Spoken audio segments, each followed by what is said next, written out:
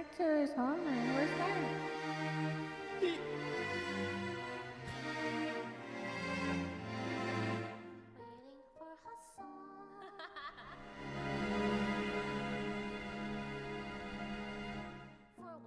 Well, now what are we waiting for? Waiting for Hasan. Thanks, I enjoyed my stay. Guess I'll see you in chat and maybe Saturday. That's okay.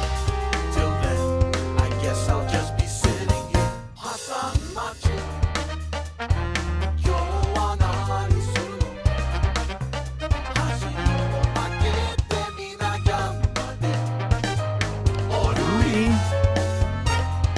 Nani wo materu no.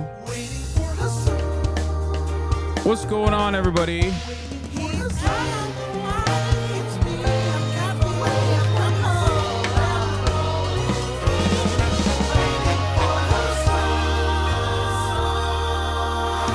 I'm Hasan Piker, and this is the HasanAbi broadcast coming to you live, rain or shine, as always, from cloudy California, Los Angeles, folks. We're live and alive, and I hope all the boys, girls, and MBs are having a fantastic one because today's a beautiful day. It is a very special day. It's Christmas Eve, ladies and gentlemen. It's December 24th, 2024, and I am here and ready.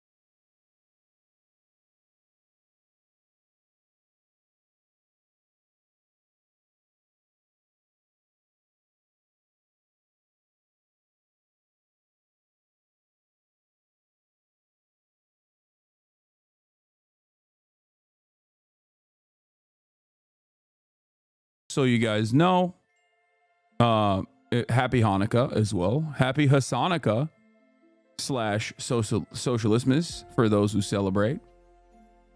But I'm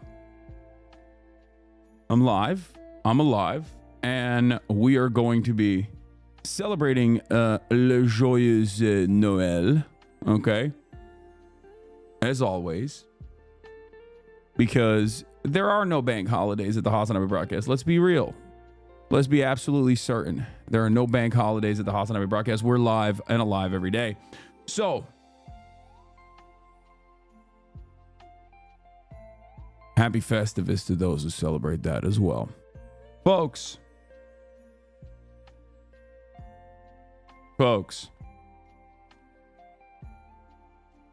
This is a part of the broadcast where I tell you about my personal news about what's going on in the world of HasanAbi Piker, and of course give you a little update on Kaya, Miss Kaya Piker. As well, as you can see, she's zooted, giving a vicious side eye to me and to the chat.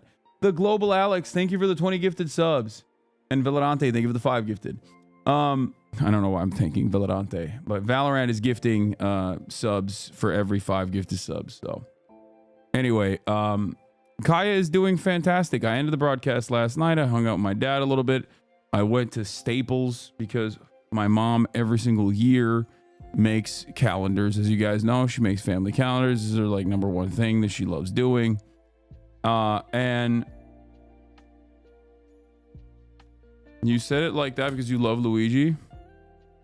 Yeah. I do love Luigi. Anyway, yeah. My mom is keeping Staples alive, like literally. It would not even be alive if it wasn't for my mom. So I did that. I gave the calendars to my dad. He brought it over. And then I spent the rest of the night hanging out with my little lady. My little lady who is definitely starting to feel a lot better. Seemingly in a much better mood than she was yesterday, that's for sure.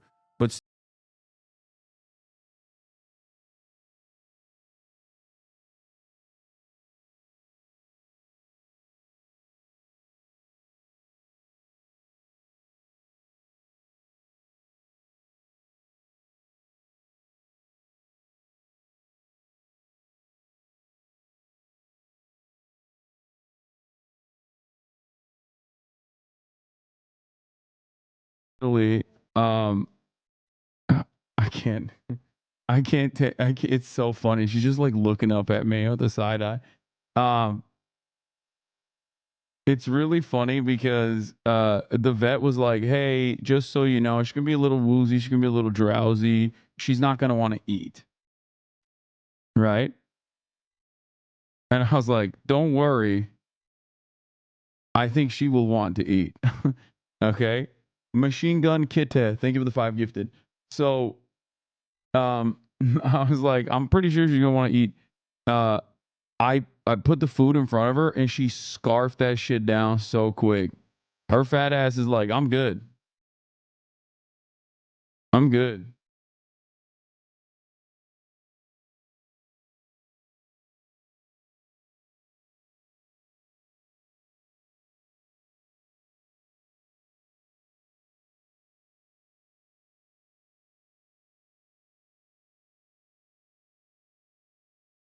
So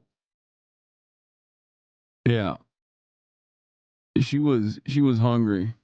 Um, I thought they're supposed to get the cone of shame. She did have the cone of shame. I took it off and I put this much nicer cone on her instead because it's like young stinker. Thank you for the 5 gifted. Um, I think it's much more comfortable. She couldn't work. Yeah, the cone of shame, but this is the donut of dignity because the cone itself was causing her to like hit stuff. Like she couldn't figure out how big the cone was, and it would scare her. You know what I mean? But yeah, we got her the donut of dignity, so she's good.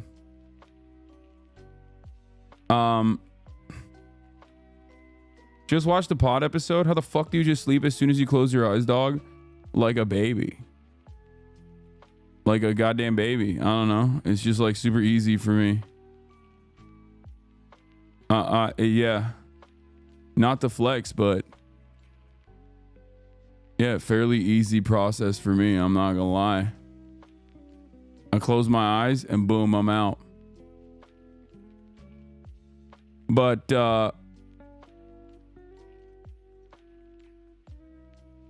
goddamn, Anarchy Evolution, thank you for the 5 gifted. That is insane how overactive your brain is during the day with how overactive your brain is during the day. I think that's why. I think I just like am fried by the time it's time to sleep. What is this? Gaming is back? Do you beat your meat before you go to sleep? Yes, of course. Glizzy Gobbler, thank you for the 5 gifted. Megaphonics, wow. Thank you for the 5 gifted.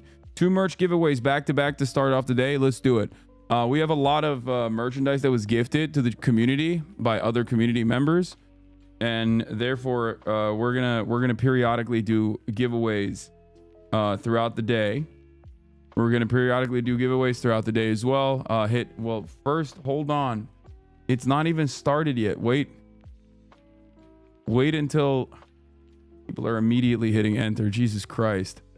Okay, well, in any case, while you guys do that, I'm going to continue on with my personal news about my stories. But yeah, I went to sleep last night, woke up early, as always, you already know. And I went and I balled with Elam and Greek. Nicewig has left. He went back home to be with family, but I'm still here. Look at that. Just absolutely look at that. It's called a master class, folks. Just a master class, you know, doing a little King of the Hill. 3 dribble King of the Hill, not a big deal. It's the Beagle, bro. Just cooked Elam. But yeah. The pink beanie. Yeah, I'm cold. It was cold this morning. It was cold and groggy. But yeah, I punished him for saying type shit. Also, here's a photo of Kaya from this morning. As you guys can see, this is her scar. She has a very gnarly scar. This is where they cut her fur The first giveaway ended, by the way.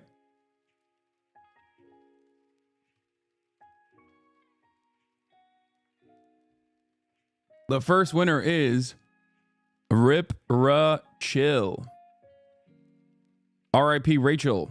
Congratulations. Go to ideology.shop/pages/redeem to claim your prize. Do you work out during the day or at night? Which one helps you sleep better? I work out in the morning.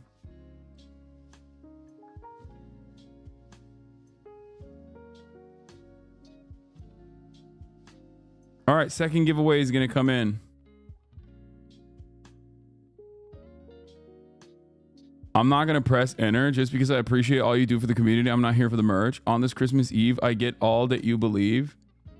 This is completely unrelated to the Panini press on my Christmas list. Oh my God. All right, second giveaway. Enter now.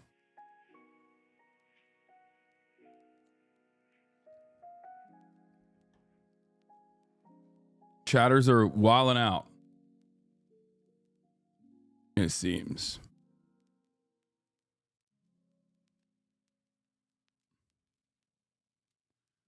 God damn. I'm not here for the merch either. I'm here for a gifted sub. Yeah. Well, that's another, you can get that as well. People are periodically always gifting subs. Best way to support the show is gift subs to others. Or by subscribing on your own. You can do that for free. With a Twitch Prime.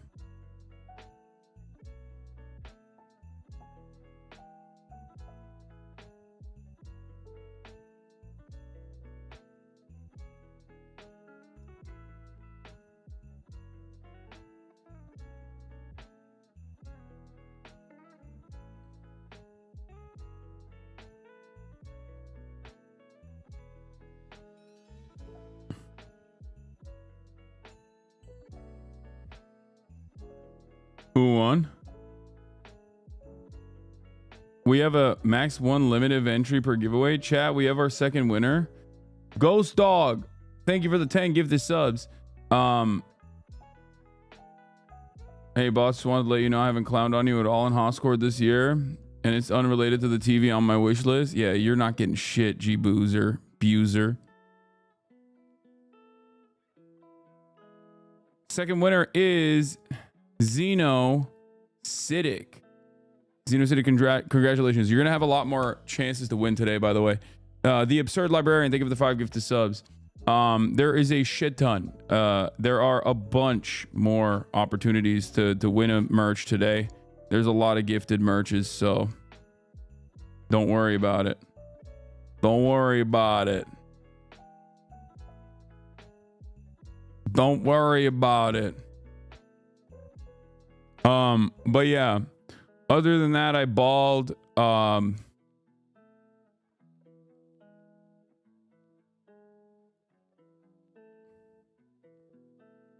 American Airlines briefly grounds all flights. Thank you, Themasius.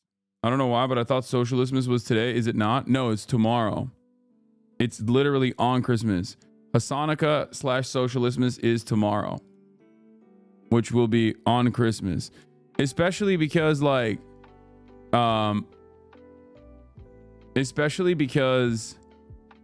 the thing is, you're not gonna get your shit by Christmas anyway. So I was just like, fuck it. Our favorite himbo got mentioned on SRMC. Every frame of painting. SRMC again. What is this? This is every frame of painting. Contemporary art.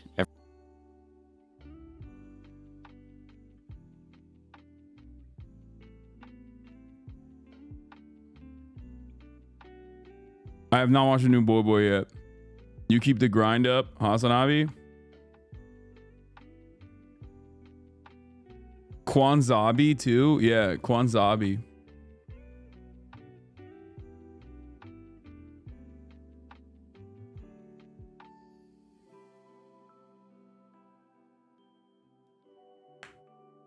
I think the reason why it says on the Google Doc the last date is like 12/24 is so that we can get it in by 12/24.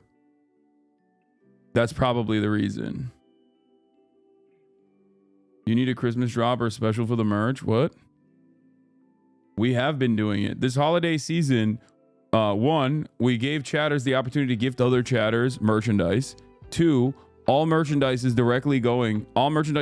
are directly going to Raíces, Texas, a program that works entirely with undocumented migrants. So all proceeds, 100% of proceeds are going directly to that. They get legal help, legal counsel, and other forms of help for undocumented migrants. And we've been doing that for the past, month or so.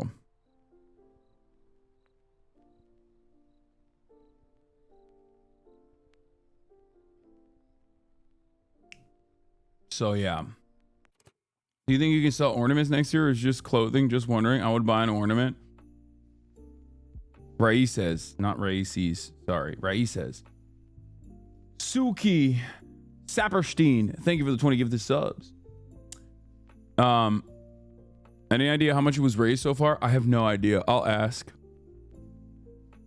But yeah, we have like 12 more gifted merch opportunities today. Buns of Steel, thank you for the 10 gifted. Yeah, let's watch this. Every frame a hymn. Every frame a himbo. Oh. My new sexy art book. Yeah, it's kind of like how Markiplier had like the tasteful but it's nudes. super suspicious because I'm just going over to Hasan's house only. It's like, yeah, dude, we got to get more pics. He's like, wait, you're getting more people than me, right? I'm like, Well, Only need one. There's one picture of Luigi in the back. yeah. Oh, cool. That's the goat. It's like You gotta have Luigi in there. Luigi. And they're all of the pictures are signed off by that one really horny HasanAbi head Anti-Piker. What's his name? Anti-Piker? Anti-Piker. On That's Twitter. He has to crazy. sign them all off because he's the authority of all the. I like that. All right. Anti-Piker being a known entity is If you're a crazy. himbo, leave a comment below. This is every frame a painting. Contemporary art. Anti-Piker is known as the #1 horn dog, which is crazy.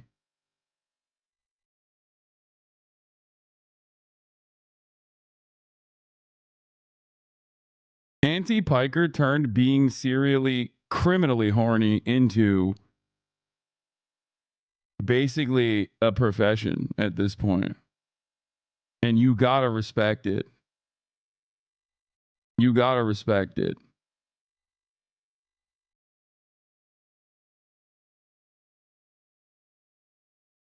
Anyway, later in the day, my family's gonna be here. So obviously when they get here, I'm gonna be done. I'm gonna end the broadcast and I'm gonna spend some time with them.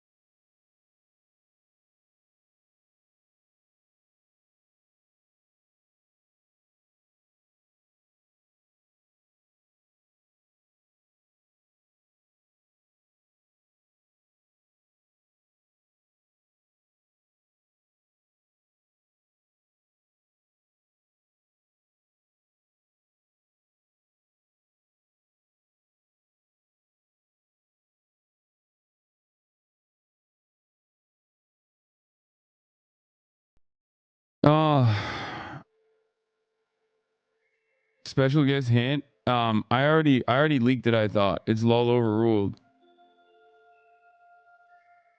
And he's staying with me. What's up with the porno stash? I don't know, ask your mom. Got him. Also Shaky Garga is gonna be in the building for Christmas, obviously. So that's gonna be interesting. Can't wait to hear about what's going on in his world. Hanging out with freaking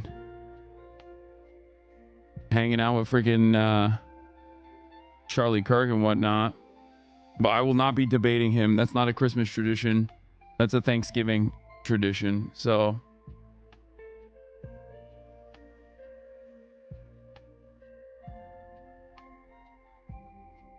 I'll pick his brain a little bit to try to get a better understanding of what the hell's going on. Yeah, Xmas stream is now. Socialism is Sonic at the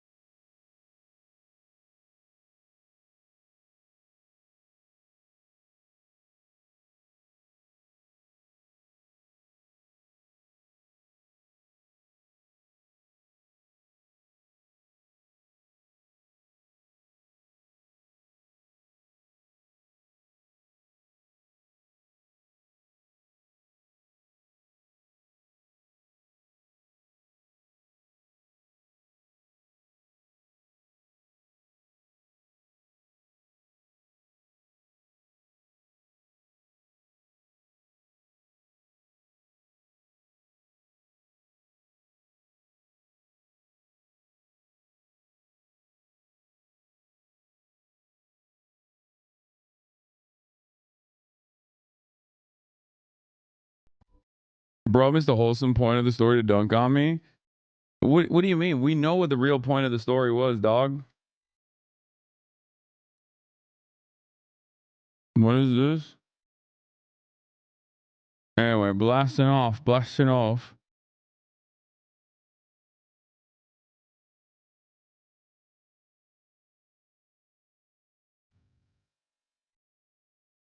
Wait.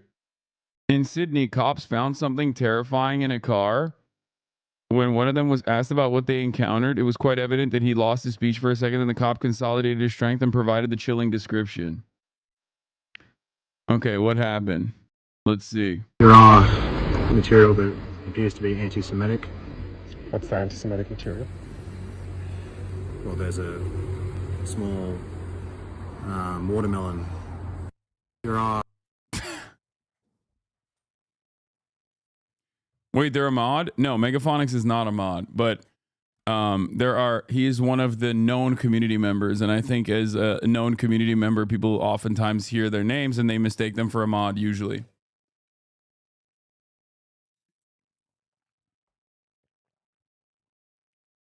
What is this? The CEO who was Oh, I saw this. This was crazy. I saw this morning. It's so funny that I feel like our TikTok timelines are basically the same. Like if you spend enough time in this community, in this chat, like we have very similar TikTok timelines, okay? Because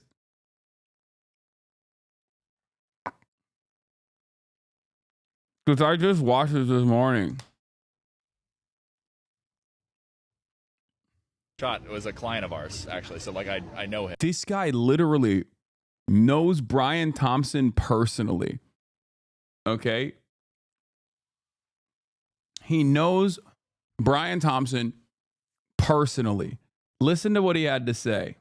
A good guy, unfortunate, but I understand the stand that was taken, but not in the right way, but in a way that's visible. I understand how it got there. People say I don't agree with it, but I understand. I would say that's where the camp I'm in. Yeah. Are you in the same camp? Yeah. Okay. Yeah. I don't think it was right. It's crazy. Like, this dude's like, yeah, I knew him personally, you know? Great guy. Totally get why they killed him. Wrong. Mine are hot conservatives talking about seed oils. Hey, what up, Squeaks? I want to be on that timeline, honestly. I don't know why my For You page does not have that. So, Merry Christmas, Squeaks. I'm squeaksing my shit right now. I got lotion all over it. I'm squeaksing it. One of my parents worked for him directly. They say the same thing. That's so funny. It's like, dude, I'm telling you, for-profit healthcare is just so fucked. It's just so bad that like other CEOs are like, yeah, dog. I mean, it's pretty bad.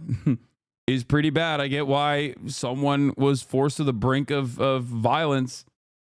And it's really interesting because while people say this, keep seething, while many people say this, there are still people who are holding on to this notion that like, no, people are only invested in Luigi because he's hot.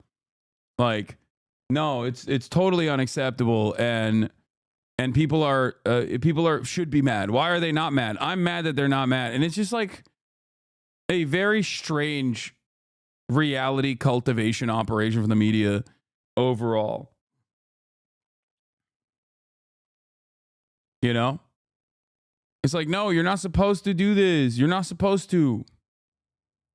You are not supposed to say like, maybe the fucking murderer had, maybe we understand why the murderer did the murder. You know, you're not supposed to do that. You're supposed to say unconditionally that this is wrong and that now is not the time to even talk about healthcare, actually.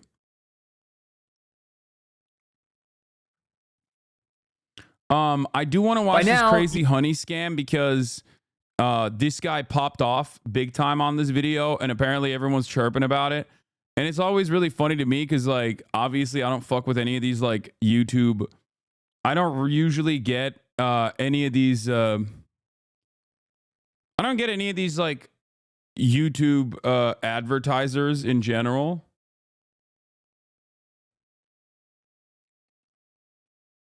But apparently it's really busted. It's hella good and Markiplier called it years ago. Yeah, we'll watch it. By the way, the fact that they want to charge him with something he didn't do shows how gullible the government is when people comes to hurting important people. Yeah, we don't even know if he did that. We don't even know if he did that.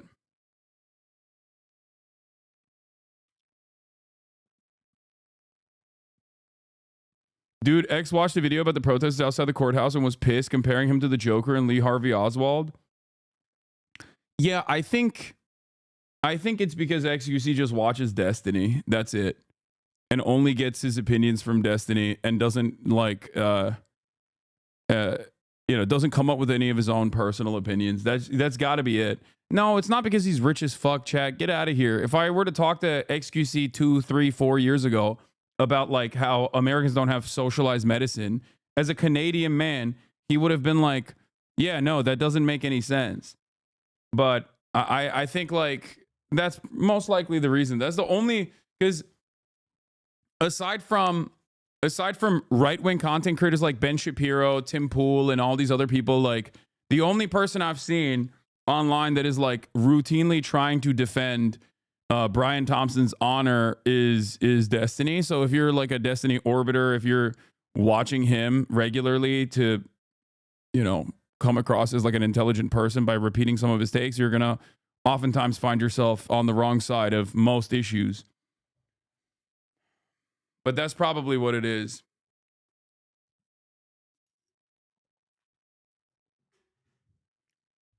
It's okay, though. It is what it is.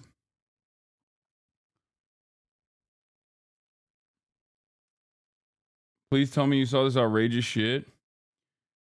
Yeah. I saw bits and pieces of Sean O'Brien on Tucker Carlson, and we'll cover it in a second. We'll do that. Don't worry. I'm a paramedic in Canada, and it always baffles me. And some of my coworkers think we need to change for a for-profit system. I don't think it's that baffling. I don't think it's that shocking. People are stupid. You know what I mean? Canadians are stupid too. Americans are dumb as fuck. There's plenty of Americans who exist under this cruel for-profit healthcare structure, and still personally believe no, better things are not possible. You know what I mean? There are conservatives everywhere, no matter where you go in the world. In Canada, they live in Alberta. Okay. What is Destiny's take? I don't know. I just saw a tweet where he was trying to play off the edgy contrarian neoliberal shit, which I thought was really played out and really stupid. But he was trying to be like, oh, I can't wait for this guy to get killed. I can't wait for this guy to get the death penalty. Luigi Mangione to get the death penalty so that all these guys can cope or some shit like that. What is it? The account that posted it is the one that always posts about Elon, ESJ or something. Yeah, this account I saw. Yeah, here it is. Praying that Luigi gets the death penalty just to see the collective meltdown. It's just so funny. Probably compared Luigi to Rittenhouse, to be honest. No, he didn't. Because he defended Kyle Rittenhouse very famously. No, he loved Kyle Rittenhouse's shit. He hates Luigi Mangione. No, he is just a right-winger. Like, what are you talking about? He's defending the honor of for-profit healthcare. That's what he's doing.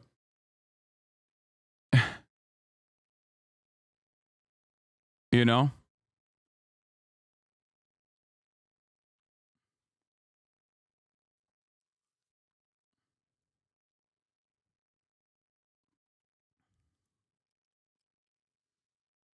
It's weird he's acting morally superior about this when he was literally dunking on the guy who got shot at the Trump rally.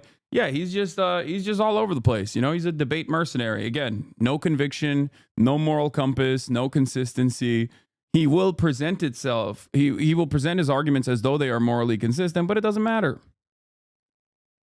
You know?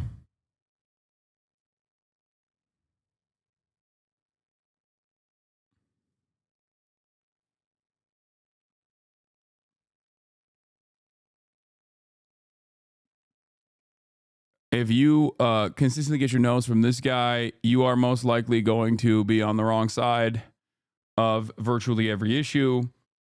But hey, if you can repeat his talking points fast enough, maybe you will think that you're coming across as brilliant. But most people will slowly but surely pull themselves away from you, not because they can't stand your brilliance, but because you're both annoying and also wrong. That's it. And constantly want to debate about how right you are, even though you are very obviously wrong. You will never be able to debate someone out of the harm that they have personally experienced by for-profit healthcare, for example. It's just not going to happen because they saw the pain with their own two eyes. But good luck.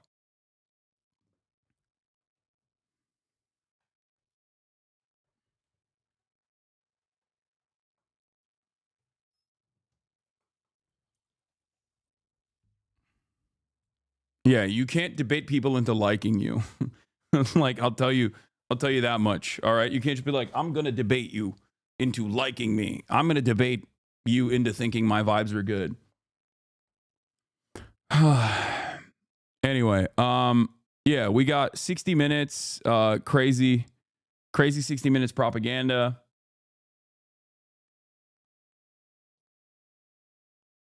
A man shouted Germany for Germans during a minute's silence for the victims of Magdeburg is countered by boos and Nazis out chants.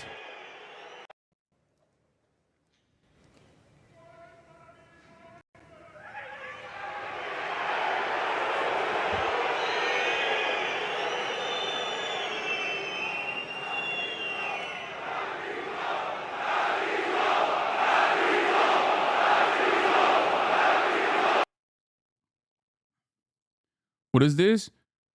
So now one of Colbert freaks out and changes the subject immediately after Claire Danes admits that the CIA allies itself with legacy media and mainstream journalists.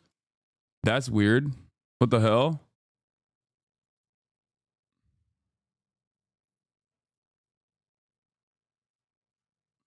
It's odd.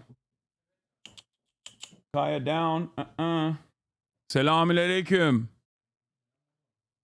the things that you do you do this every season where you go get to spend some time with some action? Is this an old, like, what is she in that, like, she's doing a Colbert Report?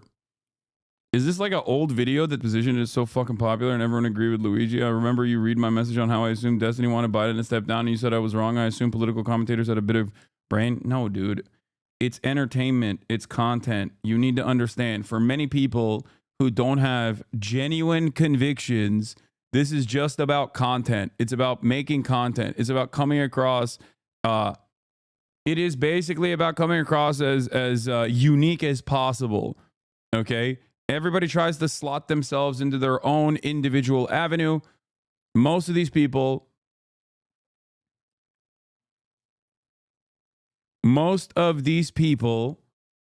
it's an old clip. Colbert isn't that young anymore. Yeah, this has got to be an old clip that they've resurfaced because what the fuck is she doing on Colbert Show? Anyway, we've moved on. But there is, yes, this chatter is correct. There's a take economy out there. I don't necessarily participate in it, even though a lot of the things that I say frustrate people, and then, you know, people clip it out of context or whatever, and then blow it up out of proportion. But I don't participate in the take economy because my takes come from my own individual biases, my own personal opinion. It's not something that I am saying specifically so that, you know, I can get the most amount of eyeballs on it. Okay. And that's precisely the reason why there is always a boom bust cycle with this community as well. Because sometimes I'm like, nope, I'm stuck. I'm perma stuck on this opinion. I will not move away from this. I will not move away from my opinion. Israel is a great example of this. Okay. Where I just firmly am grounded in my perspective, and I refuse to budge. And a lot of people freak out and they get mad and they leave, only to come back later when they find out that maybe I was right and that history has vindicated me. But that's it. It's not about like assuming a contrarian position specifically so that I can get the maximum amount of attention.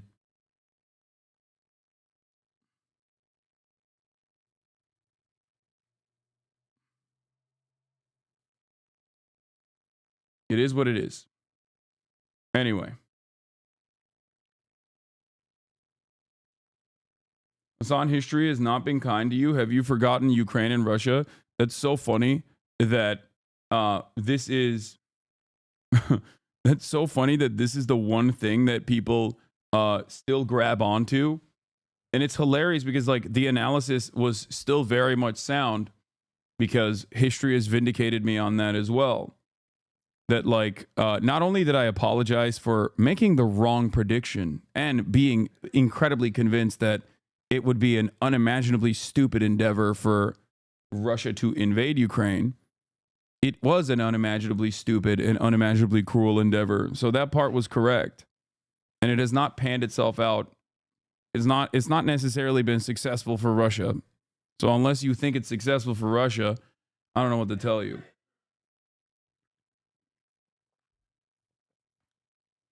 But since then, there have been numerous moments where on that front, a lot of my haters vociferously yelled about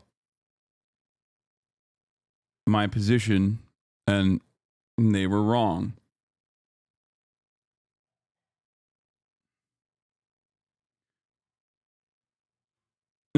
You act like you're so correct all the time, but have you considered this take? I had to go back nearly 3 years to demonstrate how wrong you are, even though you streamed almost every day since. Yeah, I know. Ukraine's leverage has crumbled since the proposal that was placed in front of them, a ceasefire negotiation that was placed in front of them when they had a tremendous amount of leverage in comparison to where they're at now. I urged caution at that time. Everybody yelled at me, said that I wanted appeasement. I can't believe we're still talking about this on fucking Christmas Eve, by the way.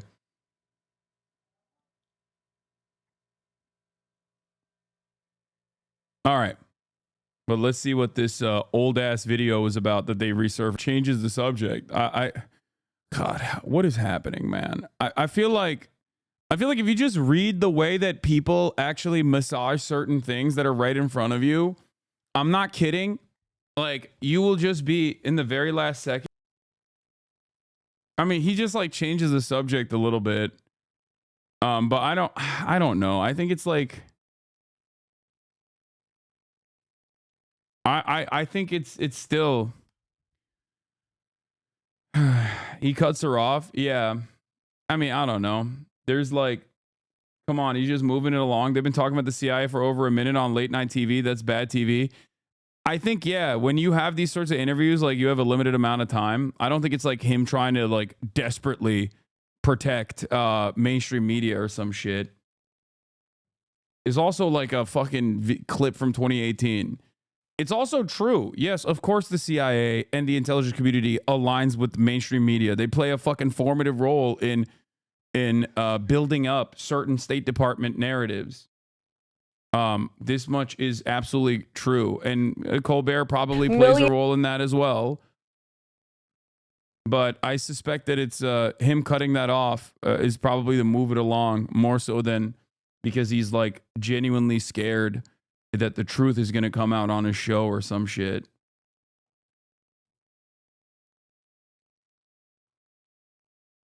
Yeah. Also, those conversations are not live. They're not live. You know what I mean? They're shot live to tape with a real audience, but if they were truly terrified of like some secret coming out, they would have just cut that segment in its entirety. You know what I mean? Like, I think he's just probably trying to move the conversation to whatever she's promoting. Anyway, let's talk. How much does the CIA pay you? Not enough. Unless my CIA handlers are gifting subs in the chat, I would suspect that they're paying me nothing. Because you are the CIA in this equation. You are who pays me. My subscribers.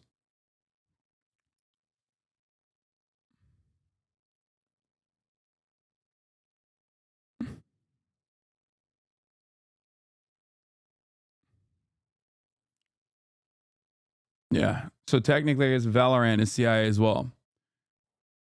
You can show your support by subscribing for $6 or for free with a Twitch Prime or by getting gifted a sub. Let's continue. Canadians are heading out today for the holidays with a dangerous combination of winter weather of snow and ice. It could build on the roads in parts of the Midwest and Northeast. Yeah, so you're taking a live look right now at a highway in Albany, New York. The snow already making driving difficult and potentially dangerous throughout the Northeast. I'm kind of jealous about this. I'm not gonna lie. This gives me a little bit of jealousy.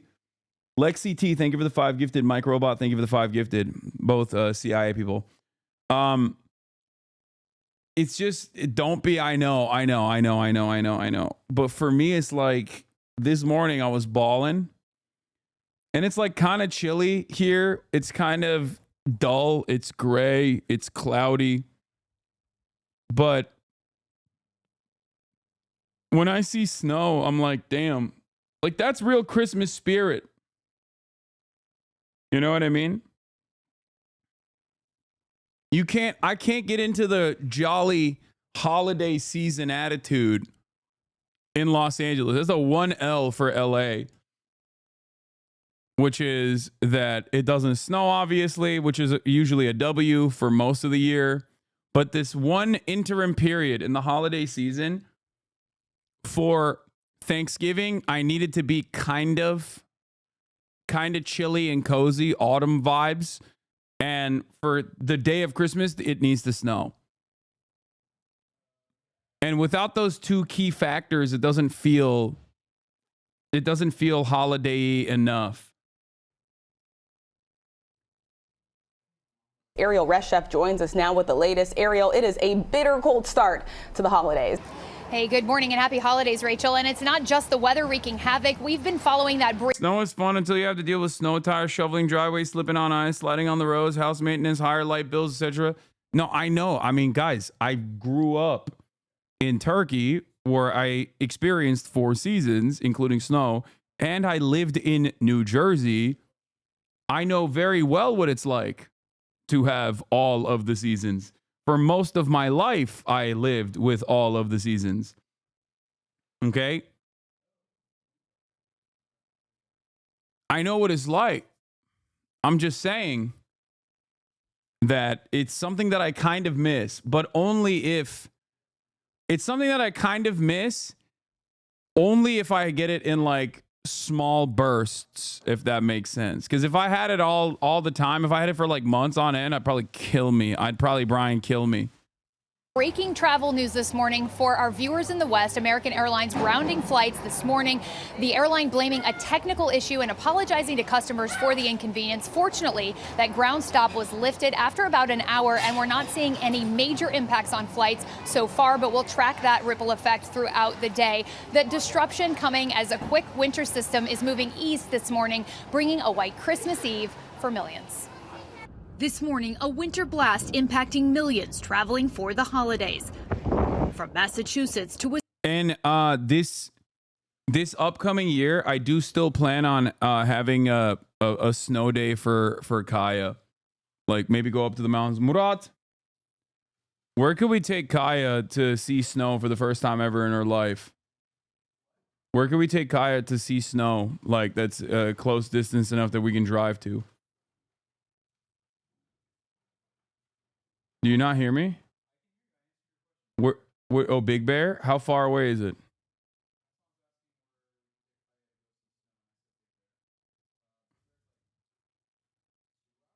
Wow. It's not that it's only 2 hours? Wow. Okay. All right. Take her to the mountains of Tibet. Yeah. People are saying Lake Arrowhead. It's even closer. Oh, Lake Arrowhead is Big Bear, he said. There's no snow up there right now. Yeah.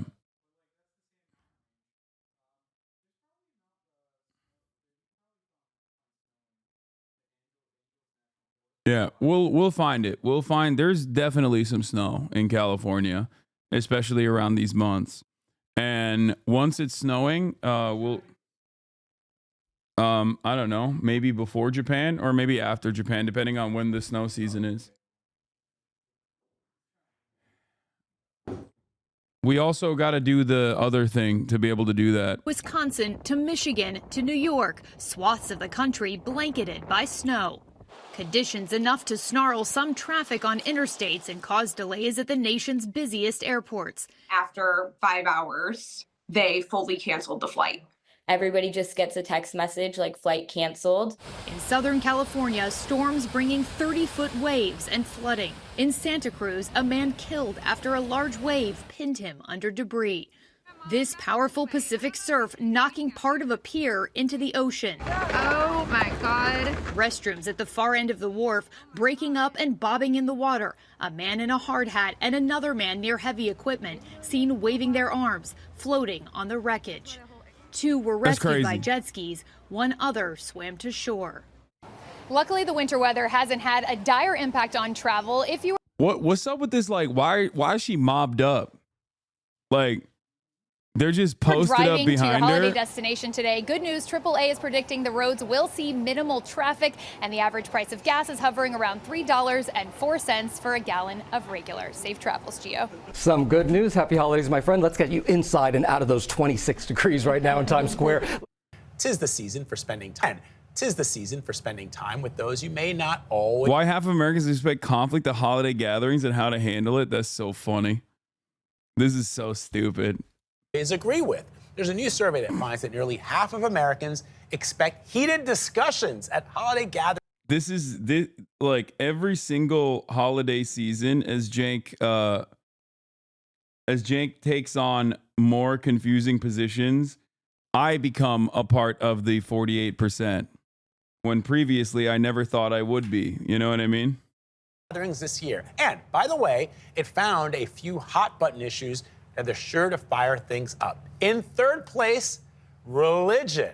Never talk about religion. Coming in second, family issues like parenting and finances. And in first place, not surprisingly, the survey found that the most controversial topic is politics. All this has 1 in 2 people planning to avoid holiday gatherings altogether. That's because more than 30% of people say they don't think it's possible to have productive conversations about different views without conflict. So how do we navigate all of this? How do we agree to disagree? Well, Dan Lyons joins us. He is the best-selling author. Being a nuisance at family reunions, yeah, except my family is in agreement with me for the most part. Like, there are obviously disagreements that we have, but they're not like large enough or significant enough to fight over. Jank is the outlier in this situation. Ironically enough, he is literally the outlier. Yeah, we have a family of max leftists. Yeah, Shaky Gurga has become the fucking black sheep of the family in this regard. Author of the book, The Power of Keeping Your Mouth Shut in an Endlessly Noisy. And I do think that I'm in a unique predicament because, like, I'm a political commentator and so is my uncle. Like, if we just had like regular ass conservatives or whatever, conservative relatives, it'd be a little different. You know what I mean? Like, Jank collaborating with Charlie Kirk is very different than like you talking shop or talking about football with your conservative coworkers, you know? That's something that I need to explain quite frequently, which is that, one of the most significant principles that I routinely repeat is be fucking normal and don't be weird. Don't be a weird loser. So yeah, be chill with your coworkers, even if they're conservative coworkers, even if they voted for Donald Trump. Like, you can have you can have normal conversations with them. But I think when it becomes a professional political commentator, that's a little different. World, such a great title. Yes. He's also the editorial director of DocuSign. Dan, good morning. Well, thanks for having me. Thank you for being here. So when we're with family and friends and things start to heat up, things start to get a little awkward, what should the person who's part and party to this conversation do to try to tamp things down? Right, so there are techniques you can use, right? And DocuSign is interested in this because they're... Your dad's ex-finance bro, though? I mean, yeah, but it doesn't matter. Like, he doesn't give a shit about like American domestic politics. And for American foreign policy, we're somewhat aligned. Not really, but it doesn't really matter. Does that make sense? Like, he does not care about American domestic politics. Like, an agreement management company. So this began as a project about agreement rather than disagreement. How come some people are so good at agreeing with other people? So I went off and I talked to like hostage negotiators, a marriage counselor, a kindergarten teacher, really experts at agreement. And that is insane. What a range, dude. What a fucking range. He said hostage negotiators to kindergarten teachers. These are all experts at conflict management, crisis negotiation. One of the techniques you can use is just called thank you because. It's 3 words. It's very easy to use. You just bring this with you to this party, right? What? Thank you means I express gratitude to you for sharing your opinion, whatever it is. Because is I explain something I admire about your opinion, something I think is good. Now, once I've done that, now I can tell you what my opinion is, but because you know who agrees with this guy? Who? Jank, in regards to Charlie Kirk. Yeah, he does. I've listened to you first. You're more likely to listen to me in return. And that is going to start bringing down the temperature. And also, it's sort of like showing somebody respect. When your family member calls you a slur, say thank you because, dude, that's crazy. Like, is that happening frequently? Chatters, goddamn. Like, that's a shitty ass family member, dude. That's just like, I think when you just like remove political ideology from the equation, that's just plain old rude. You know what I mean? That's like an incredibly rude way to behave.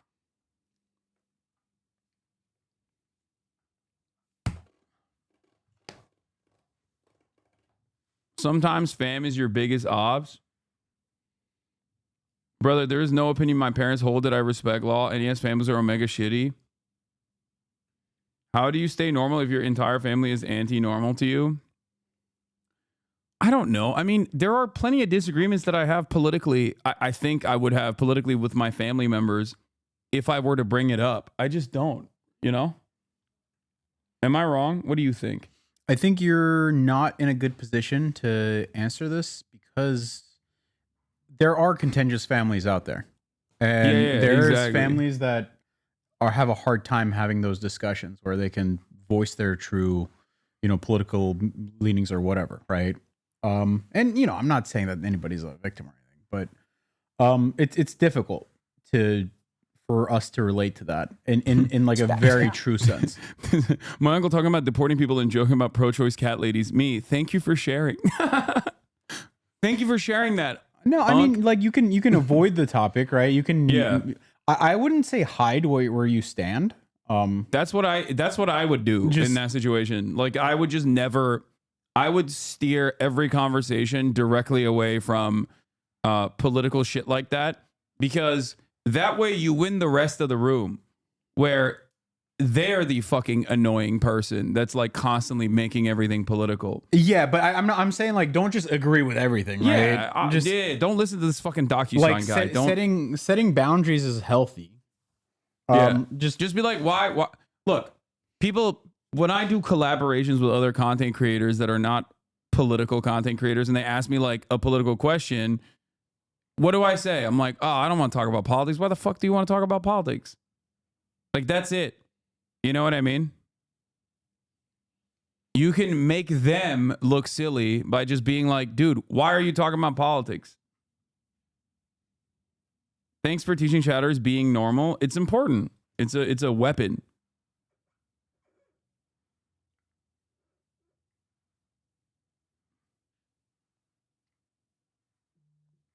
The problem is they keep bringing it up. No, I know. That's the funniest part about it. Man on the left, thank you for the 5 tier 1, give the subs. The funniest part about it is that, like, for the longest time, Trump supporters behaved as though they were the, you know, silent majority. They still claim that. When they were always the can't shut the fuck up minority. Like, they just can't shut the fuck up. Nowadays, I feel like they've become even more galvanized. They've become more emboldened, so they just never shut up. They love talking about how the rest of the family doesn't understand me because, you know, I voted for the right guy. I voted for the great white hope. And it's like, it's just like, dude, okay, you voted for Trump, man. You got it. You know, we'll see what happens. I don't think that it's going to be good for you, and I don't think it's going to be good for anybody else. But, like, can we just not have a political discussion for once in our entire in this entire goddamn holiday season? Like, just shut the fuck up. Because I have noticed that, like, Trump supporters nowadays especially are, like, very excited to have those conversations. They are very excited, where their entire goal is to be like, yeah, we got it. Ooh, my guy won. Okay, man, I heard that there's an echo. There's an echo. I know. I turned it off. I turned off Marat's microphone. Okay, shut up. No, I already silenced you, so they can't hear you. Which is what you want to begin with. So you also talk about this tactic of mirroring. What is mirroring? Mirroring is literally starting your sentence saying a few of the words of your last few words. So you say something to me, and I start by saying, oh, rough day. You know, you're saying, oh, I had a really rough day, and I literally just say, oh, rough day. And that actually keeps you talking. So mirroring is a way of me showing you, look, I'm listening to you, I'm actually hearing what you say, and I understand you. So you're also building empathy. A lot of these agreement tricks actually... Yeah, this is dumb as hell, bro. This is dumb as hell. Ne diyorsun baba? Açtım kapıyı.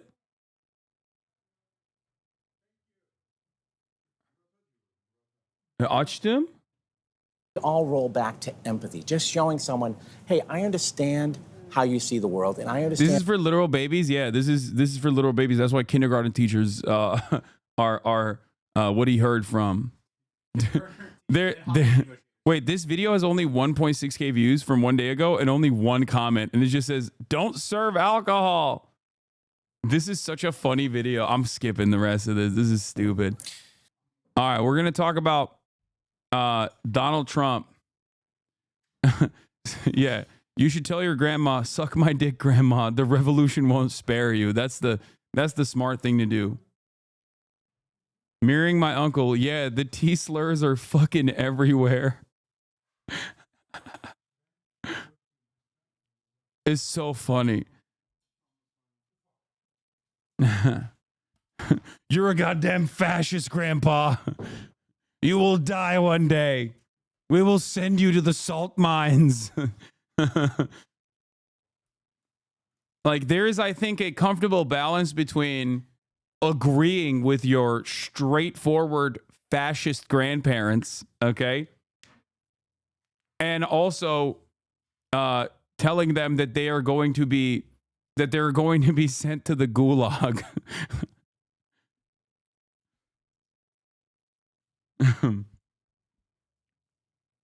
And I think the middle ground there is just to be like, I don't want to talk about politics, man. That's it. Because those guys, they love talking about politics. And if you're in this community, you probably also love talking about politics as well. But you don't have to. Especially because, I'm going to be honest with you, you're not going to be able to debate your parents into submission. You're just not going to be able to debate them out of that position. Especially because they did not arrive at those positions by using logic, okay? You cannot help people with a logical ladder. You cannot help people crawl out of the illogical emotional hole that they have found themselves in by offering them the ladder of logic. It's just not going to happen, okay? At most, you can be a pleasant person to be around, and maybe then they'll be like, you know, I'm finding myself in agreement with, the way you conduct yourself, and that maybe I can see your worldview a little bit better. This is why whenever people ask me, like, Hasan, oh, my younger brother is in the throes of like right-wing radicalization. What do? I always tell you, like, identify where the pain is, because most of the time it stems from a vulnerability. It stems from something that they're lacking in their lives. It stems from some kind of insecurity that they have, right? And if you can identify that, it's usually not about like immediate politics at all. It comes from a place of fear. It comes from a place of insecurity. And it usually is something that you can deal with without actually talking about politics at all. Call them a pedophile and record their reactions for the internet. Okay, you should do that. Yeah, you're right.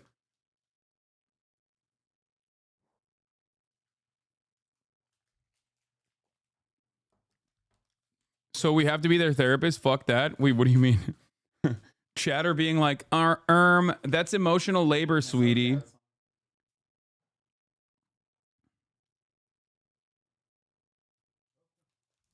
Bir dakika Murat. Al. Dur. Al şuna bak.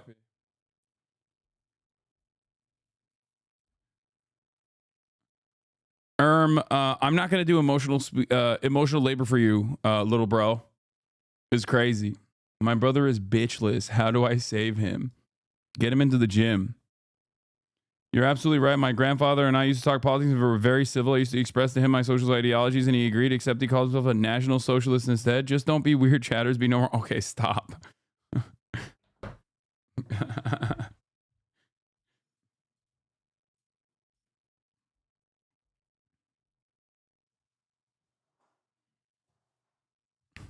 U.S. President-elect Donald Trump has threatened to retake control over the Panama Canal. Trump told supporters Panama was charging too much for U.S.-owned ships to pass through, considering how much Washington spent to build the waterway more than 100 years ago. Panama's president has hit back, insisting control of the canal is non-negotiable. It's less than a month until he's back at the White House, and President... Bro, he's making an impact. He's on this new era. He's on his American colonies arc.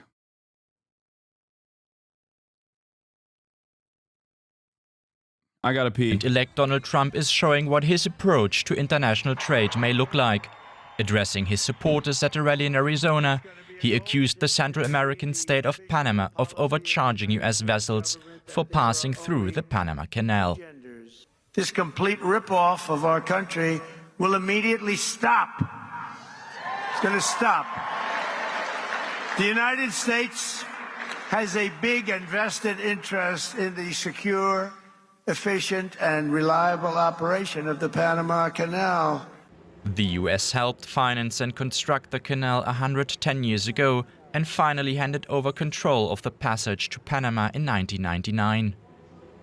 Passing through the Panama Canal significantly reduces maritime travel time by connecting the Atlantic and Pacific Oceans, enabling more efficient global trade. The president-elect fears other countries could gain too much influence on the canal. When President Jimmy Carter foolishly gave it away for $1.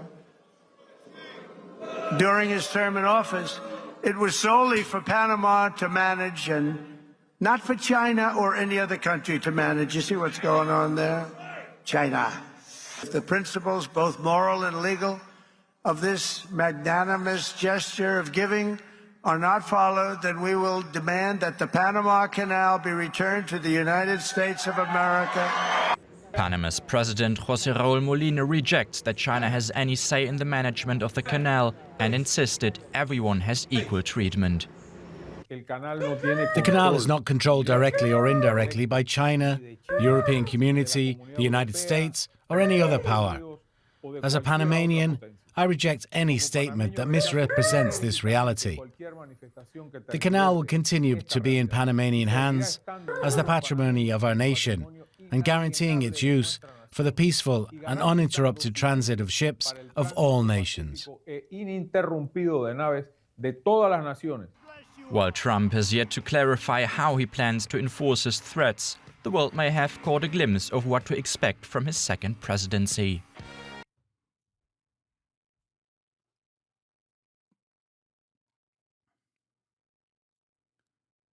The Panama... Why did the U.S. give up Panama Canal? By History Matters from 2 years ago, a short animated documentary. The canal is one of history's great feats of engineering. Connecting the Atlantic and the Pacific, the canal represented a major change in trade between East and West.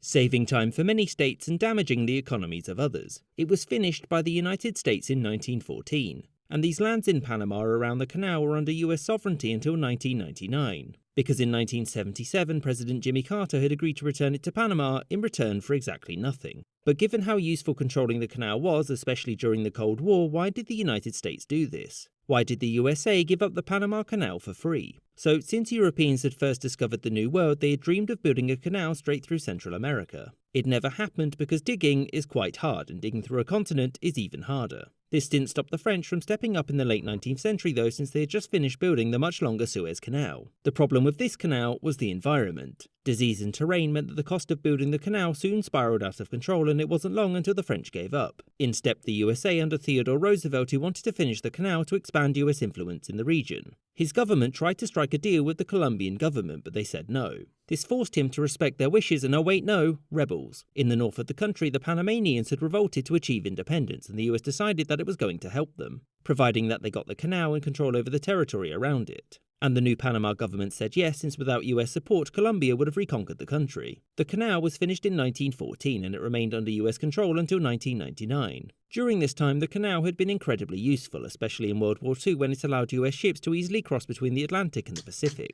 And the US also used it to block communist warships in the Cold War. Plus, over the decades, the transit fee to use the canal had made the US government lots of money. Yet, in 1977, after decades of negotiations, President Carter agreed to a phased handover of the canal zone back to Panama in return for nothing. So why? Well, there were several reasons. The first was diplomacy with the rest of the Americas. American control of the canal zone, particularly the military bases which were there to protect it, was seen as imperialist by most nations in Central and South America. That and the Suez Crisis from a couple of decades earlier had cemented the idea that the world's waterways should be neutral. Carter wanted to return the canal to Panama to assure the rest of the Americas that the United States was going to be a good neighbour, and to also make sure that they wouldn't make friends with the USSR. Which brings us to point number 2, competition. Part of the 1977 treaty stipulated that the US would make the canal neutral to all nations, which meant letting communist navies use it too.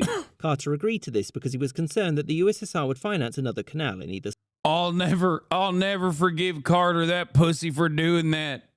Letting the goddamn commies use our canal. Southern Panama or potentially Nicaragua. As such, agreeing to hand it over in 20 years meant that building another canal wouldn't be worth it. And furthermore, the US could keep collecting transit fees during that time. The third reason was military. The Panama Canal was important to American naval strategy since it allowed for quick redeployment of its ships to different oceans. However, in the days of nuclear weapons and ballistic missiles, it was no longer as important. As such, to Carter's administration... Shooting at a Trump rally? What? Why would there be a fucking Trump rally on Christmas Eve? Chatter, are you a mobile chatter? What's happening?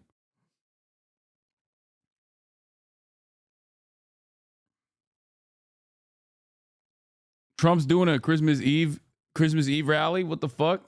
The cost of keeping the canal outweighed the benefits. Chatter's like 6 months late. Over. And after this, despite some grumblings, the USA was treaty-bound to hand over the canal, a process which would be completed by the end of the millennium, which meant that after this, Panama would go from being politically cut in half to just geographically.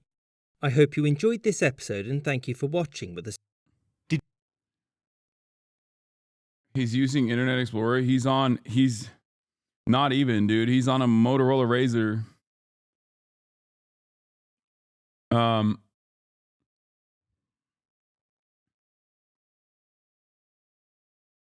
Yeah, when you have issues like that, the solution, at least historically, has been implementing slave labor. That's usually seen as the solution to that kind of thing.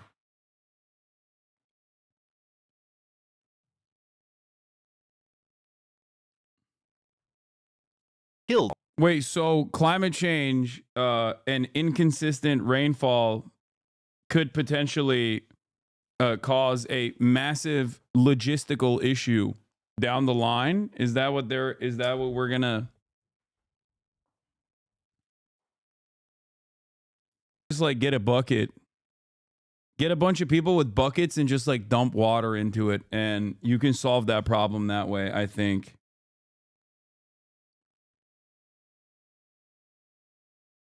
You know what I mean?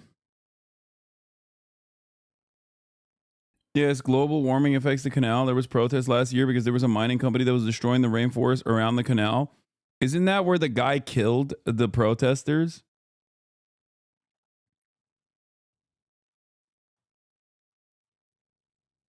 Am I misremembering the Santa Claus looking motherfucker who shot the protesters that were climate change protesters? That all the right-wingers celebrated on Twitter, by the way.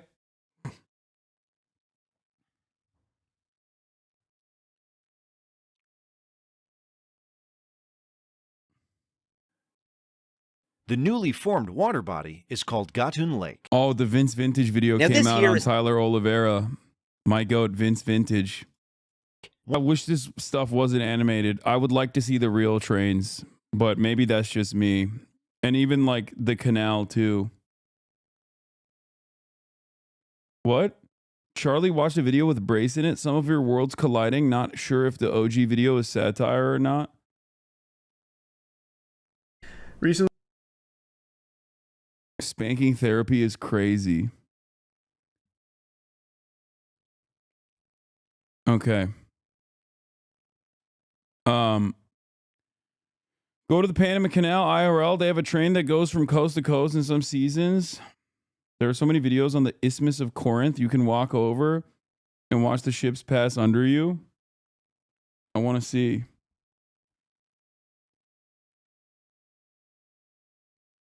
These little animations are pissing me off a little bit. I want to see real life. You probably know by now, the Panama Canal is dying. You've seen the headlines, watched the videos. The canal is facing a crisis like never before. Its lifeline, water, is drying. Ships are piling up in long queues waiting for days. Freight costs are skyrocketing and the ripple effects are being felt across global trade. And while Panama fights to stay afloat, other countries see an opportunity. They're racing to capture a piece of the $270 billion worth of cargo that passes through the canal annually, and its impressive $4.99 billion yearly revenue by creating their own megaprojects. This is the race to replace the Panama Canal. Which megaproject will take the ultimate prize and become the next trade route? One thing is certain, it won't go. It's crazy because like it's rinse and repeat. I suspect that no matter where they rebuild another canal, they will still inevitably run into the same issues if they don't actually fix the underlying much larger problem, which is climate change. You know, you can't infrastructure your way out of climate change. It is a global problem. And so I don't know. During the 2006 issue, the Panamanians voted for a referendum to expand the Panama Canal. Down without a fight. The Panama Canal is one of the greatest. I guess you'd have to do you'd have to swap the intermediate from a canal to maybe trains. There's a Chinese version. Have you ever imagined I've seen this one. I've already watched this video. I watched the video. It's fucking so sick. Like I've watched a version of this video, not this exact video, but astonishing ship lifts and this is like stupid. This is the stupidest fucking. I mean, it's so sick. Look at this. Weighing thousands of tons are defying gravity and ascending into the sky. Something you wouldn't believe unless you saw it yourself. But how can a ship weighing as much as a skyscraper be lifted hundreds of feet above the ground? It's incredible. What kind of technology makes this possible? Time to find out. Dams are powerful tools for generating electricity, controlling floods and storing water, but they also create enormous barriers by blocking the natural flow of rivers. This wall divides the river into two distinct sections: upstream, where water piles up into a vast reservoir, and downstream, where the water level can be significantly lower. The result is a dramatic elevation difference between the two sides. This is why Water 7 was one of the best arcs, in my opinion. Sides of the dam, ranging anywhere from a few meters to over 100 meters, depending on the dam's size and purpose. And here's the core issue. Ships rely entirely on the continuity of the river. Without a way to traverse this elevation change, the river is effectively split in two, bringing maritime trade and transport to a halt. This disruption not only affects cargo movements, but also the communities that depend on river routes for economic and daily activities. It turns what should be a seamless journey into a dead end, unless there's a solution. Historically, the solution to the problem of elevation differences created by dams was the use of locks. Locks are essentially giant water-filled chambers with gates at either end. Ships enter these chambers and the water level is either raised or lowered to match the next stretch of the river, allowing vessels to continue on their way. The use of locks to solve elevation differences in rivers dates back centuries. In fact, the first grand lock we know of was constructed in China during the 10th century, known as the Grand Canal's Double Gate Lock. But here's the catch. Locks have their limits, especially when it comes to very high elevation differences, like those created by... So they just said, fuck it, let's make lifts. ...modern megadams. Imagine trying to build a staircase that needs to climb the equivalent height of a 30-story building. You would need countless steps, or in this case, a series of multiple locks. this becomes impractical for several reasons, such as the cost. You could easily fund one of these if you weren't a fake socialist. True. I could fund two. I just choose not to. You know what I mean? As you guys know, I have $10 gorillion. That is my net worth. My real net worth is my net worth is $10 quintillion. I just choose not to spend it. Space needed, and the time it would take to go through different locks. This is where ship lifts come into play as an elegant and efficient solution. Unlike locks, a ship lift can handle a large elevation change in a single operation. Imagine an elevator but for massive ships weighing thousands of tons. Instead of waiting hours to pass through a series of locks, vessels can be lifted or lowered quickly, saving both time and valuable resources. And there's no better example of this than the colossal Three Gorges Dam ship lift. As one of the largest ship lifts in the world, it's capable of elevating vessels weighing up to 3,000 metric tons. Imagine lifting something as heavy as 500 elephants, or about the same weight as a small skyscraper, 113 meters or 370 feet up in the air, all in just 40 minutes. This makes crossing the height difference created by the dam efficient and surprisingly quick compared to the traditional 5-stage lock system, which could take 3 to 4 hours. This boost in efficiency is crucial for a dam of this size, located on the busy Yangtze River. Since its opening in September 2016, it has significantly increased the river's freight capacity, allowing for safer and faster shipping while also cutting shipping costs by 25%. This ship lift is a complex piece of technology with some remarkable specifications. The lift chamber itself. So, did they mention this and I missed it? How do they power it? Do they power it through hydropower or? Is like a giant floating bathtub filled with water, measuring 120 meters long, 18 meters wide, and 3.5 meters deep. The entire structure is suspended by 256 ropes, each connected to 128 double rope pulleys that balance the lift using counterweights. These ropes are anchored to the tops of 4 massive reinforced concrete towers, each towering 169 meters high. This intricate combination of counterweights and ropes allows the ship lift to move with the kind of efficiency and reliability needed for such an enormous task. While the Three Gorges Dam ship lift is an impressive engineering marvel, it's not the only large-scale lift redefining river navigation in China. Another major project pushing the boundaries even further is the Guobutan ship lift, currently the world's largest ship lift, capable of elevating vessels weighing up to 500 tons to a staggering height of 199 meters or 653 feet. That's, dude, I can't believe we live in a world where this kind of shit's happening.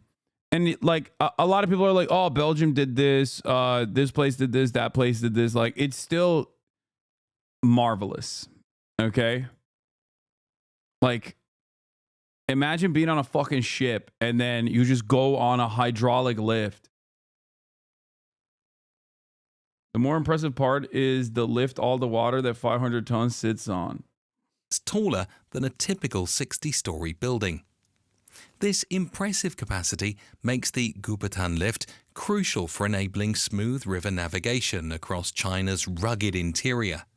Its sheer lifting power is key to connecting the Wu River with broader economic networks. The lift system consists of not one, but 3 interconnected. It's pretty crazy that China has this, and there are still, I would say a majority of Americans still think that like the Chinese live in like absolute abject poverty, living in like straw tents and dying of mass starvation with regular frequency, a nation filled to the brim with ghost cities. Like that's wild to me that we can be so oblivious to what the fuck is going on elsewhere. Americans think China is Ohio. Yeah, no one believes that in 2024. My friend, please talk to some normal people in your life, because you are so wrong. There are well-read Americans who believe that. Okay? There are Americans who are well-read who genuinely believe that. Lifts. First, vertical boat lift, a variable height lift capable of moving vessels between.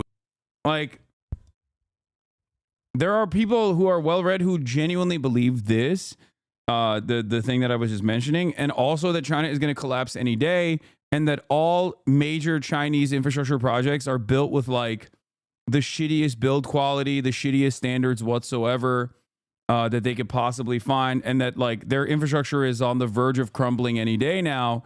On top of the, why don't you ban Europors from chat instantly? Like there is a real belief in at least, like, I mean, it's American cope in my opinion, but there is a very real belief that like a lot of people think that there is no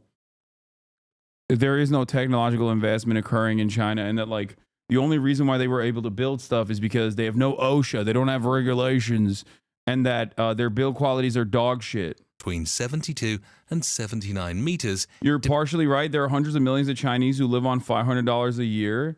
Yeah. Also, China is, you know, a massive country. And not only that, but also the cost of living is infinitely cheaper in China as well. So yes, there are still hundreds of millions of Chinese that live in like rural farmland. That is true. Absolutely. Okay.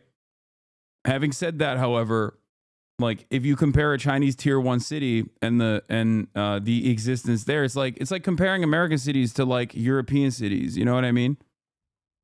Yeah, it's much cheaper, especially when there is an expansive welfare state on top of everything else that covers a big chunk of what Americans spend money on.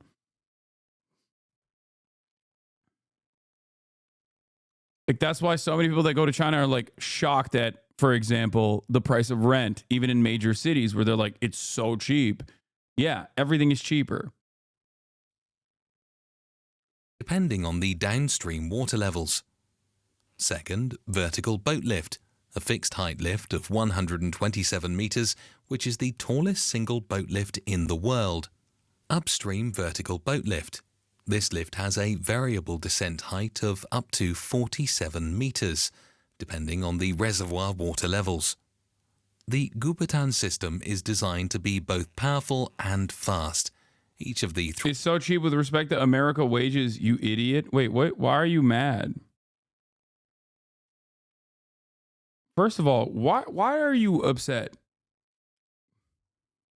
Are you John America?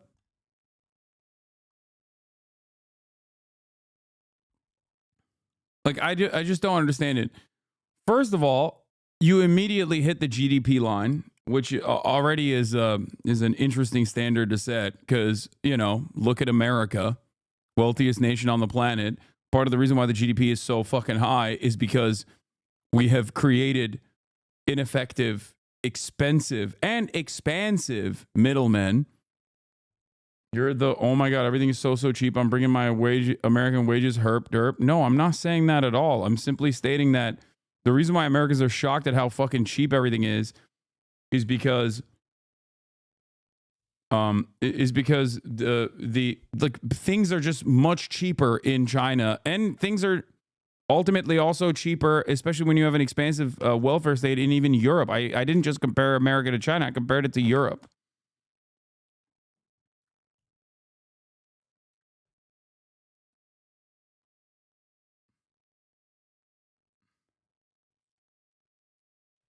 Yeah. No chatter that says herp derp is going to be 14 years old, okay? This person is 38 years old minimum.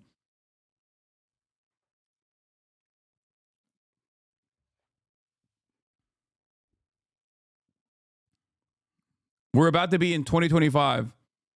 Yo, I'm 30.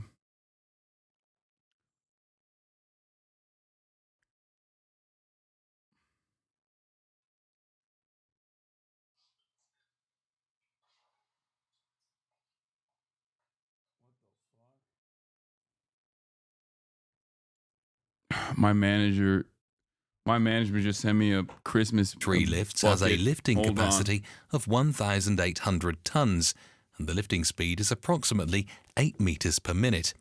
This means that a 500-ton vessel can be raised or lowered in just 10 minutes.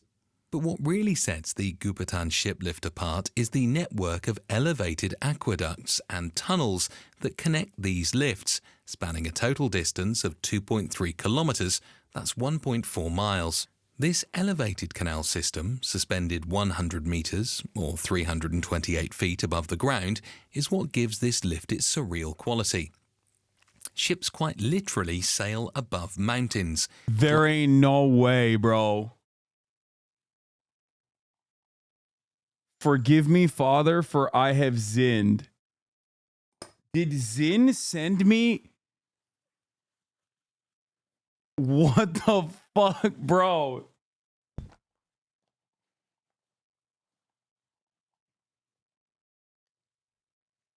What the fuck? No way. Hold on. Hold on.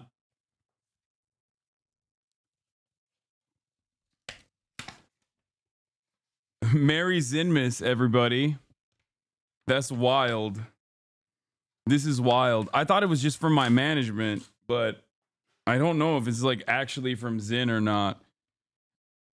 Oh no, it's from, okay, it's from my management. Never mind. It's not directly from Zin. It's from management. Okay, that's crazy. All right. My manager sent me a Christmas gift. What the hell is this? Like, how does this?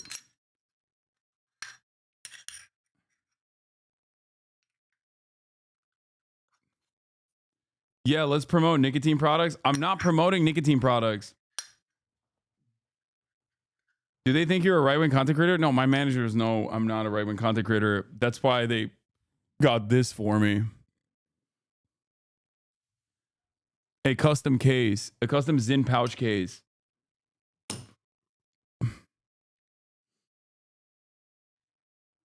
The black thing is a snus holder or a Zin holder. Yeah.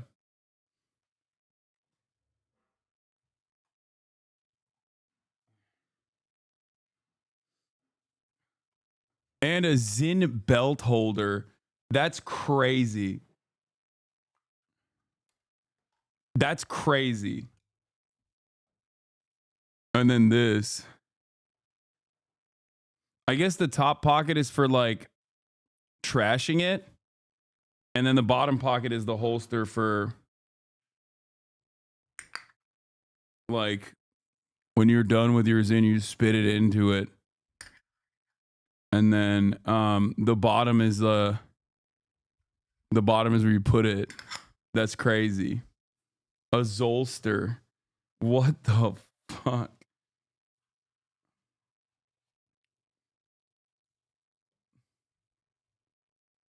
Saying you're promoting nicotine is insane. Yeah, what's really funny about that is that, like, first of all, it's illegal, I'm pretty sure, to promote nicotine.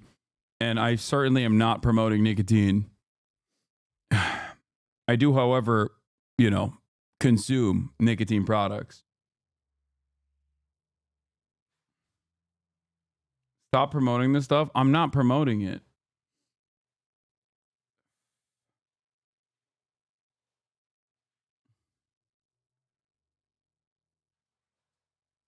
If tobacco didn't give you cancer, would you prefer cigs to Zins?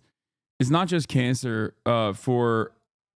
For nicotine, the thing that is also frustrating, or for tobacco products, the thing that's also frustrating is that it fucks up your lungs.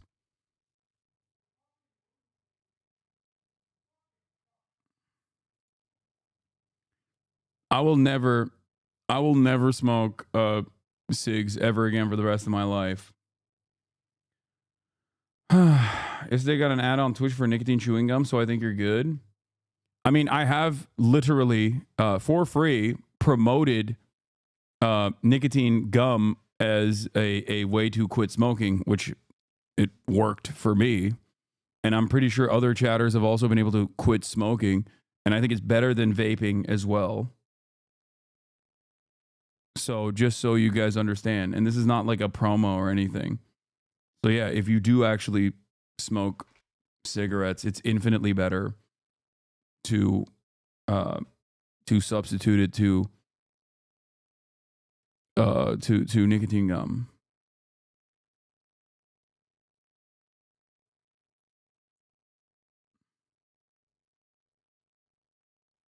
Younger people are trending away from substance abuse in general. So vices aren't what it used to be. I don't know about that. I feel like opiates. Young people still very much are doing opiates.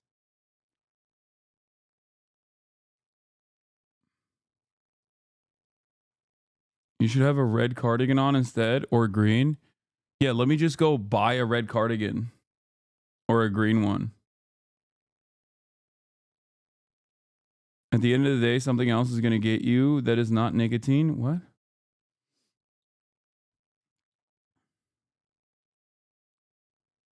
The Chinese median wage is higher than the US and the cost of living is cheaper. Sorry, I'm still on that. You actually helped me quit smoking? Let's go.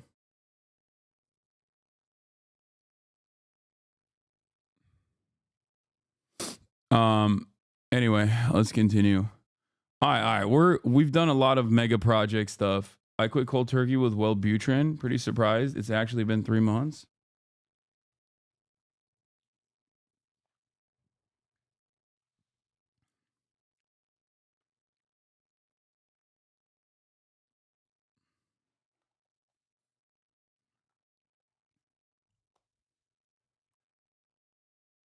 I legit thought only old people did cocaine. I didn't know young people did it. Cocaine is for everybody.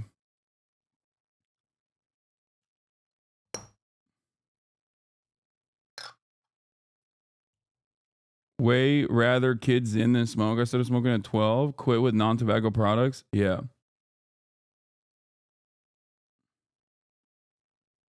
Wellbutrin has been a life changer for me in terms of my depression, ADHD, and nicotine use. Weed edibles don't work on me. I wish there was some kind of super gum for weed. What? What's the pillow thing? I just can't imagine with a cig in your hand. Yeah.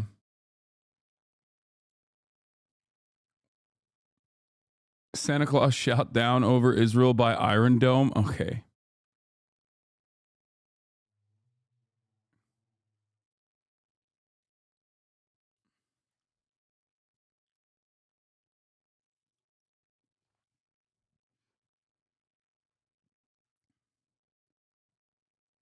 Wait, someone was doing a death threat on Christmas Eve. Did I see that? Did I read it out loud and not even understand that someone was doing a death threat? Merry Christmas. Imagine being in the midst of Christmas Eve and just being like, I'm gonna kill you, dude. Like, that's sad, dude. Please get help.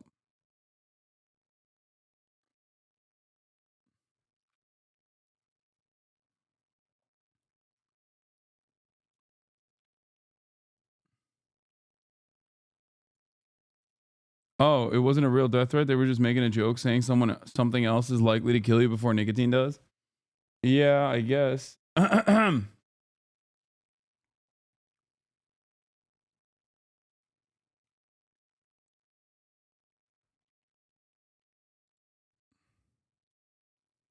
It's not incorrect.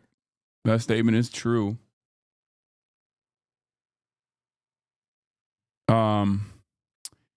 All right.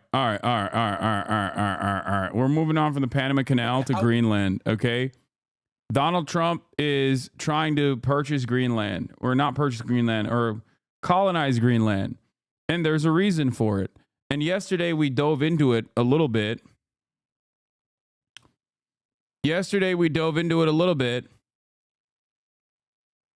With our favorite boy, Donald Harris. Donald Harris talked about America's plans for Greenland. I'm going to go back to that now and watch that video. I'm finished that video where we left off. This massive island is located China and the USA are fighting over Greenland is the title of the video. Okay.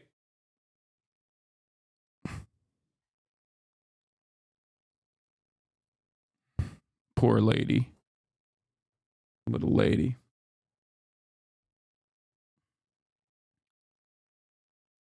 Please cover Denmark's response from last time where they counter-offered to buy America.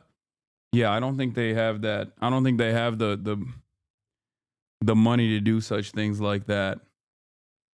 Picking up where we rage quit? No, I didn't even rage quit. I had to go play Marvel Rivals.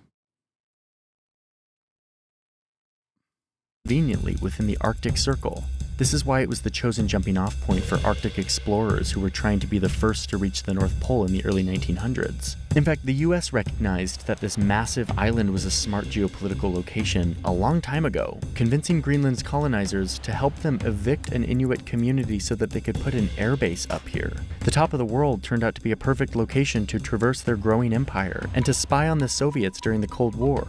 They even had nuclear weapons up here for a time. And it wasn't just one base. Over the course of the 20th century, the US set up a handful of military bases in Greenland. They used this island to put up these massive radar systems, which would serve as early warning in case a Soviet invasion came from the north. And now it just looks like a full-blown prop from a Star Wars movie. I mean, look at these.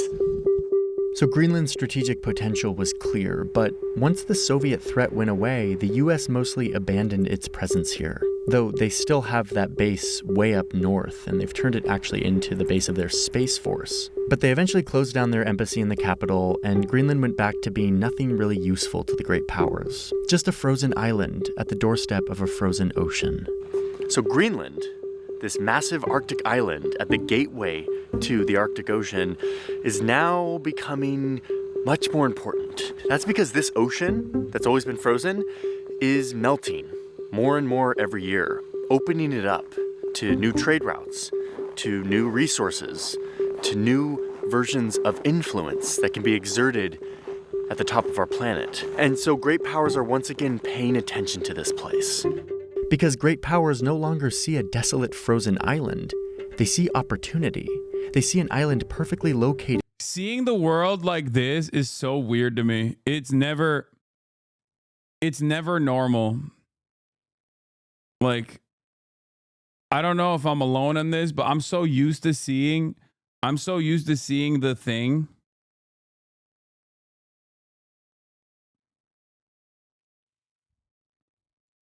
It like freaks me out. Orientalist brain. Yeah. I mean, it's not even Orientalist. I think it's like this is the Santa-centric model. That's literally Empire think, brother. I know.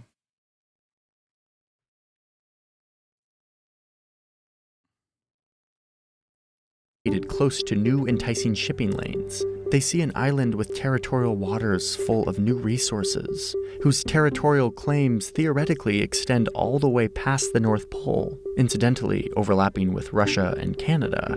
They see the potential of this place being a repository of rare earth elements, the stuff we need to build modern electronics like cell phones, computer hard drives, and electric vehicles. Suddenly, this place is becoming a lot more valuable in the eyes of people who want power. A fact that was highlighted by a guy who spent his life sniffing out real estate deals on land that was about to become valuable. Trump wants to buy Greenland. It's a large real estate deal. So the concept came up, and I said, certainly I'd be strategically, it's interesting.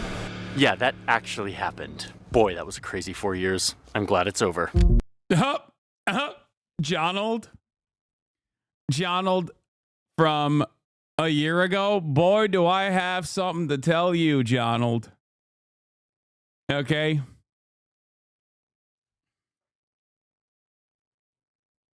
It's back, baby. It's back and better than ever. Anyway, the point is that Greenland is now getting loads of attention and becoming much more valuable. Which brings me here to perhaps the clearest symbol of this renewed interest in Greenland. If I'm like an Inuit living in Greenland, I'd be hiding all the minerals. I'd be like, nah, there's no minerals here. Desperately trying to make it seem like there's no natural resources. Please stop. Please stop digging. Please stop digging. There's no oil, no minerals here. Don't come here. Don't come here at all. Okay?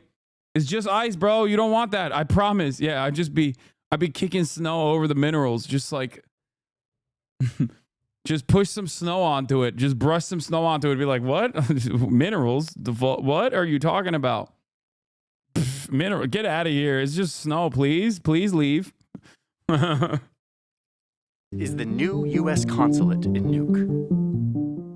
After saying they planned to buy the country, the Trump administration backed down after Denmark was like, hell no, get out of here, and instead took a different approach. They ramped up efforts to build relations between Greenland and the United States, building mutual economic interests, which resulted in the opening of this consulate just in 2020. The U.S. now has a diplomatic presence, a physical presence in Greenland, this big frozen island that no global superpower really thought was that important until recently. I'm pleased to announce we will reopen our...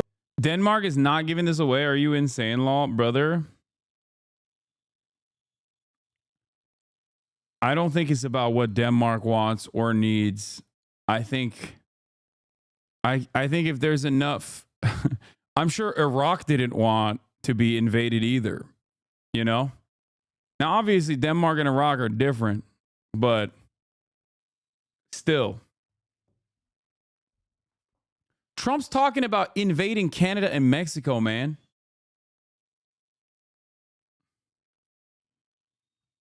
They're about to find some weapons of mass destruction in Greenland. Oops. Turns out Denmark had chemical weapons. They were using mustard gas on their own civilian population, I promise.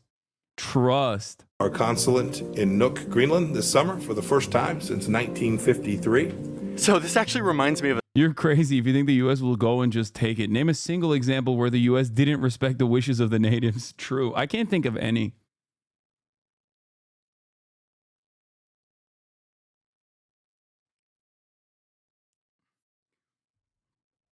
The only thing that keeps it relatively neutral would be, I guess, the interests of other global power players like China and regional players like Russia as well. That basically is the only thing I think that keeps this in somewhat of a limbo, rather than America coming in and being like, nah, that's ours actually. Is Greenland Sunni or Shiite? a story I did a while back when I was up in the... I know this is all, but I had to wait 10 minutes to send this. You have single-handedly convinced me to start nicotine. Thank you, Hasan. Man, shut the fuck up. Don't even joke about that shit. Dumbass. Arctic for Vox Borders, and I was visiting a Russian consulate on this little island. And it truly never ceases to surprise me that in an era of like sophisticated alliances and like international institutions and like sophisticated military weaponry, we still resort to just putting human bodies and buildings in places that we want to have influence in. Like it's a board game. Some things will never change. But as the US looks to deepen its ties with Greenland, so is another power, another global superpower, one that, incidentally, is nowhere near the Arctic. But who knows that if they want to be the top dog on the world stage, they're gonna need a foothold in this new region. A race for resources could lead to a boil over. A lot of focus is placed on the Chinese. They do control a significant amount of supply. We are so adamant that these areas of the world... Australians love mining, dude. They can't get enough of it. It's not enough that they've mined the shit out of their own fucking island, that they're mining all around the world. They love mining. They love miners. The arteries of trade and shipping remain peaceful. There is a worry of this Chinese possible infiltration in the country. In 2017, Greenland wanted to build more airports, like the one behind me that they're building.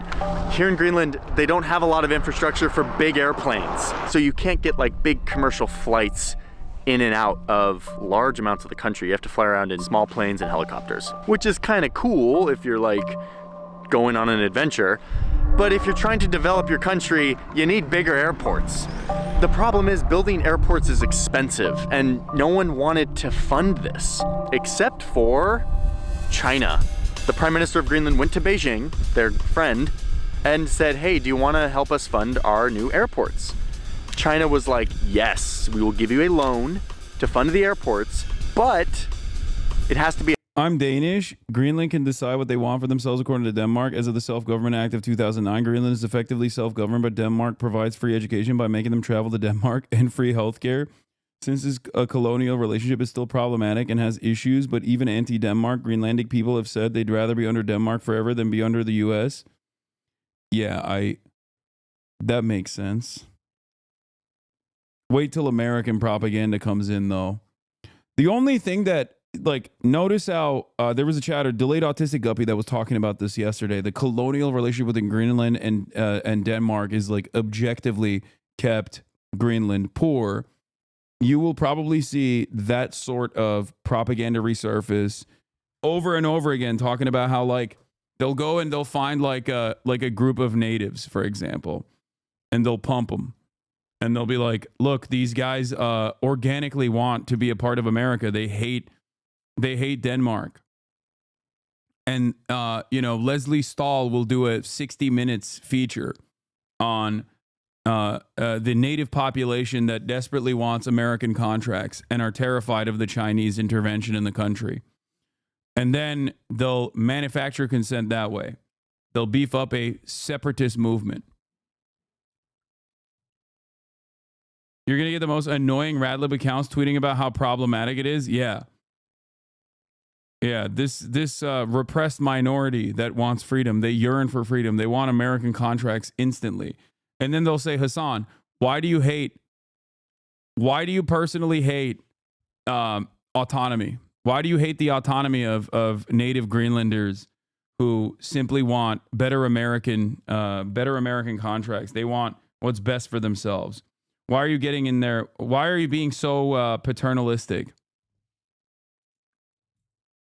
Where you think you know what's best for them.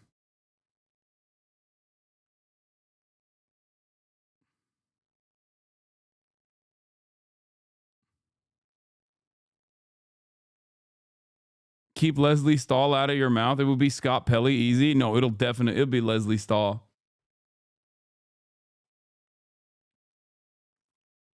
Now, that is if the Trump administration behaves in a more competent manner like the Democrats have whenever they have any sort of imperial ambitions. The Trump administration, on the other hand, was very ineffective. The State Department was probably at its weakest, I think, under the Trump admin. Like, the Democrats certainly are better at crafting a narrative. Republicans used to be better at this. Like, obviously, the war on terror and the propaganda that ensued in the Bush administration was pretty solid. But since then, I would say that the Democrats have taken over that mantle. And the Trump admin was genuinely ineffective at doing this sort of stuff. Like, they are much more openly cruel and don't engage in enough like clandestine operations, no psychological operations whatsoever. They just go and they assassinate. Like, the Qasem Soleimani assassination comes to mind, right?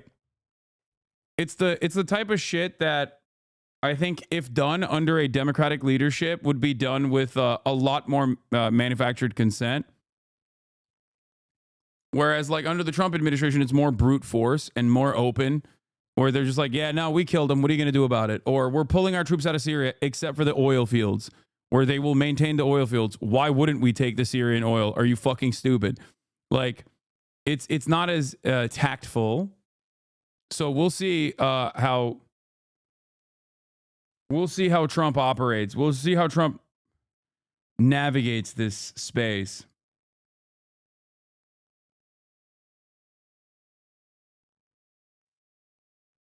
be a Chinese construction company that builds the airports. And Greenland was like, okay, let's do it. That sounds great. And immediately over... Where the fuck is China getting so much money? They're dumping a shitload of money into my country, Pakistan, as well. What do you mean, dude?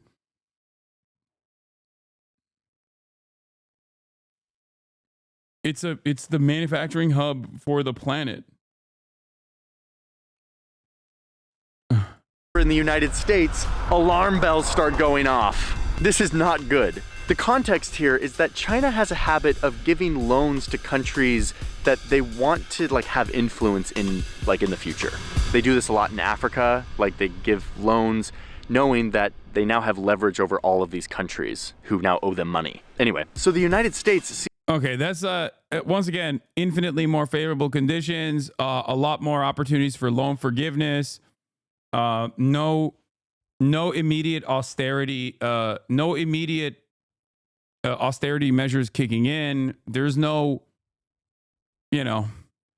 just to point out that this is at this point we've put this to bed, right? No matter how much people say well, the Belt and Road Initiative is also Chinese imperialism. How do you not recognize that? And the attitude that people have demonstrated against China engaging in any sort of development initiatives, doing any sort of soft power stuff around the globe has now been put to bed. Foreign Policy Magazine and many other overtly right-wing pro-empire think tanks have recognized that the debt trap that the IMF and the World Bank have offered the global south is no longer competitive now that the Chinese market, now that there's a new game in town where a lot of these people can personally get infinitely more favorable loans with a lot better conditions from the Chinese government. Something that even those who have a vested interest in the continuation of American empire have come to terms with and want the IMF and World Bank to change its ways.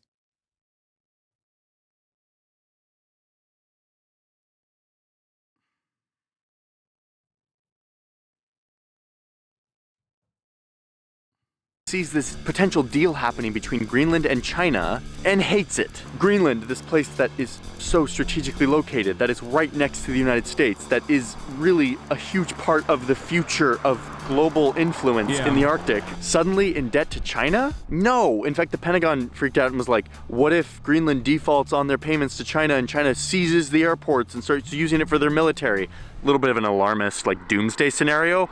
But it's true, when you owe someone money, they have leverage over you. The US did not like this. So the US goes to Denmark and tells... It is very much like projection, I think, to run with that attitude. So far, it has not happened, right? So far, it has not happened. And that is the American position. It's well, they will do to us what we've done to them, which is a common perspective throughout history. Slave-owning whites in the antebellum thought that if black people were liberated, that they would enslave white people, that they would enact violence and vengeance against their former masters. Now, history has shown that it's usually those who had the power that seek to continue that domination, to continue to restore the racial pecking order. That's why you have the Ku Klux Klan, and that's what happened in the Reconstruction era. And yet, this is a commonly shared opinion. This is something that Americans broadly believe as well, which is that if China became the dominant hegemonic superpower, they would do to us what we have done to the global south and what we've done to China historically. If they do defaults on payments, what do you think China would do in response? Well, we don't actually have to assume what would happen in this hypothetical. It has happened many times over. China has engaged in loan forgiveness virtually every single time. Here, this is Voice of America News. Like, this is directly coming from the CIA. China cancels 23 loans to Africa amid debt trap debate.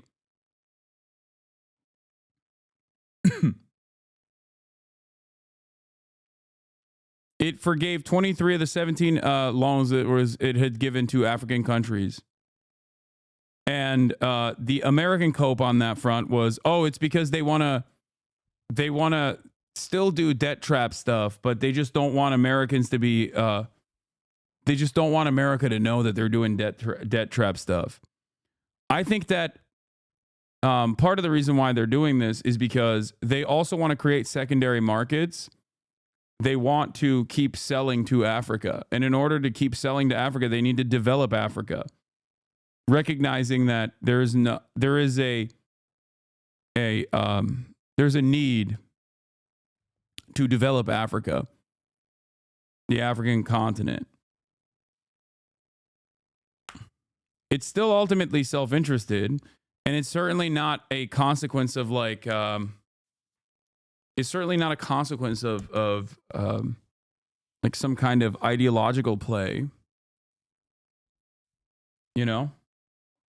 They forgave the debts but build military naval bases. Yeah, that's really interesting that you say that, because I think the Chinese military base development in the African continent is literally minuscule in comparison to how many fucking military bases America has in Africa. What are you talking about? There's like what? How many bases exist? How many Chinese bases exist overseas?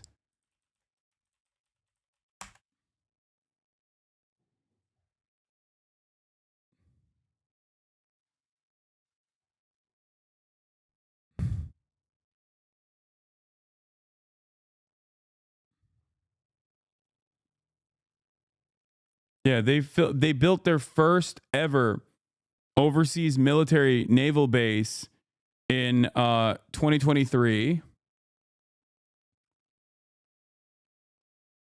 in Djibouti. In 2017, sorry, on 2023,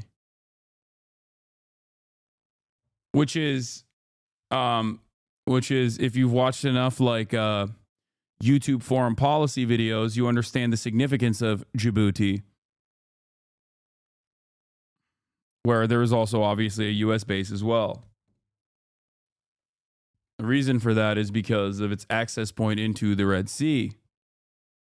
If you watched a single foreign policy map-based YouTube autism account, you already know that though. Real life lore and the like.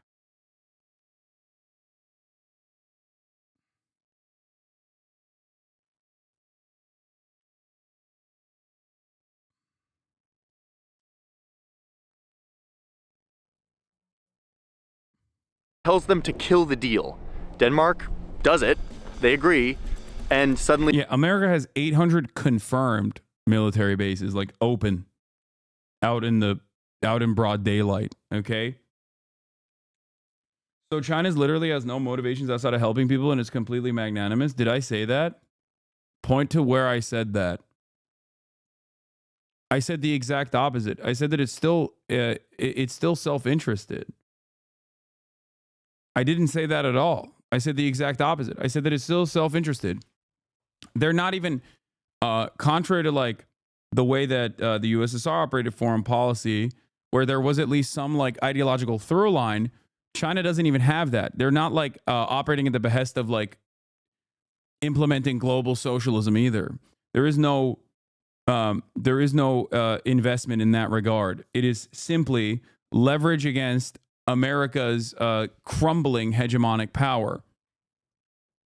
And the other reason, I think, and this is suspicion, this is speculation, is because they want to develop secondary markets that they can sell to.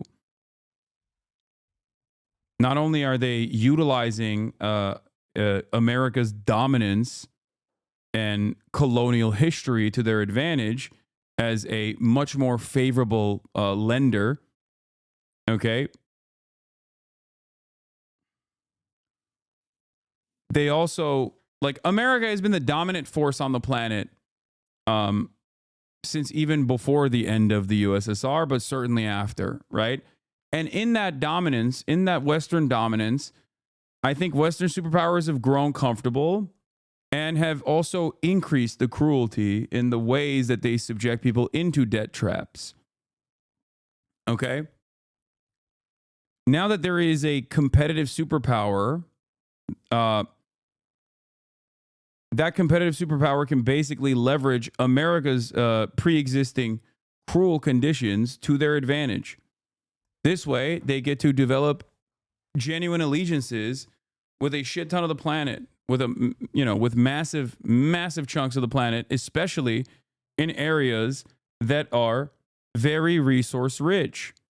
African countries obviously have rare earth minerals and a shit ton of raw materials necessary specifically for the future of energy. China having more favorable loans and having better relationships with these countries allows them to dominate, specifically in the field of renewable energy. It seems over time China is reacting to government action from the U.S., but I'm asking is when China does eventually take over, it seems like they won't fuck over poor countries the way America does. We don't know. I don't know that. You don't know that either. I'm not going to say that that's what's going to happen.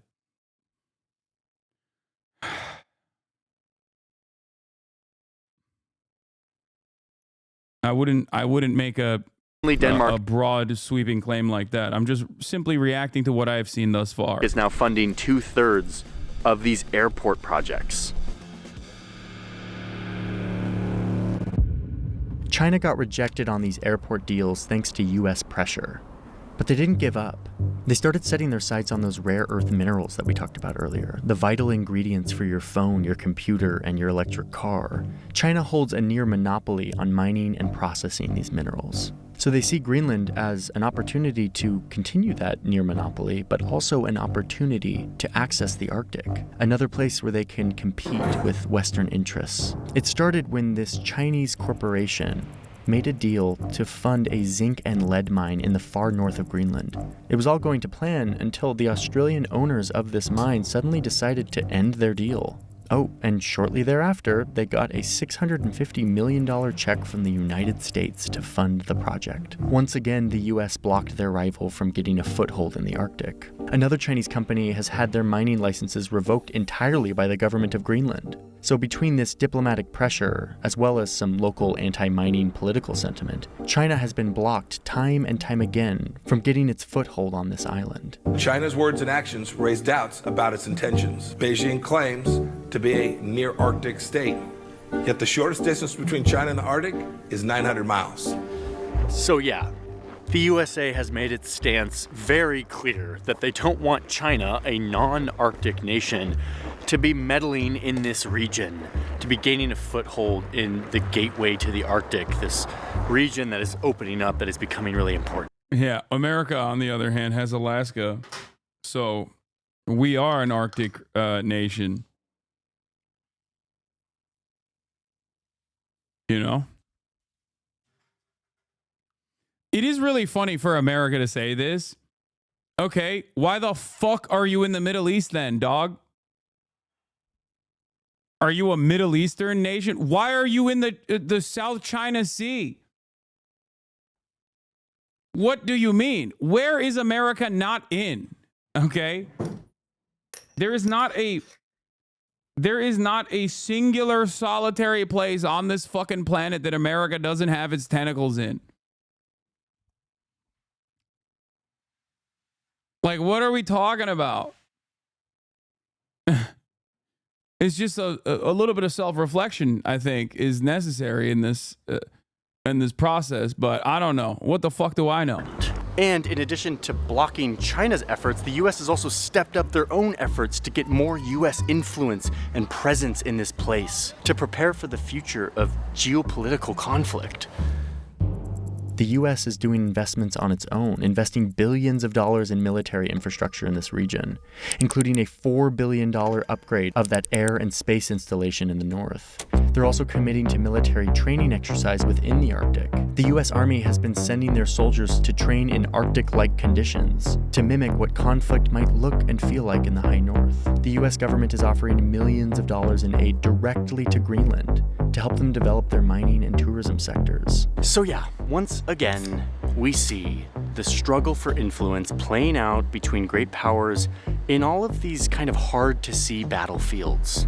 Loans, infrastructure, blocking trade deals, diplomatic pressure, military presence. This is kind of the flavor of modern conflict. I mean, not the Russian flavor of modern conflict, but like the great powers conflict plays out in these other ways, these hard to see ways, these bureaucratic, systematic ways. But who cares about these big superpowers and what they want for Greenland? I came to the capital Nuuk to talk to my friend Kupanuk about what Greenlanders actually want.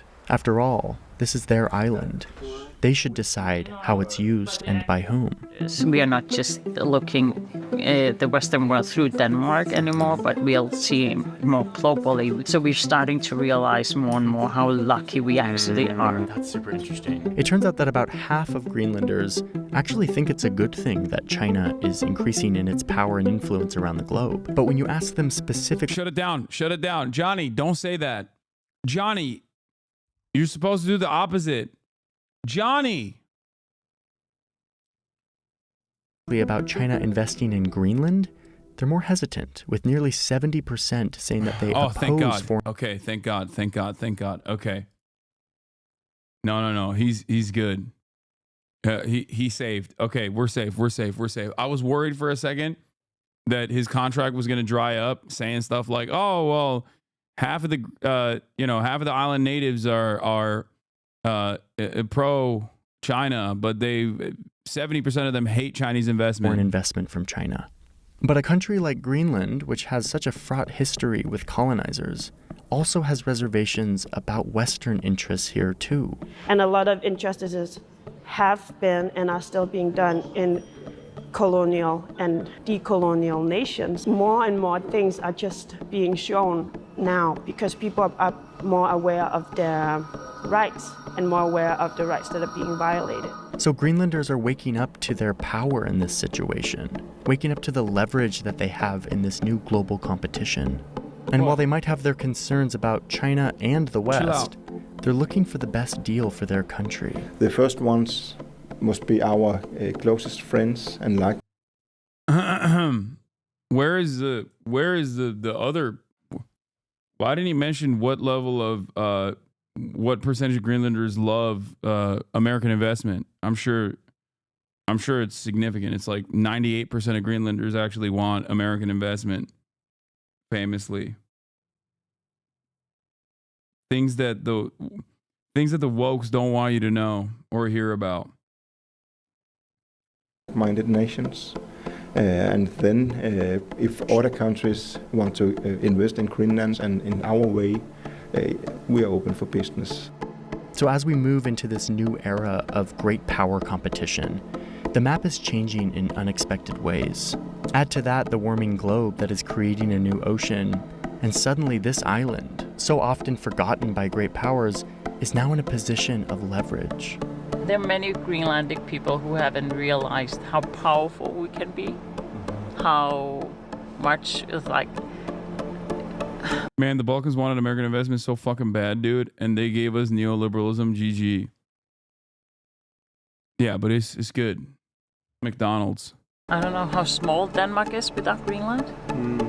It's like, it's just a tiny, tiny country if they didn't have us. We should be more aware of it and be more proud of it and realize how powerful we can actually be in the future.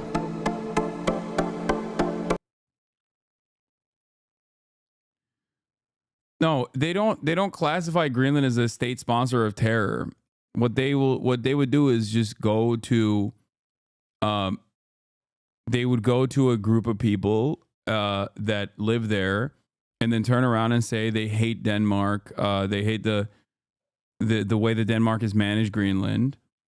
And they would say that these guys actually also are very skeptical of China and don't want Chinese intervention in their country, and that they want American. They're much more favorable to American investments in the country. That's the way I would cut propaganda. I'd say that, like,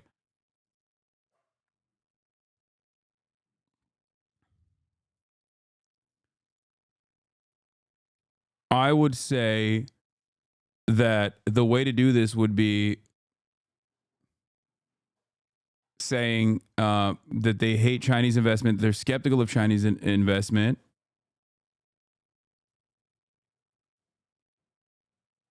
And that they actually are very open to American investment.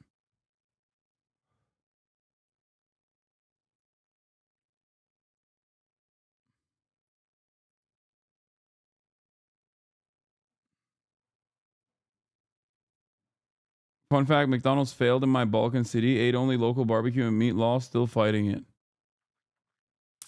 Yeah, a concerned citizens group, NGOs start popping up left and right. You know?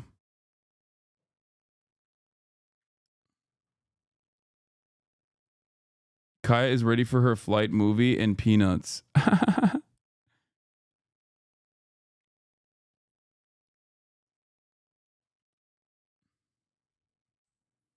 Also, brief update, but the BBC finally acknowledges it misled viewers when it used video showing fans from Israeli football club Maccabi Tel Aviv attacking people on the street, whilst implying Israeli fans were the victims in the video. During an interview on, what is this? Help and Feedback, Corrections and Clarifications. This came on the 23rd of December. Okay? Like yesterday. They came out and apologized for their 8th of November coverage. During an interview on Newsline with an Israeli fan about disorder after a football match between Maccabi Tel Aviv and Ajax in Amsterdam, we used stills and footage from the night to accompany the conversation. This included footage shot near the Amsterdam Central Station, appearing to show a large group chasing and attacking an individual. However, the author of the clip said separately on social media she had filmed Maccabi supporters attacking a Dutch man, and so its inclusion during this segment and some previous use when reporting the reaction to the disorder on the BBC News channel could have given the impression that this was illustrating attacks on Israeli fans. We acknowledge that we should have been clearer about the context and that the use of the footage here was intended to illustrate the general disorder and are happy to correct the record. They're happy to correct the record like months later. I mean, that's crazy. That actually is so indecent.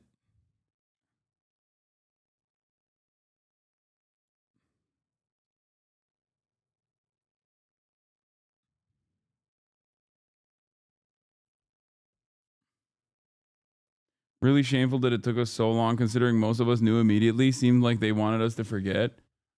Yeah.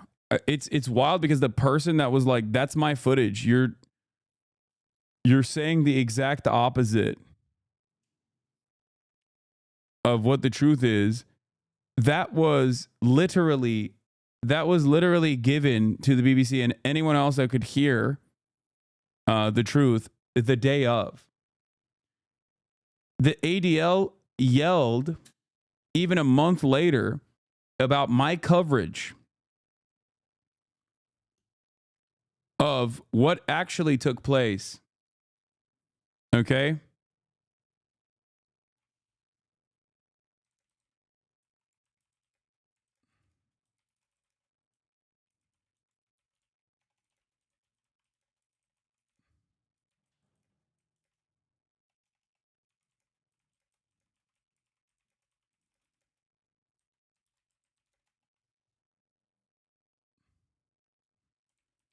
Remember when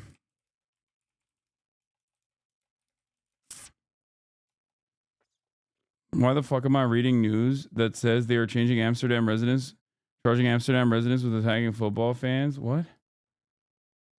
Hey, I'm having a real time paying for my subscription. Is it a problem on my end? Are you broke? Is that what it is? Broke boy? I'm just kidding. And people like us got shivved this whole time for being anti-Semitic, and nobody will bother to apologize or even see this update.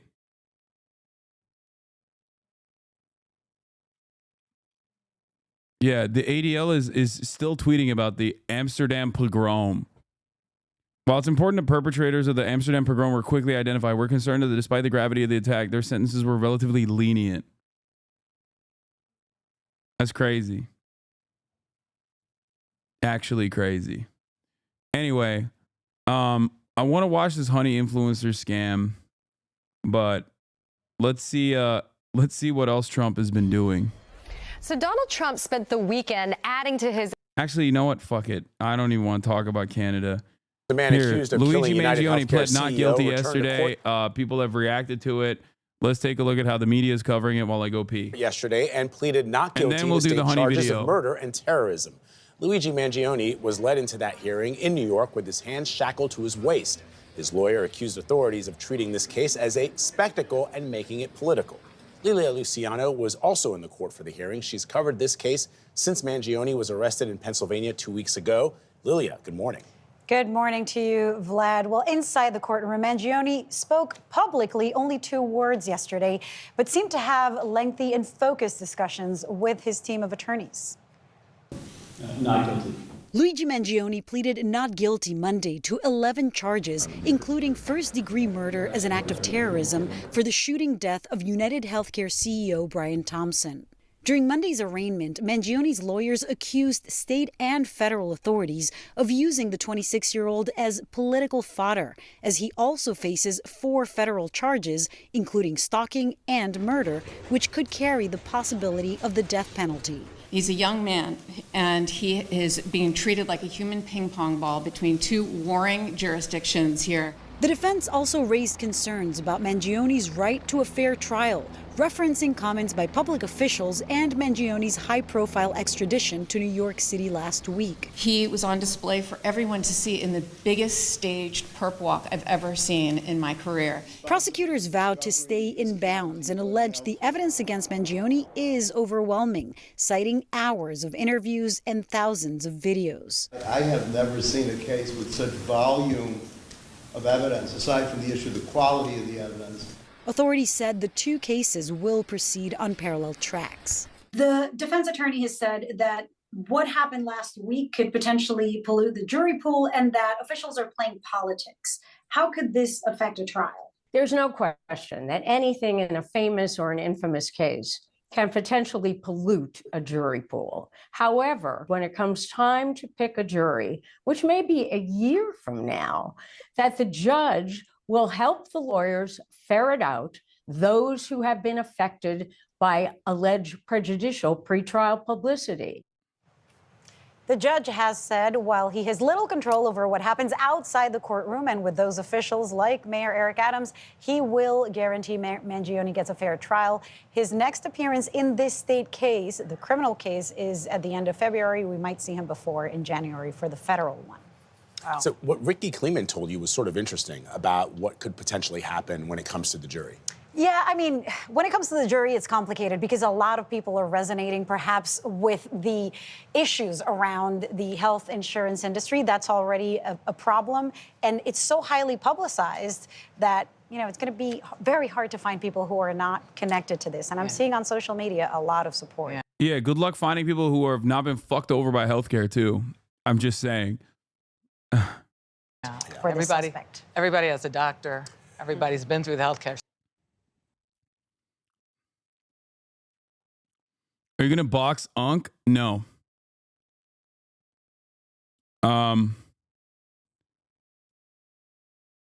Let's do Tyler Oliveira first, and then we'll move on to Honey. Tyler Oliveira, YouTuber turned investigative journal. By go to the show, friend of the show, Vince Vintage, who delivered us a Christmas miracle. I have been talking to a lot of YouTubers that have noticed Tyler Oliveira is like incredibly fucking right-wing content. So it's cool that other people are also taking notice of this. With 7 million subscribers, Tyler's had quite a bit of impact on the world, with hit videos such as cat-eating Haitians in Springfield, Ohio, or neo-Nazis uprising in Germany. His investigative work into neo-Nazis in air quotes hot-button political situations reaches hundreds of millions of people. Now, while Tyler claims his videos raise awareness of the problems in our world, we are informing people about current events, topics that the broader public needs to be aware of, and that he's YouTubified news and journalism. We've YouTubified traditional news and documentarian content. And while his fans state that Tyler's one of the greatest journalists of our time, that he's unbiased, a searcher for the truth, I'm here to tell you today that this is all a big lie. In my opinion, Tyler pushes hoaxes for truth, dehumanizes people for clicks and views, and manufactures fake videos to sell to hundreds of millions of people as hard-hitting journalism. In my opinion, Tyler only throws gasoline on the problems in America, all in the name to get clicks and views. Today, we are going to expose who Tyler Oliveira really is. Because whether you're left-leaning, right-leaning, you like Tyler, you hate him, I think everyone can agree that a lie is bad. And when those lies are pushed to hundreds of millions of people as the... XC watched the George Floyd murder. That was so disgusting for me. Even a lot of his chat shat on him, but there was a lot that were spamming base, especially in his YouTube comments. Yeah.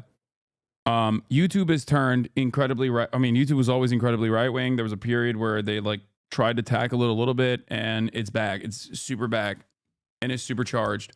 The problem is that there is a massive... There is there's just like a massive orbit of other content creators, like secondary content creators, secondary markets that like react to Tyler Oliveira videos and oftentimes don't have the proper tools to address what they are seeing, because Tyler Oliveira, Mr. Beastifies these like political these political issues, okay, and presents it as though it is totally neutral. Obviously, the first moment that I saw these fucking AI made thumbnails, I was like, this guy's out of his fucking mind. And I've been talking about this stuff for quite a bit.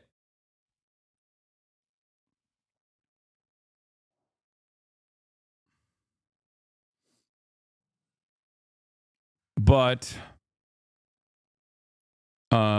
clearly, other people are oblivious to the right-wing nature of this propaganda. The unbiased truth, I would say there's a little bit more than just a problem. Now, normally I don't make exposed videos, but after me and Tyler got into a little Twitter spat, it led me down a rabbit hole of his content that I thought was so twisted and sick that I thought the entire world should know about it. And I'm so surprised that all of this stuff I'm going to talk about has never been mentioned before online. Now, I'm not going to talk about Tyler's drama with Soft White Underbelly, Brent Riviera, the Las Vegas Tunnel people.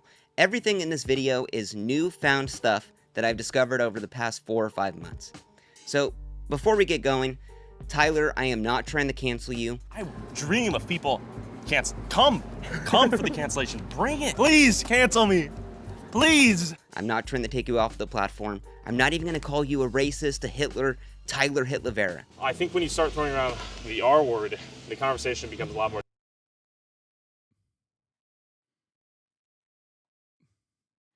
I will.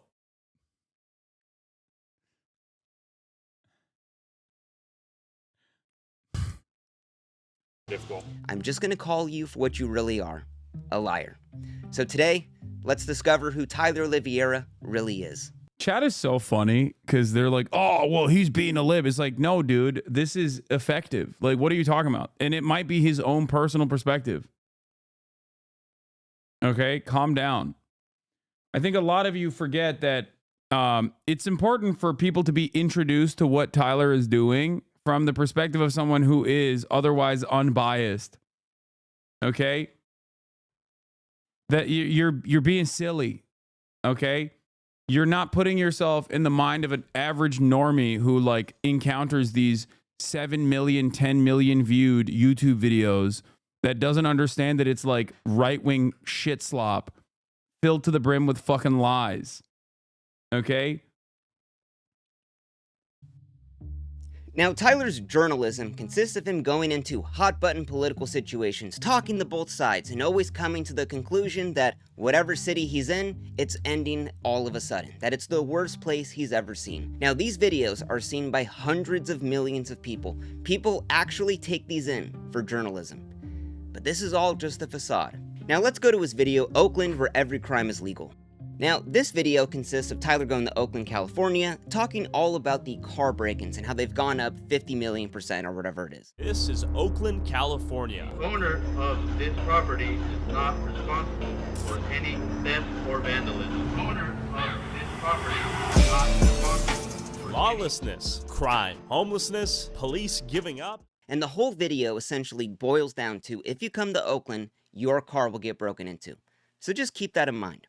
Now, in the beginning of the video, we see Tyler at a gas station, and we can hear overhead this audio playing.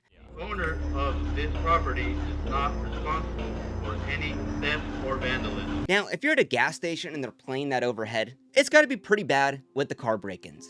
So we see Tyler vlogging around, and then we see the next shot of this Kia. And if we look on the dash, you can see a PS5 with the PS5 controller. Why would someone leave a PS5 on their dash at the gas station where they're overhead playing? Your car is going to get broken into. But let's continue on. Now, in the next shot, we see the same Kia. And if we look on the dash, we can see that same PS5 and the controller. Now, why would Tyler be filming this from far away? Maybe Tyler was trying to bait someone into breaking into this car. That seems like a crazy theory. How could we know that that's Tyler's car? Well, later on in this video, Tyler gets a parking ticket. While the police may not do anything if you break into someone's car, commit Grand Theft Auto, steal an ATM, or beat and rob an old lady on the street, if you park on the side of the street and don't pay the meter, you will be fined and punished. We got a $61 parking ticket. And he complains that, wow, people could break into cars and do drugs, but I get a parking ticket. Is that his own if car? You look at that parking ticket. Oh my God. Okay. Oh my God. That is, oh my God. This motherfucker is the police, dude. That's crazy. Oh my God. Look at the license plate. What a dumbass. He put that in. A little closer. Oh, we could see it's the same license plate that is on the car at the gas station. So Tyler went to the store, bought a PS5, put it on the dash, left his car out, and hid out in a little bush trying to capture someone breaking into his car. Tyler is baiting someone into breaking into his car to try to capture it on footage. Because also, I mean, he literally put the PlayStation 5 on his dash. Like, who the fuck would put the PlayStation 5 on their dashboard when they're just simply getting gas? What would make the ultimate footage for Tyler? Oh my God, I went to Oakland, California, and the break-ins are so bad that my car got broken into. And clearly, no one broke into it, because who would be dumb enough? Clearly looks like some like cop sting operation shit. This is like levels of like faking a prank video times 10. But when you're trying to pass this off as actual news footage, on the ground journalism, I would say that's not something a truthful journalist would do. And after catching this right here. Did you think Tyler did shit like this? I didn't think he would put this much effort into staging stuff. I think he's just like, he goes there, he links up. I know what the method is. You go there, you interview as many people as possible. You take some of the craziest fucking sound bites. You put the craziest sound bites that correspond to the right-wing narrative on there. Pepper in a little bit of like normal takes as well, just so you can still maintain the veneer of objectivity. Then the guy, the local handler that you have is like straight up Hitler, right? It's almost always like a guy who he brings on as a local reporter, and then you look up the local reporter's name and it's like there's 11 articles about how he got fired from the local news outlet that he used to work at for raping women or some shit, right? And then he now runs a blog where he thinks that he believes that like homeless people are responsible for the Democratic Party's QAnon, a deep state pedophilia, sex trafficking. And then slap on a guy that is a also like a local leader. The local leader is almost always some fucking insanely right-wing guy as well. And there you go. It's literally that old school prank YouTuber who did this MAGA car in the hood video. Yeah, it's Joey drinks his own piss. Joey Salads, right? Wasn't that his name? It really made, and it's really funny because like independent journalists love talking about how mainstream media is fucked up. How is this any different than fucking Clarissa Ward? Everybody loves shitting on CNN and being like, oh, remember when Clarissa Ward like staged that guy or did the prison break-in for the one fucking Syrian prisoner that should have stayed in prison? That's literally what Tyler is doing every fucking video. And the same people that despise mainstream news for doing that sort of shit turn around and eat this garbage up and go, this is objective, this is real independent journalism. Made me think, could I seriously trust anything in Tyler's videos? Is this something that a investigative journalist would do, leave a PS5 in one of the highest car-breaking areas in the fucking country? I don't think so. Like, what the fuck? Like, and Tyler still used this footage. That's what blows my mind. And didn't think anyone would find this. Like, look at that. It is a PS5 combo package deal with the controller on the dash. How fucking dumb are you? Like, Tyler went to Best Buy and was considering, like, should I just get the PS5? No, I should get the PS5 and the controller. Someone would definitely break into a car for the controller as well.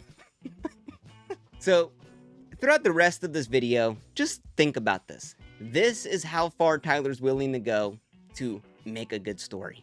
We've YouTubified traditional news and documentarian content, basically. Like, you bought the controller. Why would you buy the controller as well? So let's go to Tyler's video, Oakland, where every crime is legal.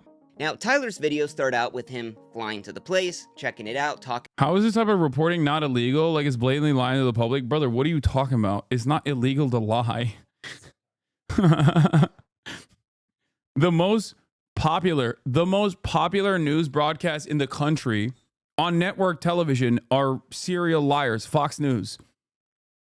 Fox News is defended that it's not real news broadcasting, but simply entertainment in courts to defend themselves when they were caught openly lying.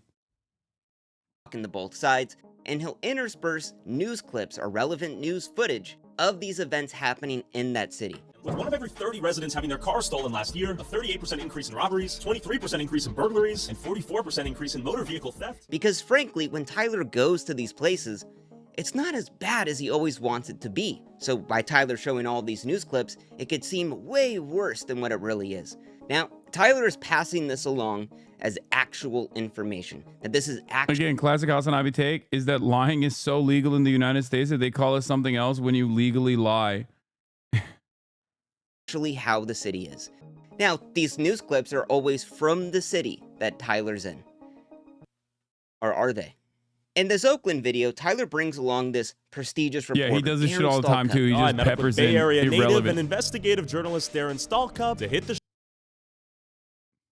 Let's see if the Tyler method that I presented to you seems correct. Now, I don't know anything about this guy. Let's see. And see what's really going on in Oakland. Tyler shows clips of him going on Fox News, that he's been all around town investigating the homeless crisis within Oakland, California. Now, this guy isn't a journalist. He's actually a used car salesman who pulled a $7,000 GoFundMe scam a couple months earlier. I talk a lot about right-wing grifters in my videos, but this week Fox hosted one that was so lazy. I'm honestly kind of impressed. This guy, Darren Mark Stalcup, is trying to raise $10,000 to move from the Tenderloin neighborhood of San Francisco to another neighborhood in San Francisco. I'm currently looking at the Chinatown neighborhood, but I'm open to other districts as well. And it's actually working. I looked into this guy a little more, and he has another GoFundMe, also for $10,000, but this one is trying to achieve world peace. So either world peace is like a lot cheaper than I thought, or, and far more likely, he just wants $10,000. But let's continue on. So the used car salesman's riding around with Tyler, and all of a sudden he brings up how he's seen kids as young as 7 years old walking around with guns in Oakland. Now that sounds pretty wild. Tyler then shows this news clip on screen. I don't know why we're being followed. when there's no doubt criminal activity left, right, and center. A lot of the kids have guns now, so when I'm walking around, I'm not looking for some 25-year-old guy with a gun. Watch out for 13-year-olds out here. I'm looking for 7-year-olds with guns. So when the reporter brings up kids with guns in Oakland, Tyler intersplices a news clip of a teen in trouble that we're led to believe is from Oakland. Because frankly, Tyler doesn't see the kids with guns, so he's got to show news clips to prove that this is actually happening. But what if I was to tell you that this news clip he shows as evidence isn't from Oakland, but from Miami, Florida, 2 baby with a blicky years ago? But Tyler passes it off as this is what's happening in Oakland. Even though we can't see the kids with guns, we'll just take his word for it. Teen in trouble. Sounds really bad. But let's continue on. Maybe this is just a little mistake. So Tyler and Darren are talking to a business owner and they bring up all of the machine guns that are in Oakland, and that's why crime is up. It is so horrible up there. Oakland is so bad that people... Hi, just joined. Just want to say that your listeners include us. We don't join because you don't talk to us, but I got here to say that we are listening. Talk to us too. You should speak to us too. We need the message. What? Who is us? What are you saying? Account created 13 minutes ago, following since 11 minutes ago.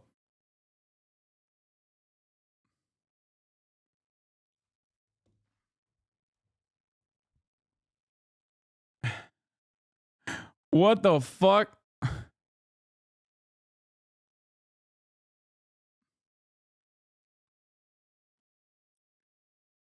I need to know. Older people like me. Thank you. People have machine guns and they're walking around. It's crazy that in my mind, there's a grandmother behind that account and they're on their like 11th sock account. That. Mind you, it's California. Like, the gun laws are insane here. And then Tyler shows this clip. A scary black man with machine gun manhunt in the corner. I believe it's necessary for law-abiding citizens to have the means and capability to defend themselves. As you know, all the criminals out here have guns, so I have no problem with you. And I actually feel safer. Machine guns? And we're led to believe this is actually happening in Oakland. But this clip isn't from Oakland. It's from Pittsburgh, Pennsylvania. Once again, Tyler is literally making shit up to push a narrative. And this is in nearly every video Tyler releases. Let's go to Tyler's video where he goes to Memphis, the most violent city in America. In the beginning, Tyler shows this clip of 2 scary black men robbing a car in a gas station, and we're led to believe this is from Memphis. This is Memphis, the most violent city in America. But it's not. It's from Chicago PD, and Tyler even goes out of his way to cut out the Chicago PD in the upper left-hand corner. So Tyler deliberately knew what he was doing. Now, normally I wouldn't really care about this type of thing, but Tyler is using all of these violent images and video to pass off a narrative that these places that he visits are so horrible. And it's really being used to just make up shit about the city, because frankly, it's not as bad as he wants it to be. And when you're at the point of having to use random news footage to sell off this narrative, I would say that's not really the unbiased truth or investigative journalism. But it doesn't end there with Tyler. In his video, I investigated the gun violence capital of America, aka Chicago, Tyler shows this clip. This investigation is whack. All he's proving is that Tyler is not a geography major. This is a good one. Respect. I agree. Yeah. Who could... Excuse me. It's really messed up. Anyone could confuse news footage from Chicago with news footage from Memphis, okay? Really messed up. When the man's talking about petty theft in Chicago. But all the crime down here is just like petty theft, breaking into cars, go to certain neighborhoods. Now, petty theft is non-violent theft that is under $500. Unintelligent person alive. It isn't some burglary or mugging or whatever. But while this guy's talking about petty theft, Tyler then shows this clip to almost disprove the guy. Like, wow, he's talking about petty theft, but clearly there's 4 black men robbing a car in the middle of Chicago. That sounds pretty wild. But once again, this clip isn't from Chicago. It's from Houston, Texas, 4 years ago. I can do this all day long. Tyler makes up shit to fit his narrative. And when that narrative is being used as the unbiased truth or journalism, I would say that's pretty bad, in my opinion. But let's just continue on. Or let's go to Tyler's video. I investigated the murder capital of America, New Orleans. Now, Tyler's talking about living a life of crime, and he shows this clip on screen. A lot of people die due to gun violence. With murders happening every day, countless kids are left without strong parental figures, get raised by the streets, live a life of crime, have a few... Wow, a black man just shooting someone in the middle of the day? Bro, oh my God, New York. New Orleans. It literally says New York right there. Is absolutely horrible. But that clip literally says it's from New York. That is how lazy Tyler is with this content. He is just taking random violent imagery, putting it in his videos, and trying to sell it off as this is the truth. Our goal is simply to educate, inform, and entertain, and hopefully do all 3 at once, or boots on the ground, as they say, balls deep, trenches thick. Is this really what a journalist would do? Let's go to Tyler's Sweden video. Sweden, inside the country that pays immigrants $34,000 to leave. The video that we're watching, ripping Tyler a new one, is Vince Vintage.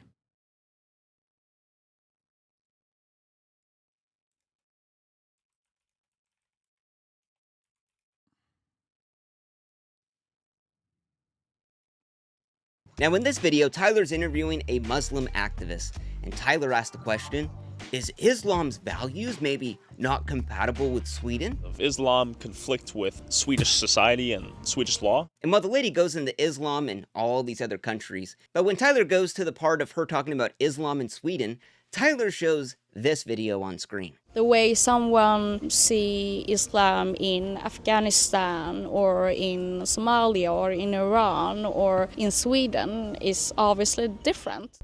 And we're led to believe, wow, while this lady is talking about Islam being peaceful, they are protesting. Oh my God, and there's an ISIS flag. Clearly that isn't just a peaceful protest that they have ISIS flags in Sweden. But once again, this clip isn't from Sweden. It's from motherfucking Malaysia. And I could do this all goddamn day long, Tyler. It's nearly in all of your videos you are passing this off as the truth. Because frankly, when Tyler goes to these places, it's not as bad as he wants it to be. Just trying to get like some views on social media. So do you have some idea, or do you want to get detained for obstruction? I mean, you can detain me, but am I under arrest? And if so, for what charges? Oh my God. Explore with us got the body camera footage of Tyler Oliveira getting fucking arrested and behaving like a sovereign citizen. Oh my Lord. Oh my Lord. Mr. Audit the audit ass motherfucker over here. Oh, he's doing... Excuse me, am I being detained? Harassment. You're gonna harass me right now? Said you're being detained, sir. Whoa. That's, you can't do that. You can't do that. Are you going to identify yourself or not? Okay, I'm on public property. Are you going to identify You can't strong arm me. Yes or no? We're going to court over this if you want. And once again, I would just, let me be clear. Is this what a really thorough investigative journalist would do? Be so lazy with the content that they make that they're just throwing in random news clips of, as we've seen right now, only black guys committing crimes, all to amplify the video and make it seem as horrible. When Predators, wait, EWU, when Predators call the cops on a YouTuber? And he just kept trying to say, hey, well, we're going to sell you candy. You can't be here to sell candy and stuff. Yeah. You know? Oh, yeah, we know that. Oh, is this like the pedophile community or whatever? 9 counts of possessing child pornography, 1 count of computer solicitation. Did he go to like a pedophile community or whatever? Like there's places like that in America, chat, where people who have done horrific crimes in the past will not be able to live in certain neighborhoods, so they just like build pedophile neighborhoods, also known as Mar-a-Lago. Get it?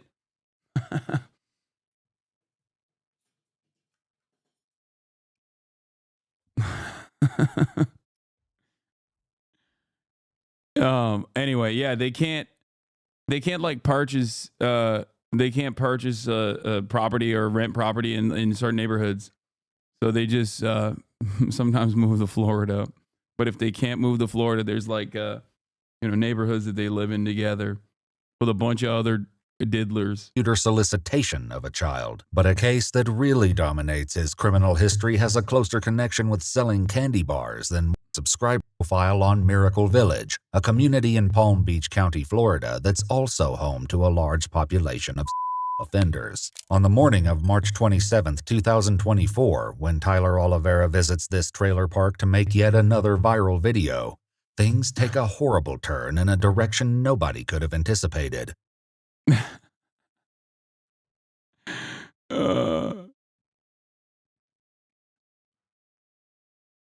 What is this? So they're like, yeah, they're all sex offenders. They're living in this like neighborhood. Tyler Oliveira goes there, annoys them, so they call the cops on Tyler Oliveira. You made contact with them, and what happened? And let them fight. Let them fight. He just kept trying to say, hey, well, I'm going to sell you candy. I said, you're not, like on the phone, I was saying, it's wrong. You can't be here to sell candy and stuff. Yeah. And, oh, yeah, we know that. Well, you're offenders. Oh, okay, so what's your point? Right. Indeed, this isn't just about Charles, but a reality of every resident of the mobile home park as a whole. Starting in 2007, a group called Florida Justice Transitions has largely operated the park to provide housing to people who were on the offender list. Palace Mobile Home Park was often frequented by visitors who were curious to find out more about it. Charles tells the police that he has caught just such a person on video. Cops are already on the way. Are you? The thing that's like really annoying about this sort of shit is that you can't even be like, dude, yeah, don't go and fucking annoy these people, right? That have done their time. Because the crime is so horrific that most people will be like, why are you defending pedophiles? Because they just have like no comprehension whatsoever. You know what I mean? Where it's one of those situations where it's like, this is why so many of the worst people that you know are constantly like, I'm doing pedophile hunting or whatever the fuck. Right? Because everyone objectively understands that these people are bad. Okay? They're evil. It's the closest you can get to like pure pure evil, right? Well, they still got to live somewhere, and it seems like one of these 501c3s have created a fucking trailer park for them, so that they could just like live their pedophile lives. Why would you want to go there? I mean, I think you could do. I think that there is a reasonable. You could definitely do like a reasonable like news bit on something like this. It's just that Tyler Oliveira has never invested in honest and straightforward reporting or documenting the way that people live. He's just invested in the content. So he's just going to go there and be like, I'm surprised he didn't bring a child there. You know what I mean? And been like, ooh, look at this young boy. He's by himself. He should try to do a bait car, but with a child. Yeah, Louis Theroux would be a great example of like how a person with genuine curiosity would be able to cover something like this. You know what I mean? Whereas he's over here baiting. So the other guy in the car just kept taking pictures the whole time. Yeah. It's wrong to come in here and attack the guys like this. They've never been here before? Okay. As Charles continues to bring the officer up to speed from the events of the day, he further clarifies why the residents made note of this particular visitor. Which kind of scary? He's like, leave a child cooking on the dashboard.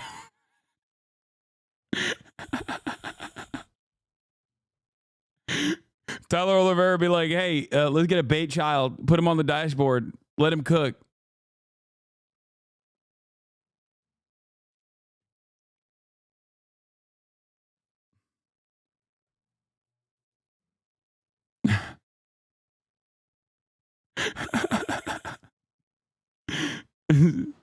Okay, let's continue. It's possible. I'm just saying that he'll probably try to attack Vince and be like, I got arrested for documenting pedophiles. Like, he's gonna fucking say that. Why are you defending pedophiles?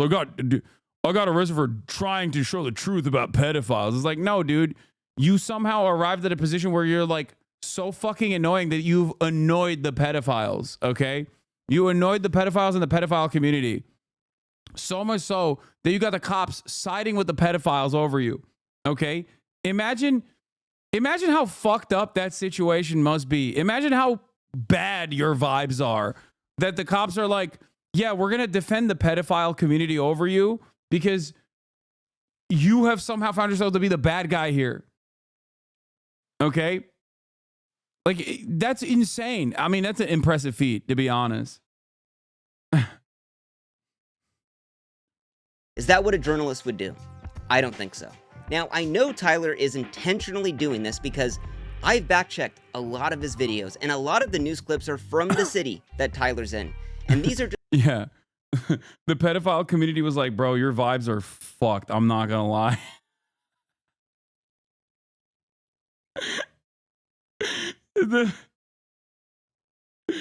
Dude, that is crazy.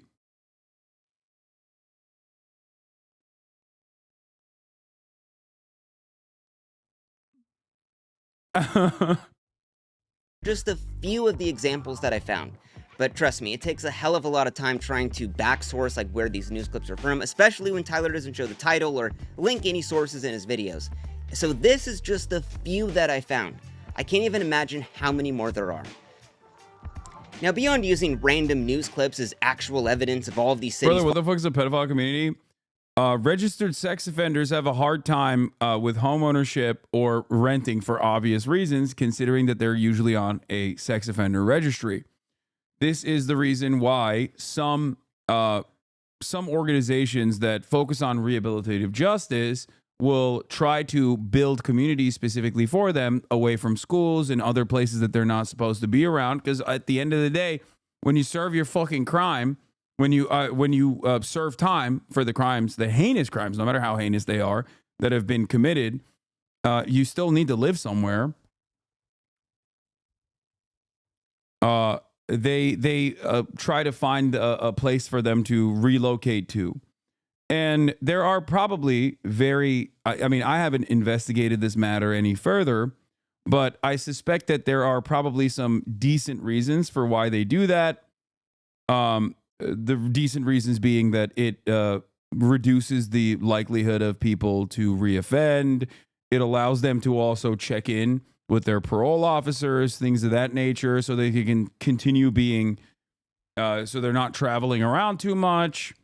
You know, it's not like, I don't think that they do it so that like the pedophiles can become stronger by joining up in arms and figure out new methods of accruing CSAM or whatever.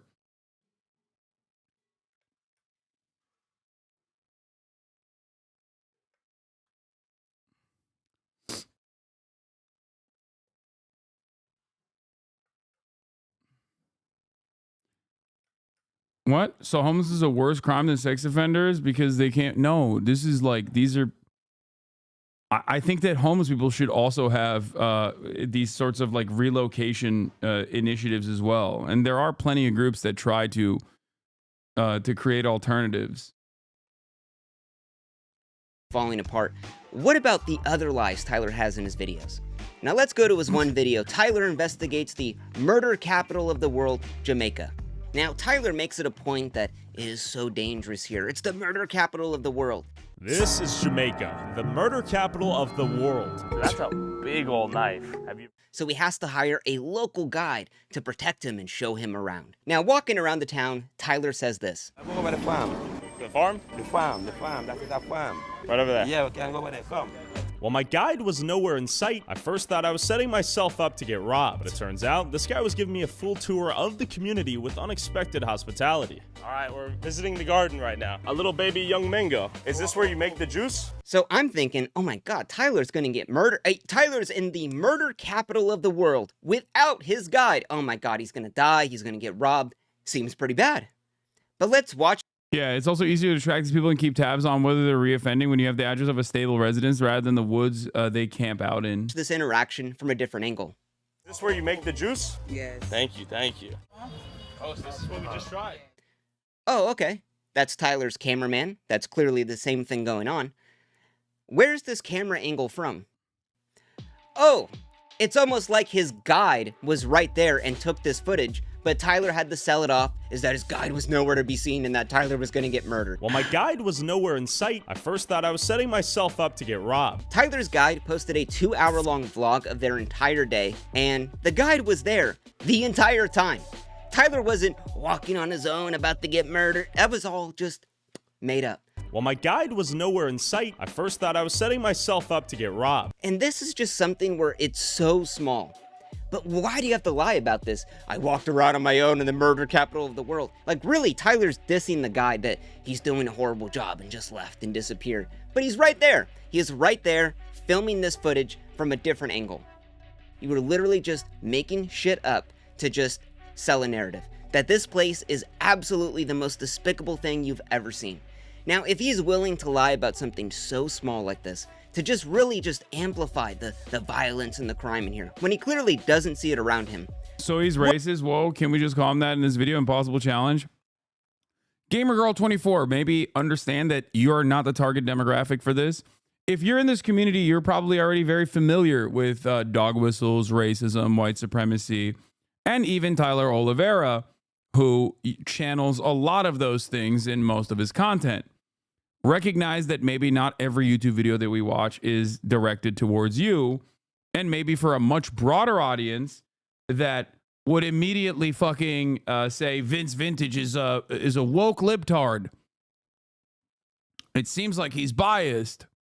It seems like he's biased against Tyler Oliveira because he's woke and a liberal. You know, let's just watch. I think covering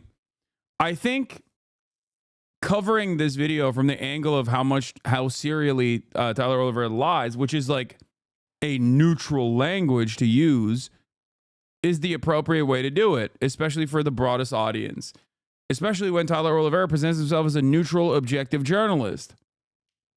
He literally said this topic was never talked about on the internet, even though you pointed it out months ago. Yeah, I've been talking about Tyler Oliveira. Boy has also talked about Tyler Oliveira as well. But as far as I understand, with the exception of like me, Boy, and that one other content creator, the smaller content creator that we watched before, many people are oblivious to the ways in which Tyler Oliveira operates. What else would Tyler lie about? Now, later on in this video, Tyler's walking around Jamaica in a clearly peaceful-looking town, and he's asking all of these people, how bad is the crime here? Am I gonna die if I walk around here? And clearly... Saji Sharma. No one's buying into it. You think we'll die today? No, not today. Not today? Not today. Today's a good day. And that's not what he wants to hear. He has to amplify the violence and the crime of where he's at. So while Tyler's looking around, he sees this truck, and he says this. This is what you're talking about. There's bullet holes on that thing. We saw a beryllium truck. That's the equivalent of one of the trucks in the U.S. that carries the cash, which means that someone's probably planning to steal from it right now. So there's bullet holes on the truck, and that means someone's planning to steal it right now. There's bullet holes on that thing, which means that someone's probably planning to steal from it right now. That's how bad it is. People are robbing the cars. They're robbing the bank cars. That's how bad it is here. But let's look at that car a little bit closer. Oh, wow, it looks like it was just kind of scratched. Now, I had to look in this a little bit more. The company that owns this is called Beryllium, and Beryllium just bought out a company called Guardsman. Guardsman, they're all based in Jamaica, has red trucks. So would it really be that the car shot up with bullet holes and they're continuing to use it? Or that the car was red, they wrapped it black, and the car scraped against something and now it's there? Why do you have to lie about that? Why do you have to make up this insane narrative? Oh my God, there was a robbery in place and I was about to... That didn't happen, Tyler. This is all he does in his videos. He goes around and he preponders at the crime in all of these horrible cities that he visits. And then when there isn't crime, he just creates the feeling that there is crime about. And when he can't create the feeling that there is crime about, then he basically just like tries to create crime, like setting up a bait car, shit like that. is that really journalism? Is that really this unbiased truth that you tell? Like these people in this video, the tour guide that you're with, he's just trying to live his life. He's trying to do better. But you come into his country. That's why I really appreciate a lot of the travel vloggers like, what is his name? Drew Binsky. Someone also brought him up. Like travel vloggers on YouTube that go to these places, impoverished nations, and actually shows like the day-to-day existence and the beauty that exists in every other country. I really appreciate.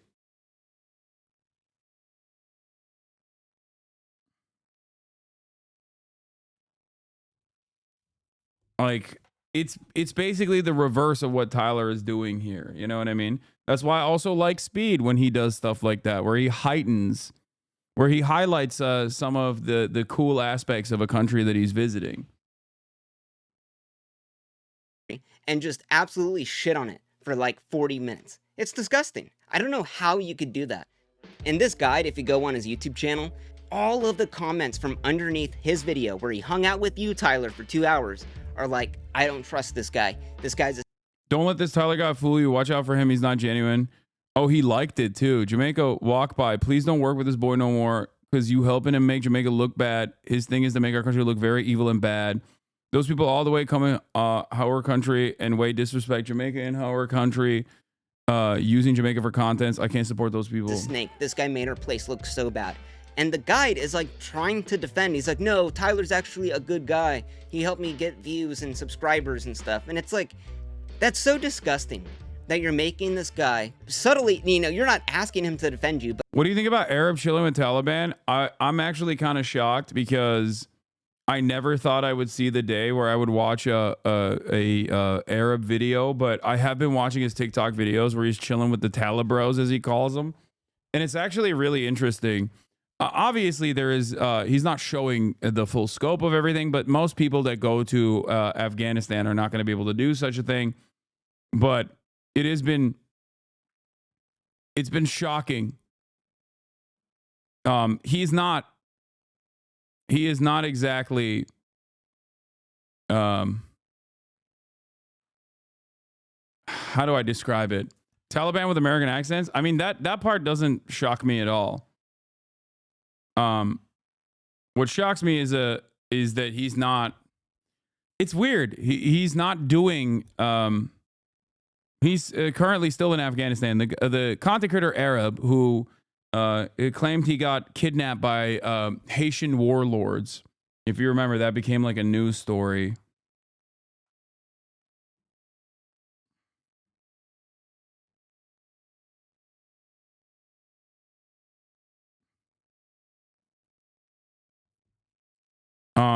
He's in Afghanistan. I don't know if he still is, but I'm pretty sure he's still in Afghanistan.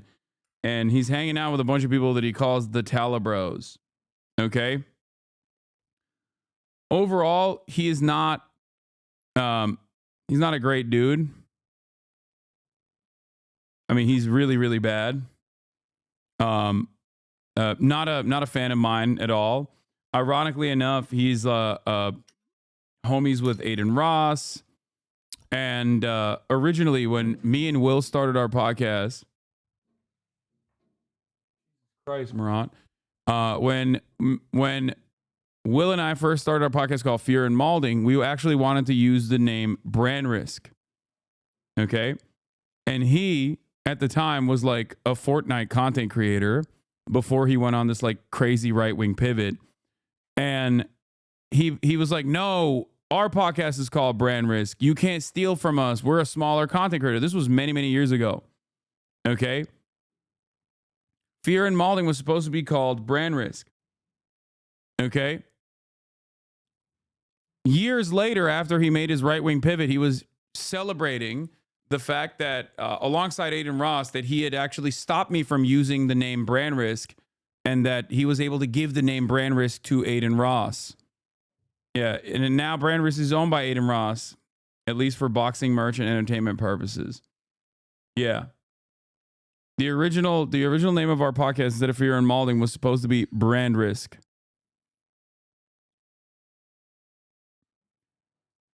And we didn't want to upset or offend a smaller content creator at the time. And we were like, all right, well, sorry. We didn't know that you had a podcast already called Brand Risk. So we just didn't do it.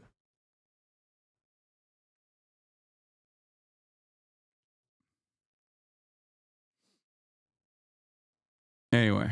But essentially, he's wanting to defend you because you did give him a little bit of clout when you come into his country and just shit on it for 40 minutes. Like, what the fuck, dude? But it doesn't end there. Later on in this video, Tyler is walking around the street of all of the escorts, ladies of the nights walking around. And then Tyler sees this restaurant. And Tyler says this. A lot of prostitutes out here. This is one of the hotels where the ladies get brought to have sex with the customers, the Johns. It is called the Pirate Ship Seafood Restaurant. I guess that's just a front, or seafood restaurant by day, prostitute brothel hotel at night. A little bit inconspicuous at first glance, but in actuality, people are getting banged in there for $15 US. So Tyler just walking around, sees this restaurant and sees that the lights are on and assumes that, oh my God, that's where all the people are getting fucked in there, man. It's just fucking grimy. It's a brothel. It's the dirtiest place you've ever seen. Yeah, that's where it's happening at.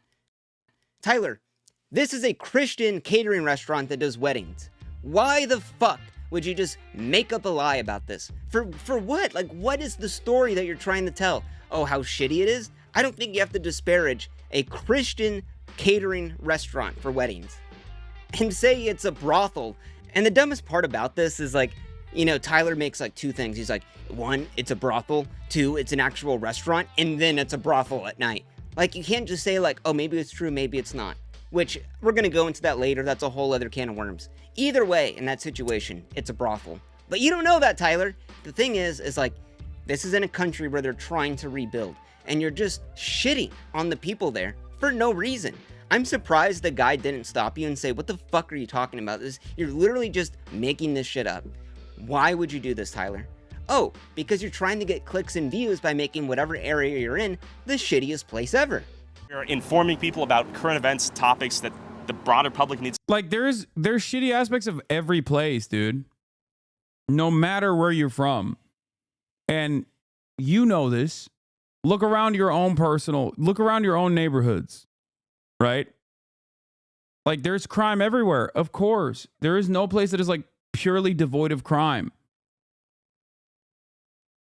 So anyone from around the planet could go and put a camera to the worst possible aspects or the most impoverished aspects of your neighborhood and present it in this false light.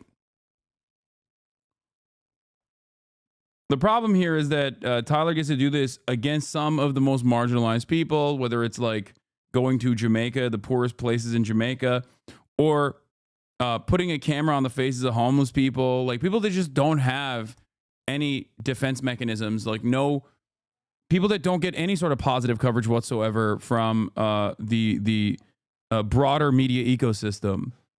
To be aware of, and I don't even think we necessarily stand for something besides the search for truth and putting things out there on both sides, even if one of the sides is controversial or pisses someone off. So let's go later on in this video. Now, Tyler's talking to some transsexual prostitutes and asking them all about the business, and you can see his guide right there. And then all of a sudden, two black guys come up to rob him. Out of nowhere, two armed muggers came over to rob me and my cameraman and barely spared us, only after recognizing Jamaica walk by as he yelled, "Bumbleclat" in the distance. They told us to turn the cameras off, and instead of robbing us, they agreed to be interviewed if we brought them some cash. Seems pretty scary. So these thugs let Tyler go withdraw cash from the ATM. They literally let them get in their car and go withdraw cash, and then come back to the spot. We're basically being extorted right now in real time to where we have to go get some cash, or we run the risk of Fabian getting murdered and killed on the streets one day for counting them. He's laughing about it. So two guys that robbed you at knife point let you get in your car to go drive to the ATM while they stayed there, and then you come back with about $150 and then convince them to do an interview on camera when you're holding a $3,000 camera that you're filming all of this with. Who's gonna believe this, bro? Who would believe this? Every one of his fans, like virtually every single one. that really you convinced the robbers to give you an interview. Yeah, Tyler, I'm convinced that some guy with a beer gut and a dolled off kitchen knife is, oh my God, they're gonna kill you. Tyler, if you really thought they were gonna kill you, wouldn't you just drive away? Why would you go to the ATM and then come back to try to get an interview? Like, what the fuck are you thinking? Someone just said Asmongold, yes. Dude. Tyler even makes it a point to say, we didn't set this up. We didn't plan this. So we have to get some cash right now because we spent all of our money interviewing prostitutes, not because we prearranged this, but because they were going to mug us. Why would you say that? If you really were getting robbed at knife point, I don't know if you would go like this. Whoa.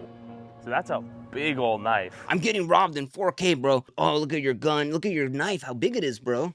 There's no way that actually happened. Now, for this one, I don't have any hard evidence of this being fake, but considering that Tyler's willing to fabricate footage and just make up shit in his videos, I wouldn't put it past him to maybe fabricate this entire situation. But what about what Tyler doesn't tell you in his videos? That could be a little bit important too. Now, Tyler put out this video, I investigated if George Bush did 9/11. Fucking insane topic, but let's get into it. Now, Tyler says he meets up with a first responder on 9/11. What if I talk to a first responder on 9/11 who was the New York Fire Commissioner? Let me introduce Chris Joya. And we're led to believe, wow, this guy fought the fires on 9/11, but now he believes it was actually bombed, that it wasn't the planes. That guy sounds like he has a lot of credibility. So it's impossible for a building to collapse near free fall speed and increase without a controlled demolition. But Tyler leaves out a couple little details. This guy isn't a firefighter. He's a construction worker who volunteered on 9/11. He's a volunteer firefighter. I'm losing my mind. Tyler Oliveira's done it. Even on an instance where, like, I'm inclined to agree with the underlying premise,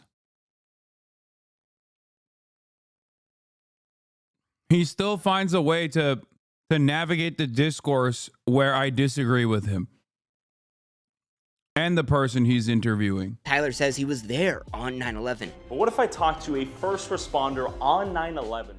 The guy literally says he wasn't there until 4 days after. You were on site that day.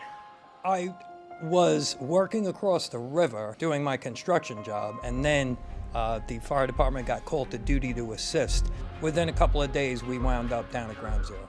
But this is just small potatoes. Now, during this video, the man talks about the bombing, how they did it, but he doesn't reveal who did it, which would be a little bit important. Now, the man brings up these people did it. These people that did it don't even care about that.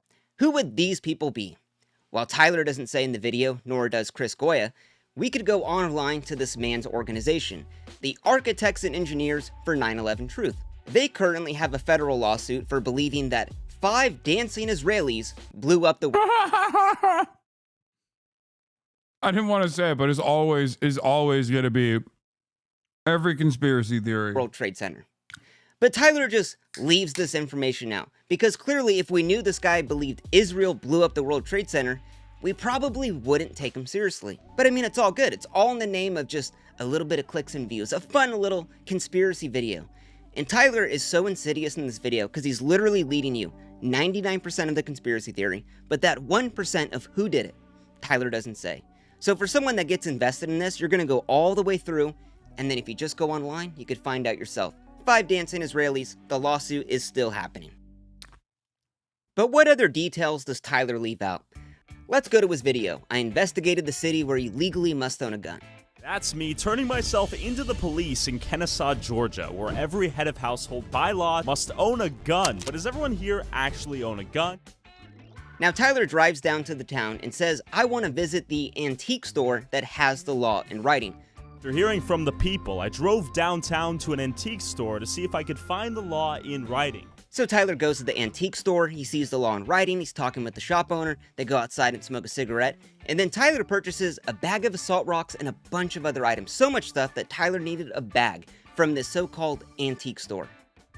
But Tyler fails to mention some other items this antique store sells. Niglent repellent, a Niglent scalp, minstrel show outfits, and a rack of KKK uniforms worn by ex-members. These are actual photos from inside the store. This isn't an antique store. This is a KKK memorabilia shop that Tyler passed off as a antique shop. Now, do you think supporting a store like this might come off as maybe a little bit racist? A store...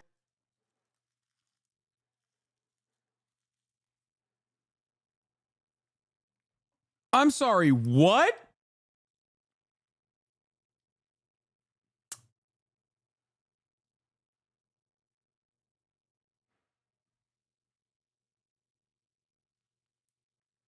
Honestly, that word is one of my favorite slurs, to be honest. It's so fun to say.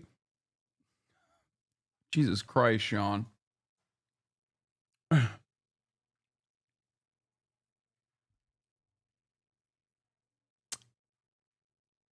Or that literally sells Nigglet repellent? I would say... Okay. All right, Vince, dial it back, man. A little bit so. But Tyler specifically leaves this detail out because he knows it's bad. I mean, hell, he bought so much stuff from this place that he needed a bag to take out everything he bought. I mean, it's just a grand old time at the KKK store, right? He even shows a little freedom flag playing over the shop owner. So the lady running the KKK store is now all of a sudden a freedom fighter with some shitty green screen American flag? Tyler, good job. Good job, buddy. Now, am I saying this is racist? No. But you could think for yourself. But the saga of the store doesn't end there. Now, in Tyler's next video, he interviewed the most racist man in America. This is Harrison, Arkansas, and this is the headquarters of the KKK, causing the widespread rumor that Harrison is the most racist town in America. Oh, I remember this one. What would happen if me, a white guy, came down asking the same questions? Could I infiltrate the KKK? And will It's just him interviewing himself in the mirror.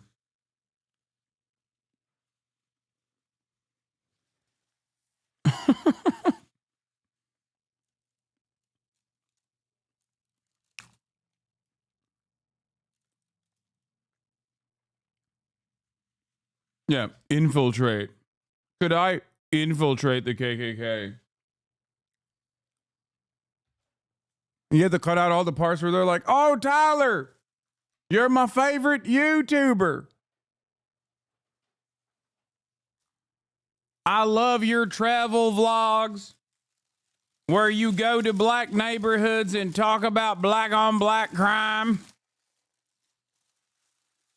I missed you at the last week's gathering."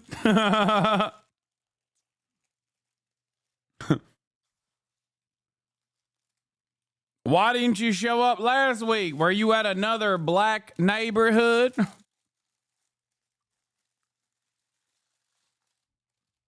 closet racists be more open to sharing their beliefs with me? Now Tyler drives down to the town and he tries to find this guy who's been in 20 other videos who has like KKK connections or whatever. Now Tyler finds the man, sits down with him, and they're talking all about how much he hates black people and so on and so forth. And in the middle of the video, Tyler pulls out a little gift for the man. Now Tyler said this man just appeared out of nowhere, that he wasn't planning on meeting him. In all honesty, we were headed to the KKK. I had no intention to meet you. But he just had this gift ready to go. And that gift was the bag of assault rocks that he bought from the KKK store and gifted it to the most racist man in America. We got an automatic assault rocks. That's kind of funny, right? Oh, yes. Do you really think supporting a KKK store and then gifting it to the most racist man in America is a great idea, Tyler? Like, what the f are you thinking? And Tyler was so proud of this moment that he took a picture with him and he posted it on Instagram and Twitter and even used 2 separate pictures when he made those posts. And Tyler left this little fact out because he knew it would come across as bad, that he went into a KKK store, bought this rocks, and then gave it to the most racist man in America. Now, am I saying this is racist? But you gotta ask, where does Tyler get some of these jokes from? Let's go to his one video, Inside the Country That Pays Immigrants $34,000 to Leave.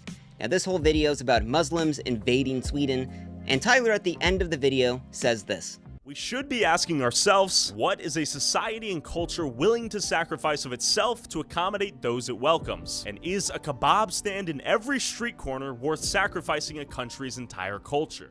And alongside in the thumbnail, Tyler has the word kebab right in the background. Now when Tyler equates an entire ethnicity of people to a kebab stand, kebab, that's a reference to the popular meme, Remove Kebab, which if you don't know, is about the Bosnian military when they genocided 7,500 Muslims and made a song called Remove Kebab. And this song was played as the New Zealand church Christ shooter shot up 51 Muslims in 2 different mosques, and even called himself the Kebab Remover. So I don't know if equating an entire ethnicity of people to a kebab stand is a kebab stand in every street corner worth sacrificing a country's entire culture. Maybe comes off as a little bit racist. This is like saying, is a 7-Eleven stand in every street corner worth sacrificing an entire country's culture when I'm talking about Indian people? Tyler, that is a straight up dog whistle. Calling people, is it worth the kebab stand? Like, what the Or what about in Tyler's other videos? In this one, Tyler investigates the Venezuelan gangs invading Colorado. Now inside, Tyler is in this apartment building and clearly it's like falling apart. And he hears a smoke alarm chirp in the background, and Tyler says this. It's been broken multiple times. You can hear the fire alarm that hasn't been changed. That's a meme. Well, Tyler, where is that meme from? Yeah, I clocked that shit too when he did that. Oh yeah, black people never change the batteries on their fire alarms. Oh, it's from 4chan, right here. New dog whistle just dropped. It also is a reference to memes like this. Wow, that is some racist ass shit. Now, the meme is basically that black people don't change their smoke alarms and that they're scared of them. Would a real journalist bring up a insanely racist meme, and that when Tyler heard the smoke alarm chirp, that clearly meant that black people live inside of the building? It's all a big meme, bro. Now to Tyler, this apparently is hilarious, but let's see what else makes Tyler laugh. These people that we're talking to have never had a random YouTuber in a blue jacket show up to them with a microphone and ask them their feelings or thoughts on anything. No one cares about these people's opinions, except when we come out of nowhere and give them an opportunity to speak and share thoughts, ideas, beliefs that they've been waiting their whole lives to share. Yeah? Black people apparently love to shoot other black people. You own a business out here? Yeah, chicken and watermelon. And where did the name come from? It's kind of funny. Be like, going down the road, you fucking sand monkey. And that's what I say to him. So I got an automatic assault rifle. He loves. He's just never uncomfortable around some of the most objectively racist people on the planet. Yeah. Now, beyond the funny memes and funny edits, Tyler loves to bring up the hard-hitting journalism, the real questions that people are dying for. Now, I want to bring up another YouTube journalist that does a way better job than what Tyler does. His name is Tommy G, and Tommy G is interviewing some pimps and prostitutes on the street. Now, just to get an idea, pimping is human trafficking. Low-key, even the fucking dude that loves, Sam Hyde, who is a neo-Nazi and a pedophile, but the dude that loves him, Brandon Buckingham, even Brandon Buckingham does a better job of covering the subject matter, because at the end of the day, like, Tyler Oliveira goes there with like very overt right-wing sentiment and very overt, like, they're trying to cut right-wing content, but even Brandon Buckingham, who is aligned with a fucking neo-Nazi pedophile, does a better job than Tyler Oliveira when he's covering the subject matter, because he treats human beings like fucking human beings and not pawns in a grand narrative that he's trying to put together.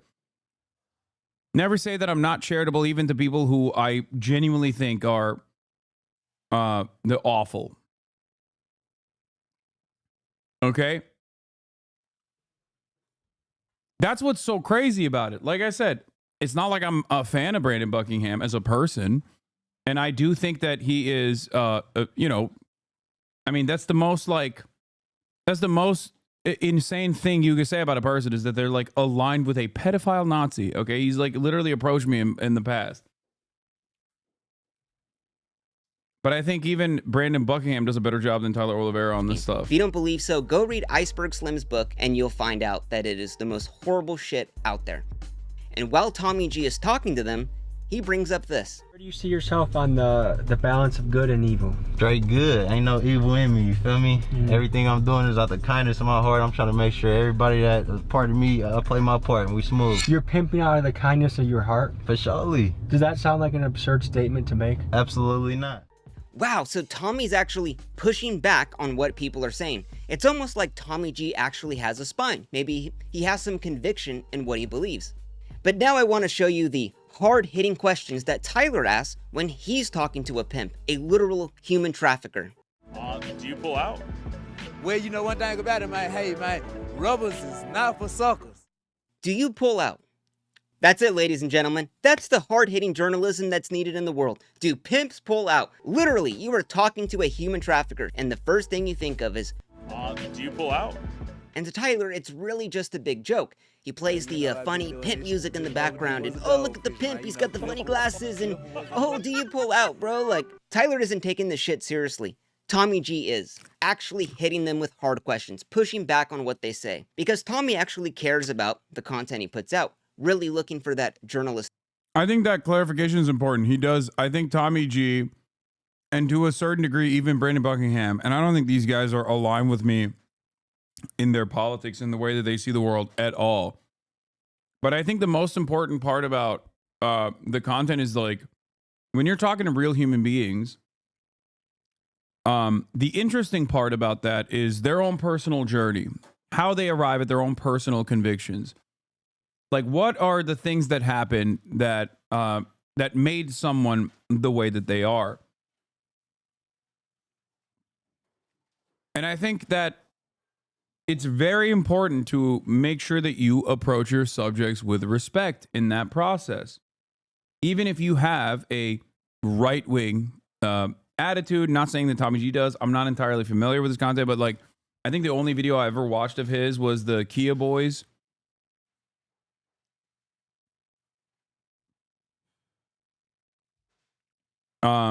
And I thought it was pretty decent.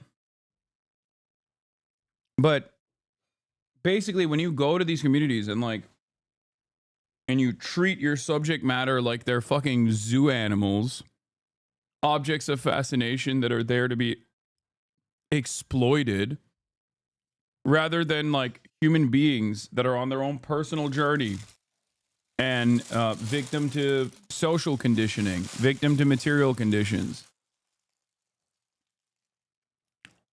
you're gonna come across like a fucking asshole, which I think is exactly the problem that I have with Tyler Oliveira and his coverage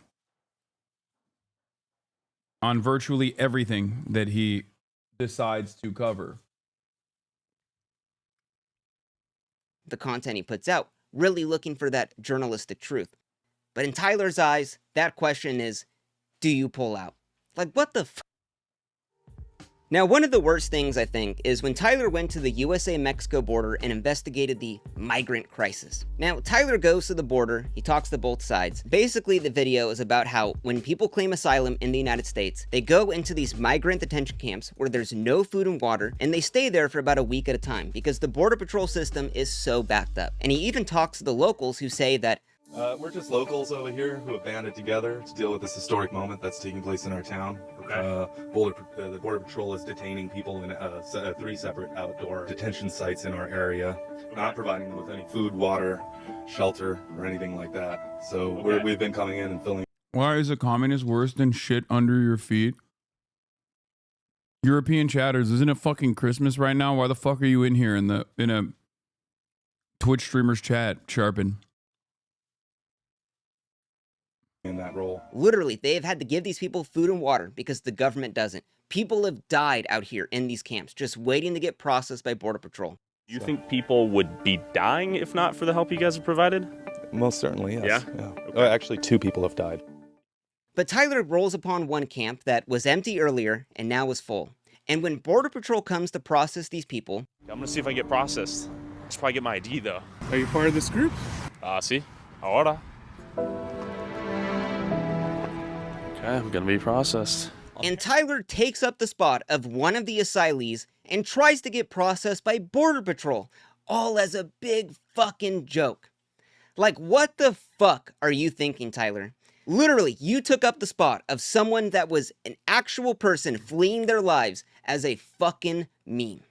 What the actual fuck are you thinking? You know the Border Patrol system is backed up for years, and you're just adding on to that for no reason at all. And Tyler was so proud of this that he put it in all of his promo for this video, all over TikTok and Instagram. Oh, I pretended to be an asylee and then get processed. Like, this is the most elitist fucking rich kid shit I have ever seen. This is fucking disgusting. And the fact that no one has called you out on this fucking blows my mind. Now, the Border Patrol guards do catch on to Tyler. They clearly see he's like a YouTuber and they kick him out of the bus. But what the fuck are you thinking? Would a journalist really pretend to be an asylee fleeing their lives, trying to get processed by Border Patrol, all as a big joke? I don't fucking think so. Now, Tyler's thumbnails have always been a big critique point for him. People have always said they're sensationalist, they have guns and violence and flames, and it's just these crazy thumbnails that aren't actually from the video that he's filming. A YouTube thumbnail is a compressed combination of symbols that allow a viewer to know what they're going to be watching as soon as humanly possible. Sometimes they do offend people, and I get it. I genuinely do get it. It's something we're kind of working on, but the videos are often redemptive stories of these people, and the coverage is as balanced as possible on both sides. That's something we strive for. And I just had this thought. I feel like Tyler's thumbnails are what he literally sprinkles in a little bit of normal people on the street in an effort to basically turn around and say, no, we cover both sides. We cover all sides of every story. That's it. The videos are insanely slanted to the right. It's not even fucking centrist. Like, I have my own separate set of issues with centrist attitudes in the face of immeasurable injustice. Having said that, however, Tyler doesn't even do that. He wants the city that he visits to be like. I mean, let's take example for a Sweden video. Now, when Tyler goes there, it seems pretty peaceful. You know, everyone's talking to him on the streets, everything seems pretty fine, but if you look at the thumbnail, you would get a completely different image. We have this guy with the Gucci bag, and he's all Gucci'd out. We have Swedish flags on the ground burning up. We have people with masks on robbing people in the middle of the street. But Tyler doesn't actually see that at all in the video. But the thumbnail is what he wishes the video would be. Let's go to his George Floyd video. Now, when Tyler goes there, he obviously sees like the George Floyd shrine, he's talking to people on the streets, but what Tyler wanted that video to be was he wanted to see a bunch of cops praying down the George Floyd, but clearly he didn't see that. I mean, even in his video about the cat eating Haitians, now Tyler doesn't ever run into someone holding cats and they're running around and there's flames in the background. He never sees that at all in the video. But Tyler in the thumbnail, he presents there's smoke and there's flames and there's cats running around, black guys just holding cats, but he never sees it. And one thing I thought about in the thumbnails is like, most journalists I don't think would make a random image of stuff they have never even seen or never even proven to have been seen and present that in the thumbnail as almost as if it's truth. Now, Tyler's thumbnails come a lot from that whole Mr. Beastified. Like, remember, if Tyler is a journalist, remember applying the same standards that you would apply to CNN. People get rightfully mad at CNN for changing headlines, New York Times for changing headlines, or for burying the lead in a story, for refusing to cover certain stories, for omitting key details from certain stories, right? This is a big part of what I do is try to create media literacy in my audience. If I were to apply those same standards to Tyler's channel, it would have to be taken down. Like, if CNN was processing slop with the same rate, and they do a lot of the stuff that right-wingers complain about. CNN certainly does, you know. But if they were doing it with the same frequency and with the same lack of interest in even telling you what the fuck is going on the ground, we would shut down major institutions. Okay? Tyler Oliveira, the Sun, worse.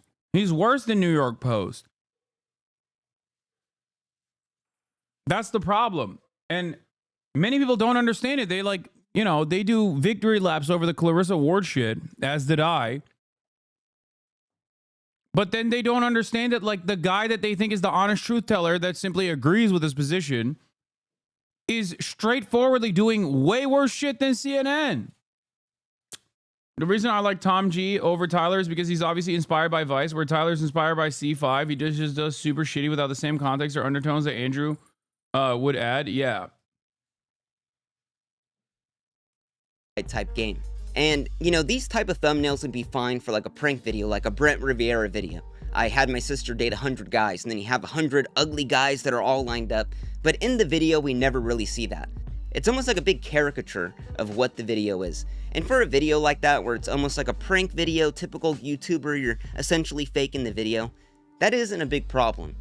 But when you're trying to present videos as like actual investigative journalism, like this is what's happening, Tyler never actually sees this stuff going on. But he's always highlighting, he's always making the extreme end of it. And these thumbnails are just the idea of what Tyler wants these cities to be. And I think that really lines up with how he edits the videos, how he uses fake evidence and footage, all in the name to present this fake narrative. And yeah, I'm like crazy sick right now. I just thought that was interesting, so let's continue on. Now, to end this video off, I want to go over Tyler's worst video. Inside the Ohio town invaded by cat-eating Haitians. Now, when Tyler put this out, it got a ton of press. All over Twitter, all over YouTube, Instagram, TikTok. And this video got 47.6 million views across all platforms online. Now, while this video got a ton of good press from people online saying that this is proof they're eating the Lou Dobbs and InfoWars.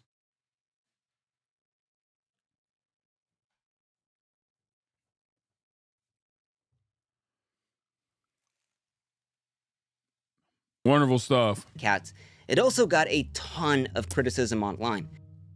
And when Tyler responded to all of this criticism, Tyler said that that video that he made, this video we're going to talk about right here, it wasn't about the Haitians eating the cats. No.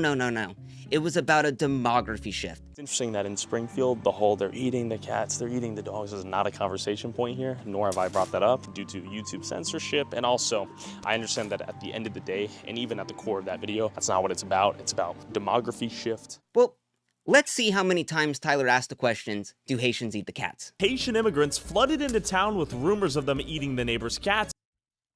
Also, a demographic shift in Springfield, Ohio, in and of itself is like white supremacist slop again.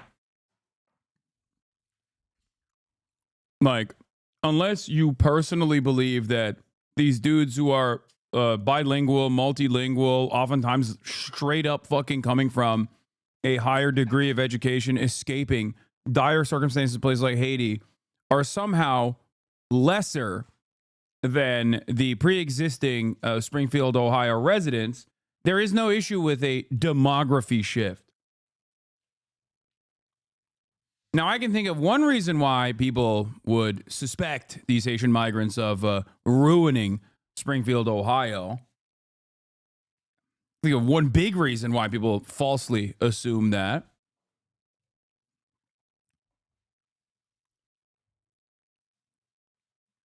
You know. Haitians are eating cats. Are these Haitians eating cats? Haitians are taking neighbors' cats and eating. The Haitians are eating the neighbor's cats. Rumors of neighbor's cats going missing, getting eaten. Haitians eating the neighbor's cats. Haitians taking cats. Are they eating cats? Haitians are kidnapping the neighbor's cats and eating them. Again, no cat eating. Cats are getting kidnapped? Is that Yes. true? Yes, my mom You're actually laughing. seen, my mom actually What have you seen a seen? post on Facebook. I believe it. Like, I've heard rumors about them taking the geese and killing them. I wouldn't be surprised though, because we used to have a lot of cats around here. ¿Es cierto que personas comen los gatos o no? Bonjour. You got a cat right beside him. Stop! Noel, I've seen a video of a guy getting a Canadian goose, a Haitian dude. We've lost a whole bunch of cats. There was a van pulled over that had over 100 cats in it with the Haitians. They said they was eating them. Actually? Yeah. Not fake news. Not fake news. Nah, man, it's not that you are weak. It's that I would smoke cigarette butts, man. That's what I'm saying. Like, sensitive to use cyberspace to help media police. When you say these trademark HasanAbi things I'm having, if I'm having my Christmas, I get a little dizzy. Huh?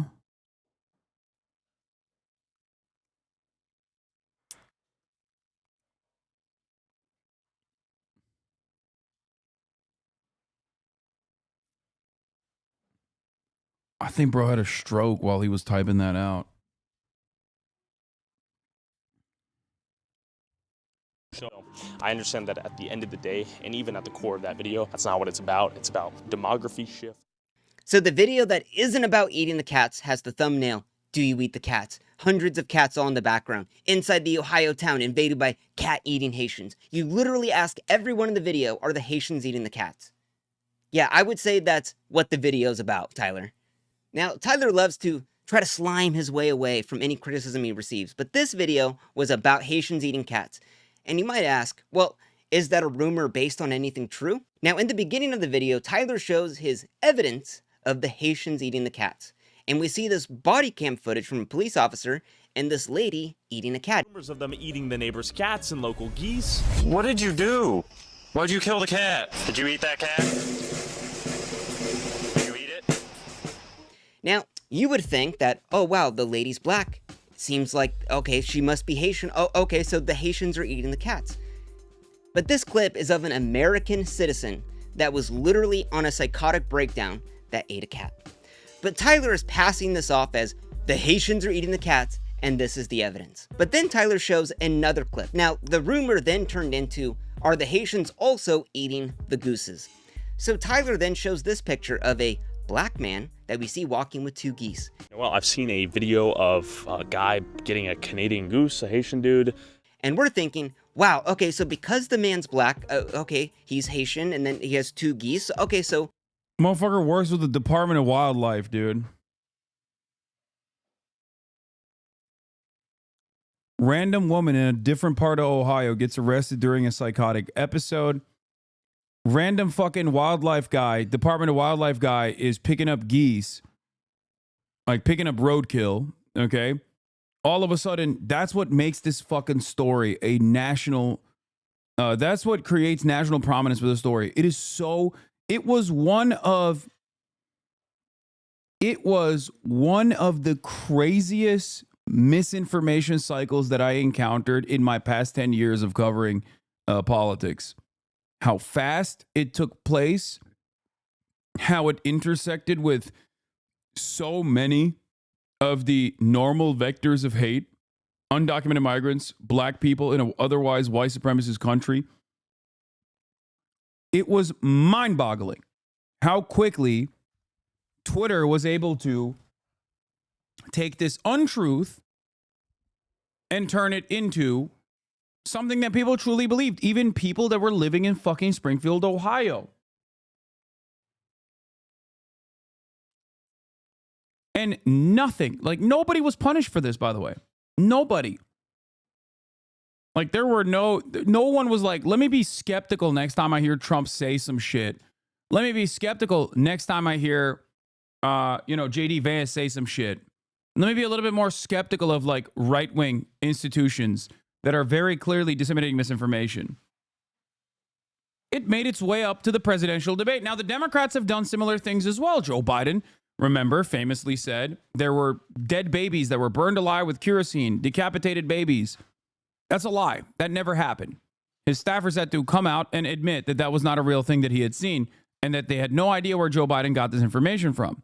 Joe Biden also, once again, famously said, oh, well, I don't trust the Hamas-run health ministry numbers, even though it was almost always the American State Department and the Israeli government's own assessment that the Hamas-run health ministry had accurate numbers that, like I said, the CIA and the Israeli government also relied on. Numbers that have been, time and time again, proven to be actually undercounts, not overcounts, but undercounts by third-party investigators. So the very fact that, certain narratives can just all of a sudden become truth happens on both sides of the political equation, and it's certainly something that the mainstream media also elevates and addresses without the veracity that these, or without the critical lens that these stories deserve. But as far as the misinformation faucet goes, how insane it is that this story that was so clearly like a racist minstrel show was able to become the dominating headline that led to people sending bomb threats to Springfield, Ohio over the course of one singular week, making its way to the fucking debate stage, the presidential debate stage, was insane. It has to be Haitians eating the geese now, too. But this image was also debunked.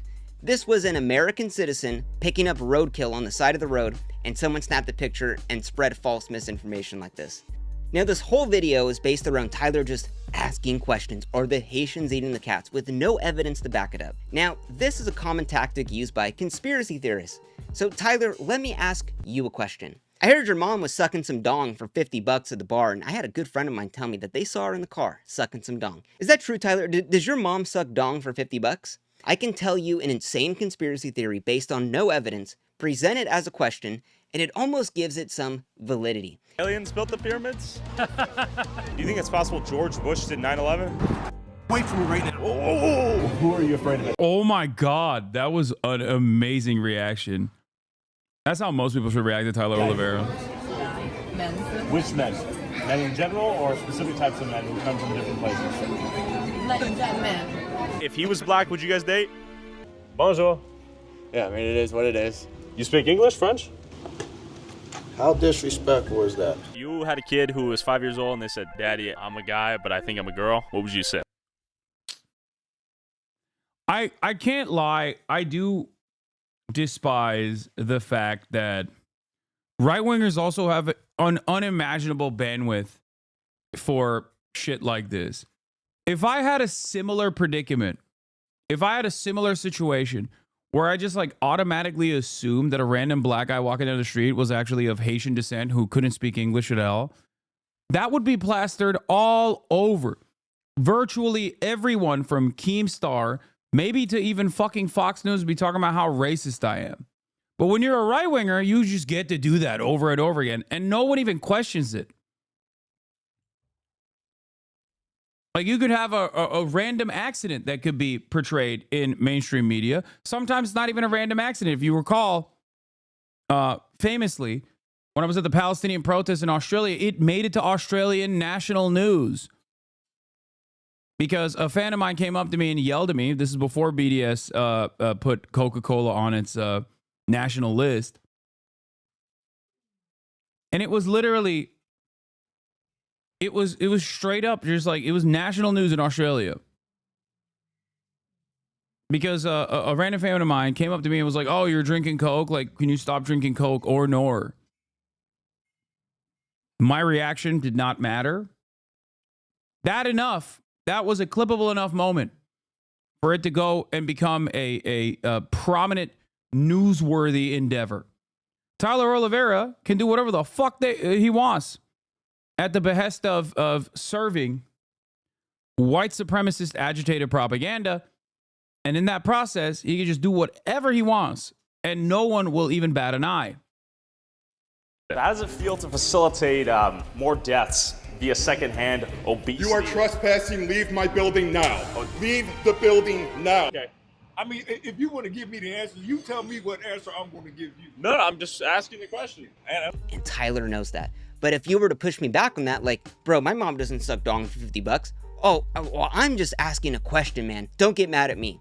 That's what Tyler's doing here. Because this whole thing of Tyler asking people if the Haitians eat the cats, let's think about another equivalent. This is like going up to Asian people point blank and saying, I heard on Twitter that Asian people are eating dogs. Is that true? Yeah, that is exactly what I said at the time as well. That's literally what this is.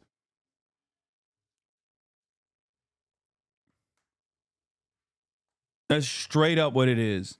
Tyler doesn't have any social brain to maybe think, maybe that might not be an appropriate question to ask. Why did no one else make this video on YouTube? Maybe because it's a little bit racist. Now, Andrew Callahan, Channel 5, he runs another channel that Tyler essentially ripped off from and made into his own thing. Does the same thing. He goes boots on the ground, does journalism. And Andrew even made it a point to say that he would not be coming to Springfield to ask people about the Haitians eating the cats. By the time I wrapped up my report in Colorado, the front lines of the migrant hysteria crisis had already shifted fronts, from Aurora over to Springfield, Ohio, where Trump and J.D. Vance claimed that Haitians were eating cats. They're eating the dogs. The people that came in, they're eating the cats. A claim that was debunked by the mayor, the state, and basically everybody else. After the presidential debates, my inbox was flooded by emails saying that Channel 5 should go there. But guess what? I'm not going. I'm not going to follow every shitty thing that Trump says about migrants across the country and feed the algorithm they've created by lying. But Tyler doesn't care because he knew he was going to get mad views on this. And he clearly did. 47.6 million views. Now, this video is a whole can of worms in terms of the whole just asking questions things. And what's really annoying about all of this is that it could only take Tyler a minute to spread misinformation, but it takes an hour to debunk it. Now, I'm not going to go through this entire video and all of the little details about it, but essentially this whole just asking questions things, this is in nearly all of Tyler's videos, and the Springfield video is the creme de la creme of it. And it's one thing to let people speak about what they think when you ask them a question to make themselves look dumb, but when Tyler doesn't push back on anything they say, it's almost like he's kind of not co-signing, but almost like, okay, No, he is co-signing. That's why he's wearing a Be Like Poland hat while talking to some fucking random racist charlatan that doesn't even have a significant base of support in Poland.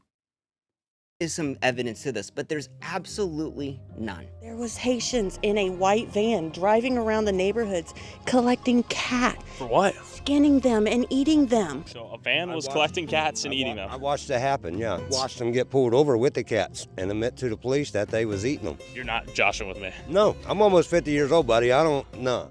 See, this was my favorite line. Me and Felix, remember when Felix and I reacted to this?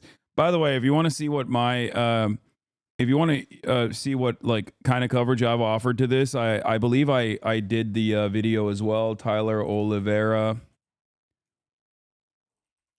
Of course, when I cover Tyler Oliveira's videos, usually YouTube doesn't offer it any sort of movement, any sort of motion whatsoever. The fake right-wing misinformation gets 47 million views. Correcting this right-wing misinformation and covering it. Wait, hold on. Oh, here, this is the one. This is the one. Covering the right-wing misinformation, on the other hand, gets 186,000 views. It gets demonetized. It gets pushed away in the algorithm because YouTube does certainly like right-wing content. That's just the reality of the matter. This is an underperforming video for me.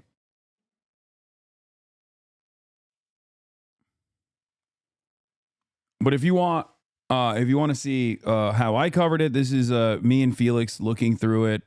This is like a fucking 47 minute reaction to Tyler Oliveira's racist ass bullshit. A real journalist would push back on what these people say. When people talk about, oh my God, I saw the police, the cats in the van and everything. Tyler could have gone down to the police station and gotten the police report if this guy was for real. But Tyler didn't, because he just wants to take this guy's rumor and just spread it on as it's actually fact. And Tyler knows that if he ever gets pushed on this, he could always go back to the whole, I'm just asking questions, bro. But Tyler doesn't care about fixing the problems that he so often shows the world, because the dollar at the end of the day is Tyler's goal, and his incentive is to highlight and throw gasoline and incentivize as many of these problems as possible because it gets Tyler as many clicks as possible. This video took about 4 months to make, and I only went through a few of his videos. Now, there are so many videos that are based in the same format online that I think a lot more debunking needs to be done. A lot more of this just misinformation, hoaxes, and just made up shit needs to be taken down, because it is so harmful to our platform. If we're really trying to have actual truth-seeking journalism, really try to show that, because everything I've showed you today is anything but that. And I would just ask you one last time, is all of this stuff in this video something a real journalist would do? Thank you for watching. Good video. They all beg the question of hide behind plausible deniability like a bunch of cowards. Yeah. I mean, for Tyler, it's not even begging the question and hiding behind plausible. I mean, I guess he does that to a certain degree. I think he does that to amplify his commentary, though. He does that because every person automatically wants to hear from a guy who is unbiased in air quotes. And Tyler Oliveira gets to present himself as that. That's it.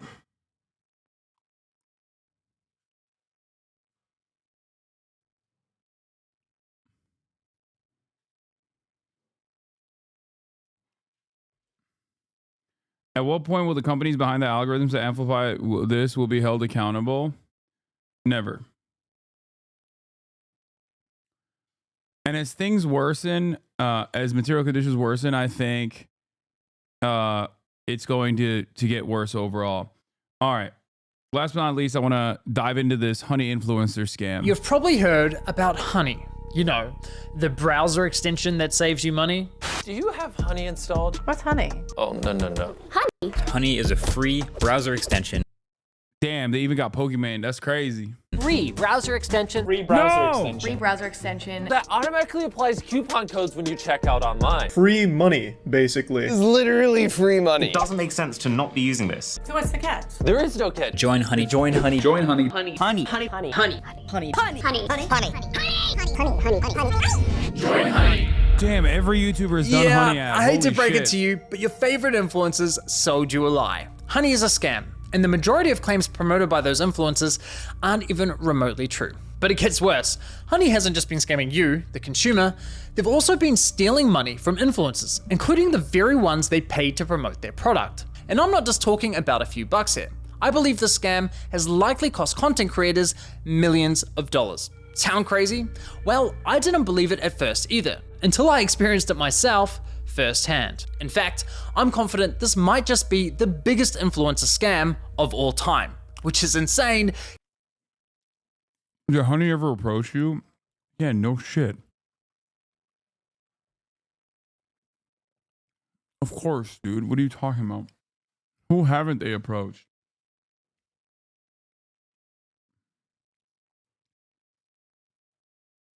I just don't work with a lot of those DR campaigns. I say no to a fuck ton of advertisers. Honey is not even remotely relevant in that regard. Considering Honey is owned and run by PayPal, who purchased this company for $4 billion. This 3-part series is the result of a multi-year investigation where I believe I've uncovered signs of advertising fraud, affiliate fraud, the illegal collection of personal data, deception, lies, coercion, extortion, the list goes on. I've reviewed hundreds of documents, adverts, sponsorships. I've reviewed emails between Honey and merchants, interviewed victims. Believe me, this runs deep. Now, I want to be clear, the views, allegations, and conclusions expressed in this series are my opinions, based on evidence I have gathered, which will be shared throughout. With that said, ladies and gentlemen, this is the Honey Trap.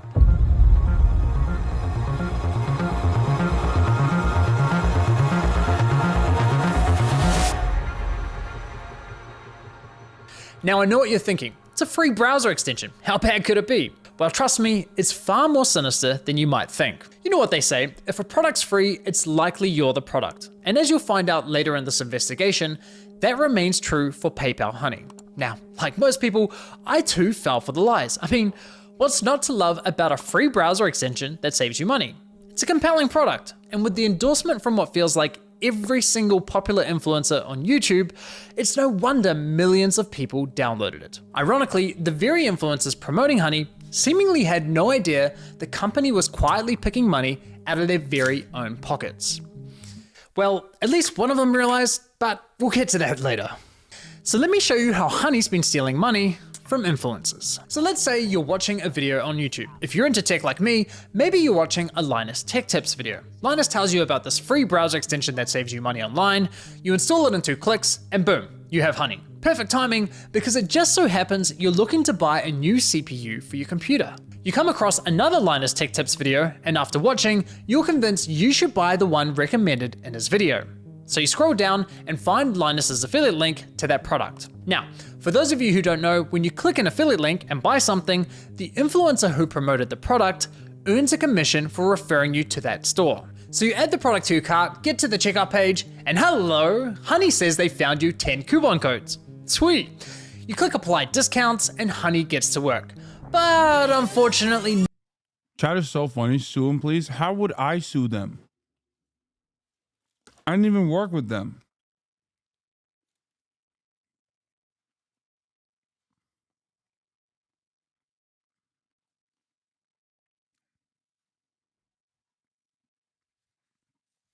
Chat has one speed, dude. They always are like, oh, something's happening. Americans, dude. Americans, they're so litigious. none of the coupon codes worked. Doesn't matter though, because as Honey has promised us for years, that means we know we've got the best deal. So you complete your purchase, you're happy, your new CPU's on the way, Linus is happy, he's getting his commission, everyone's happy, right? Well, let's quickly rewind and see what was happening behind the scenes.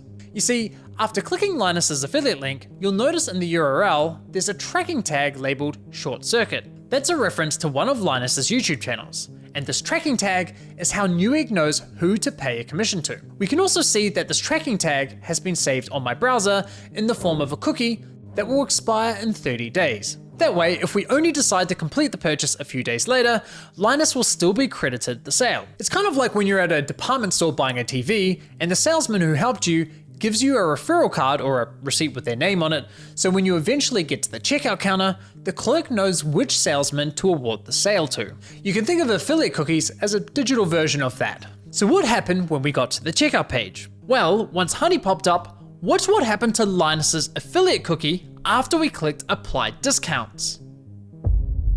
You see that? Honey came in, removed Linus's affiliate cookie, and replaced it with their own, claiming credit for the sale and pocketing the commission money for themselves. Yeah. Now, if we quickly go back again, we can see what's causing this to happen. After clicking Apply Discounts, I mean, that could be an initiative where they're like tracking on their end, but they don't really care necessarily because they already paid them. Maybe it's not a DR campaign in the way that like they get a percentage fee on the contract side.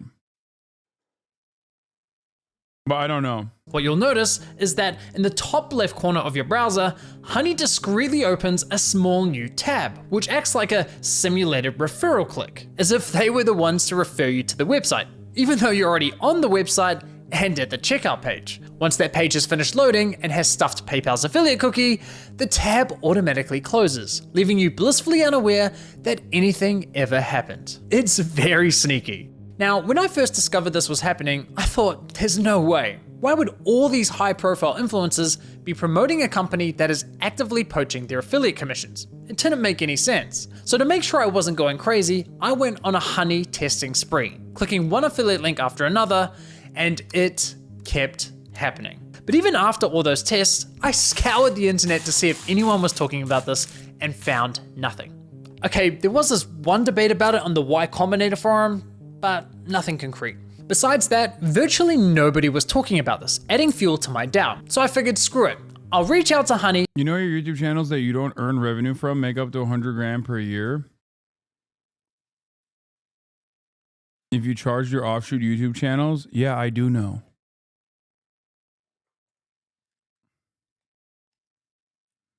Yeah, good for them. It's so funny. Chatters were literally, America's the greatest nation on earth, Trump 2024, stand with Israel, God loves everyone. Maybe not you, Chatter.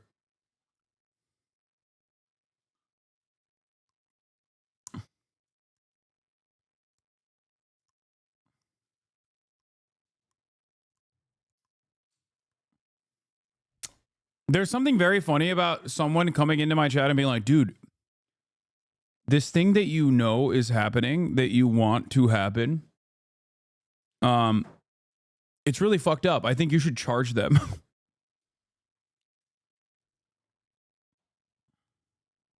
I'm good, man. And ask them directly. And sure enough, they came back to me with the following. If Honey is activated and is the last program used while shopping on a site, it is likely Honey will receive credit for the purchase. I was right, and just like that, my investigation into Honey began. Now, some might consider what PayPal's doing here dirty or highly unethical, but personally, I can't see how it's anything short of fraud. I mean, just imagine something like this happening in a real-world scenario. Let's say you're at a department store looking to buy a new TV. A salesman spends time running you through your options. You decide to buy, he gives you his referral card, you get to the checkout, and right as you're about to pay, a sleazy salesman pops up. I generate my revenue off of you guys that subscribe at the top of the hour and in the middle of the hour and just in general, okay? That is how I make my money. You can subscribe for $6 or for free with a Twitch Prime, or by getting gifted a sub if you're lucky.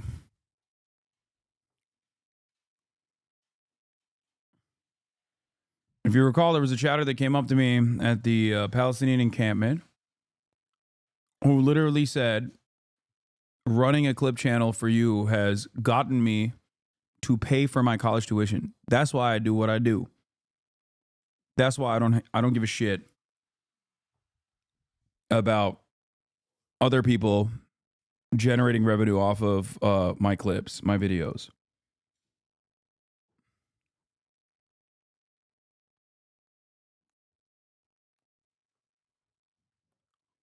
That's why it's also so funny when people say Hasan is such a greedy capitalist.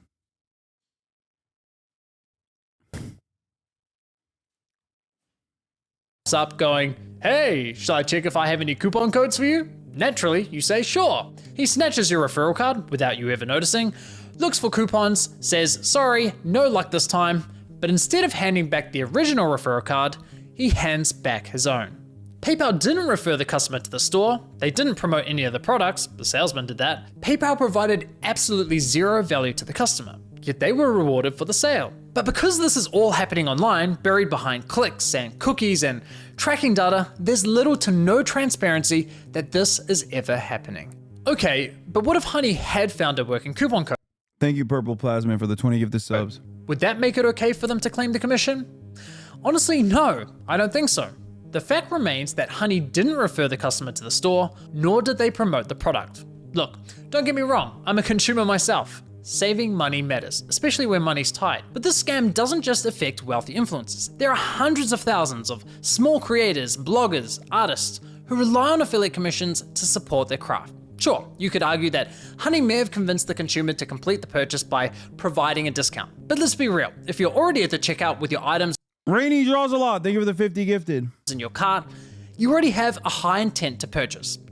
And again, this would never fly in a real life sales environment. No department store is going to allow a salesman to hang out at the checkout counter, casually handing out coupon codes while simultaneously stealing commissions from the other sales reps. So why are we allowing a corporate giant like PayPal to do it on the internet? Now, believe it or not, this first example I just showed you with Linus is just one of 3 scenarios in which Honey poaches affiliate commissions, and the next scenarios are even worse. But before I show you how bad scenario 2 is, it's important you understand the fundamental system Honey is exploiting. You see, in affiliate marketing, there's this thing called last click attribution, which basically means last click wins. For example, you might click on a shoe blogger's affiliate link for a pair of Nikes, but you don't buy right away. Later, you click on a YouTuber's link for the same shoes and complete the purchase. In this scenario, the YouTuber gets the commission and the blogger gets nothing. There are other models like first click, where the blogger would win the commission, or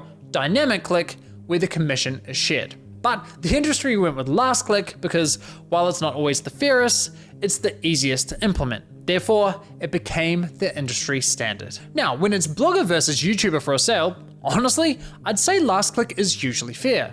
But when it's anyone versus Honey, there's no real competition. Honey pops up right at the end of your purchasing journey, virtually guaranteeing they'll win that last click. They of course know this and do anything they can to get that last click, even when there's no coupon codes to offer. Which brings us to scenario 2.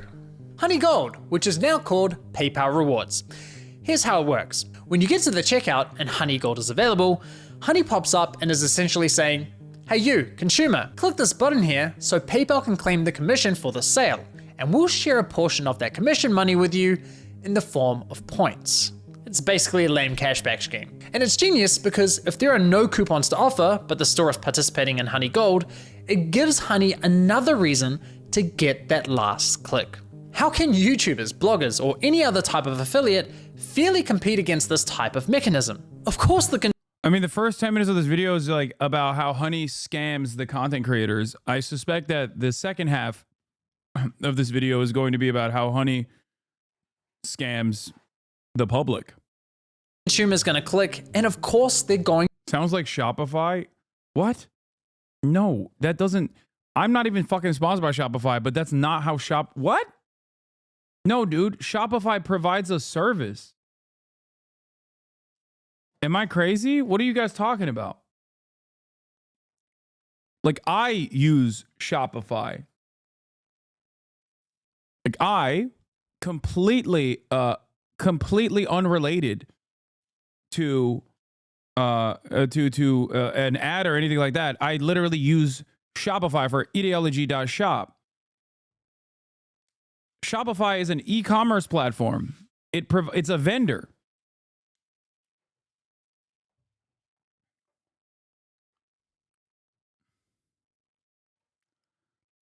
You did do an ad for Shopify. They were accused of anti-Semitism weeks ago. Wait, what? When did I do an ad for Shopify?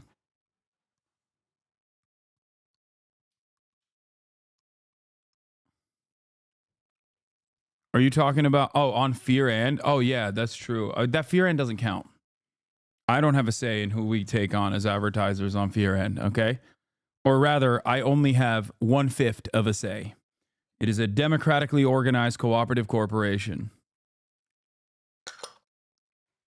But yeah. Kaya is in charge. True. But yeah, Shopify, regardless, is very different than Honey. Was Shopify accused of anti-Semitism? I think that person was joking. It's just a different kind of middleman. It's not as nefarious as Honey. No, it's not a different kind of middleman. What the fuck are you guys talking about? It's literally directly providing a service for vendors. It has a back-end system for you to track all of the things that you're selling. Guys, please stop. Not every point of purchase or not every fucking thing that is advertised online is across the board the same, okay? Yeah, it's an e-commerce site template. Thank you. Honey isn't a service, it's a scam. That's it. It presents as a service, but it's smoke and mirrors.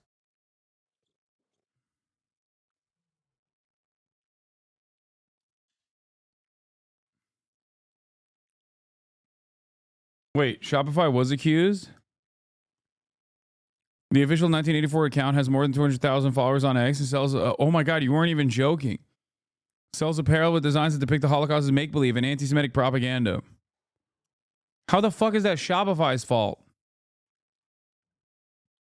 What the fuck? Yeah, random motherfuckers like are using their website. Shopify is literally Squarespace.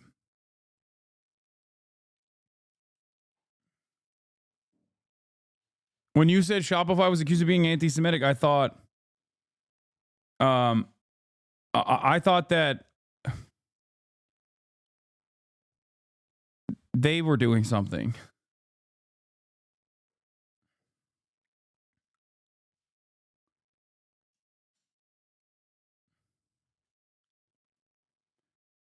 Anyone can make a Shopify account and utilize the services. Isn't it Shopify's fault? Yeah. Going to win the sale. Why am I defending Shopify, dude? Oh my God. Okay, this got me thinking, how much of their commission are they actually sharing with users? Well, to find out, I decided to put Honey Gold to the test. So I looked for any website where Honey Gold was offered and found it on NordVPN. And no, this is not a sneaky sponsorship. So I signed up for NordVPN's affiliate program, which offers 40% commission on successful referrals. After getting approved into the program, I received a custom affiliate link for my YouTube channel.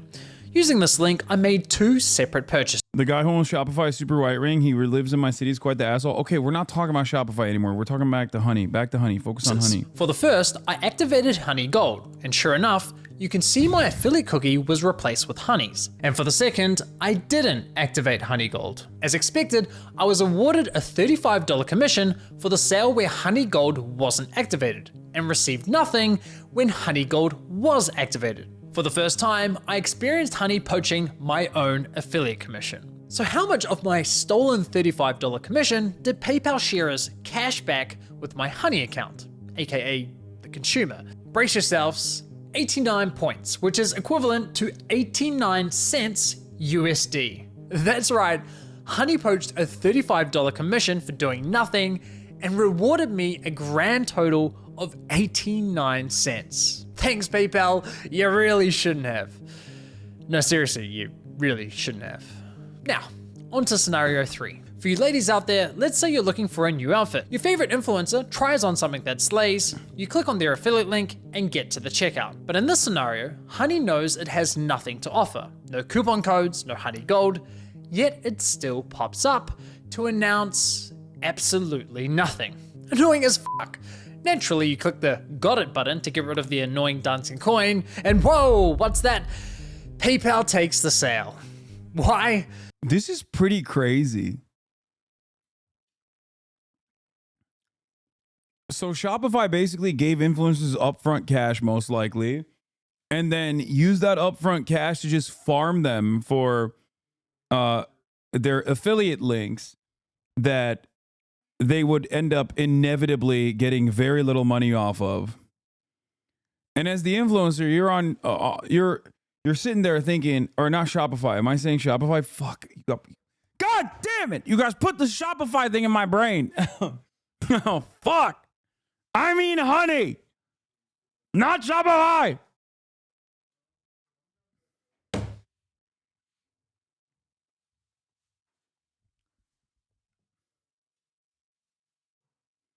Merry Christmas.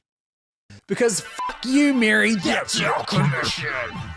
But wait, there's more. My personal favorite is when Honey has nothing to offer, so pops up offering you to check out with PayPal, even though the option is already available at the checkout page. And of course, if you click the checkout button, PayPal poaches the sale.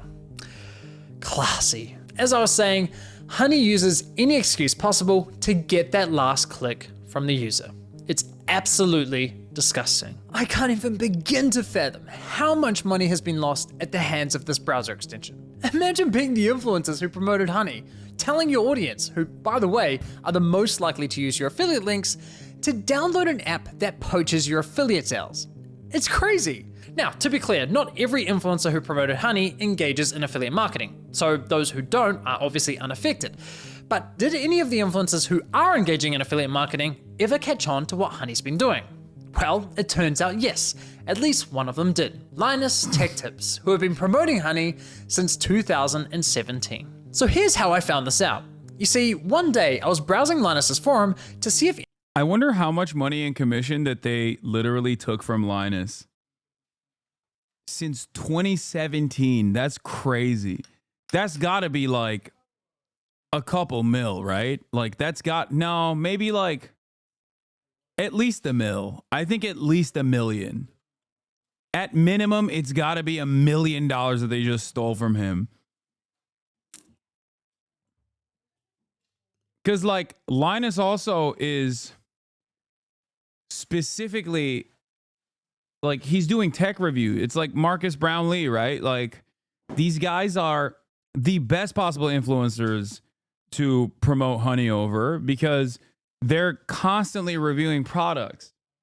It's like my favorite YouTuber, Doug DeMuro, having his own website where he where people can sell their own cars and buy cars. That's right. I watch a lot of Doug DeMuro. It's out. Okay. Me and my brother sit down and watch Doug DeMuro videos sometimes. We bond over it. Why are you coming over here? Don't get out of it. I heard, and I wanted to see some quirks and features. No, I'm muting you again. Speed Racer Brownlee, yeah. Unmute you for a second here. This? Okay.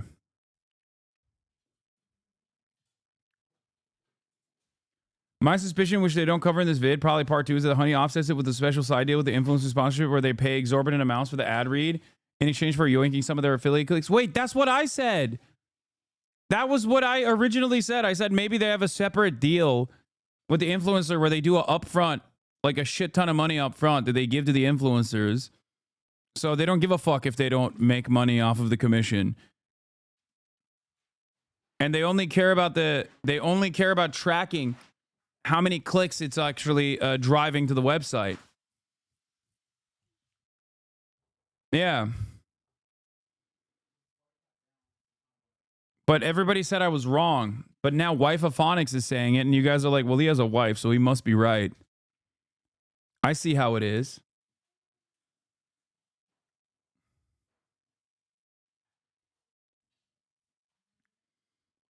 But especially for Linus Tech Tips, like that would be a tremendous amount of money that they would have to pay him up front. He disproved that when he tested with being an affiliate. Yeah, but he wasn't an affiliate with an upfront. He was a Honey affiliate that he signed off on his own. That is entirely different than Honey going through a marketing agency to Linus Tech Tips' company to give them a fat fucking upfront deal. Yeah. We don't know what the contracts look like for Honey. Anyone had raised a red flag about Honey. And sure enough, back in 2020, someone sounded the alarm, but it was ultimately ignored. However, in 2022, a different user noticed that LMG were no longer promoting Honey and asked the team if they had been dropped as a sponsor, to which one of Linus's employees responded with, "We ended the partnership with Honey due to the way their service interacted with affiliate links. Essentially, if someone clicked on an affiliate link and then they use Honey and search for a deal, Honey will override that tracking link even if they don't find you a deal. That didn't jive with us, so we ended the partnership." Okay, so they had no idea this was happening, and it took them several years to catch on. That's quite telling, because we're talking about a tech-savvy YouTube channel that's run by a very large team. The fact that it took them several years to figure this out, in my opinion, really underscores the deceptive nature with which Honey operates. If Linus and his team didn't know, I can't imagine many other influencers would have known either. Now, I have to say, as a longtime viewer and supporter of Linus's channel, I'm incredibly disappointed they weren't more public with this discovery. I get this specific issue doesn't directly affect their viewers, but surely they must have realized the wider impact this could be having on the creator community, a community they're a part of. I think that matters.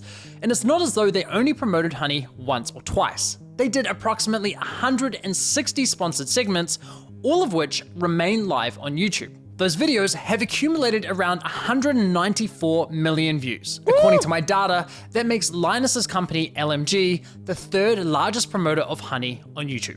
So yeah, in my opinion, they should have made more noise about this. But what's truly baffling to me is that after LMG ended their partnership with Honey, they then went ahead and partnered with Linus got paid out by them, that's why. Linus got paid to say nothing about Honey. Okay, I don't know if that's the case, man. H3H3 is the second one. The company called Karma Now, a coupon browser extension that literally engages in similar behavior. Now, I did reach out to LMG about this situation, and I'll be honest, their response was not to my satisfaction. They didn't address the majority of my questions, however, they did at least provide some important context about their dealings with Honey. LMG stated that as soon as these issues with Honey were brought to us, we tried to work with them to remedy them. After a few calls, we were informed that they weren't willing to change, so we stopped working with them across all channels. So let me get this straight. One of Honey's biggest promoters goes to them and says, "Hey, can you please stop overriding our affiliate links?" And Honey effectively goes, "Nah, not happening." Assuming I've got that correct, and if true, that just goes to show what little regard Honey has not only for content creators, but also their partners. Now, as for LMG's less than ideal response, I did press Linus's team to address the rest of my questions, but never heard back from them. But it's time to shift gears. Why would they change their business model if they're making a shit ton of money from it? Assuming that 200 million views has a 1 to 1,000 click rate, assuming $20 a referral, that means LMG brought in $4 million for Honey. I wonder how much they paid them. Because unfortunately, this scam runs much deeper than stolen affiliate commissions. It's time we talk about how Honey used these influencers to sell you a complete lie. How they sold you a product that was doing the opposite of what they promised. You see, as I was testing Honey across different stores, I was encountering a reoccurring issue. When I reached the checkout page, Honey would claim it couldn't find me any coupon codes. Yet when I searched manually, I found working codes with ease. And even when Honey did find me a code, I was often able to find another code of better value. Kind of strange, given their claim that, well, thanks to Honey, manually searching for coupon codes is now a thing of the past. Another oddity was that Honey would often only find me Honey branded coupon codes. They couldn't even fucking find the best coupons? So they're not even providing any value?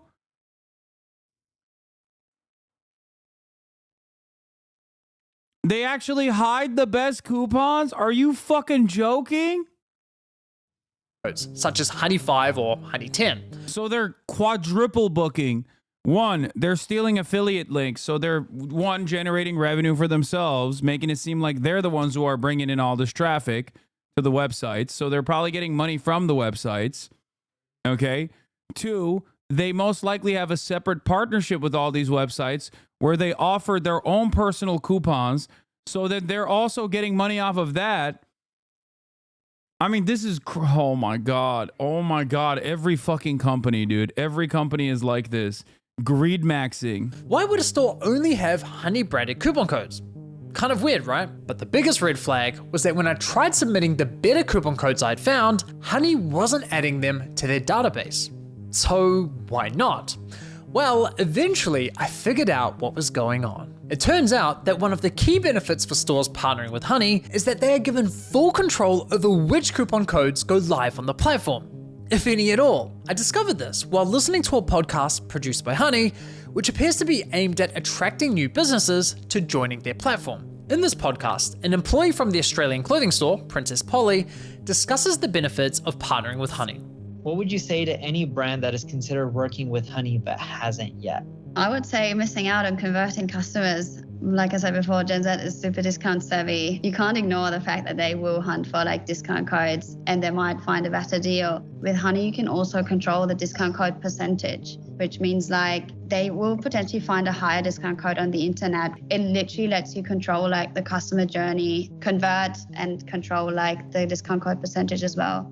This is insane. That's crazy. She's basically saying Honey is great for businesses because it encourages users not to bother hunting for coupon codes.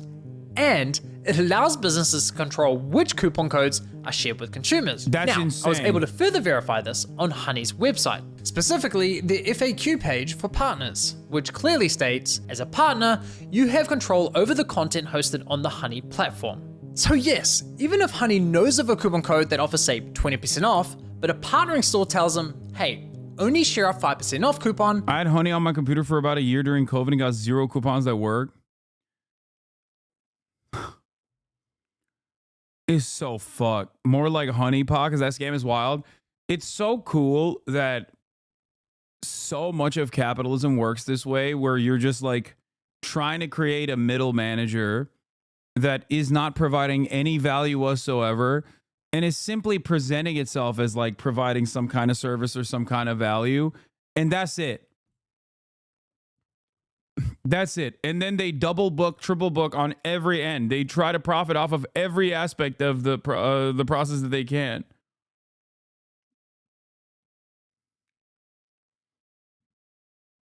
It's like there is so much unnecessary paperwork. Right-wingers who love capitalism often talk about the bureaucracy of the federal government and how bureaucratic red tape gets in the way.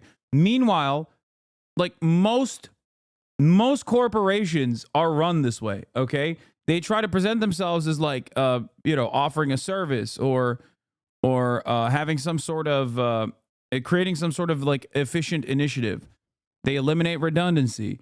Meanwhile, most of what they do is nothing. Is just nothing at all.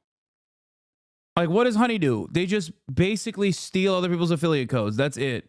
Glad you are learning something even on the holidays. I mean, this is not something that I've just learned. Can you ban me for 1 week, please? I've been baiting woke of the day for a while because I miss my ex and don't have family. The holidays are rough for me.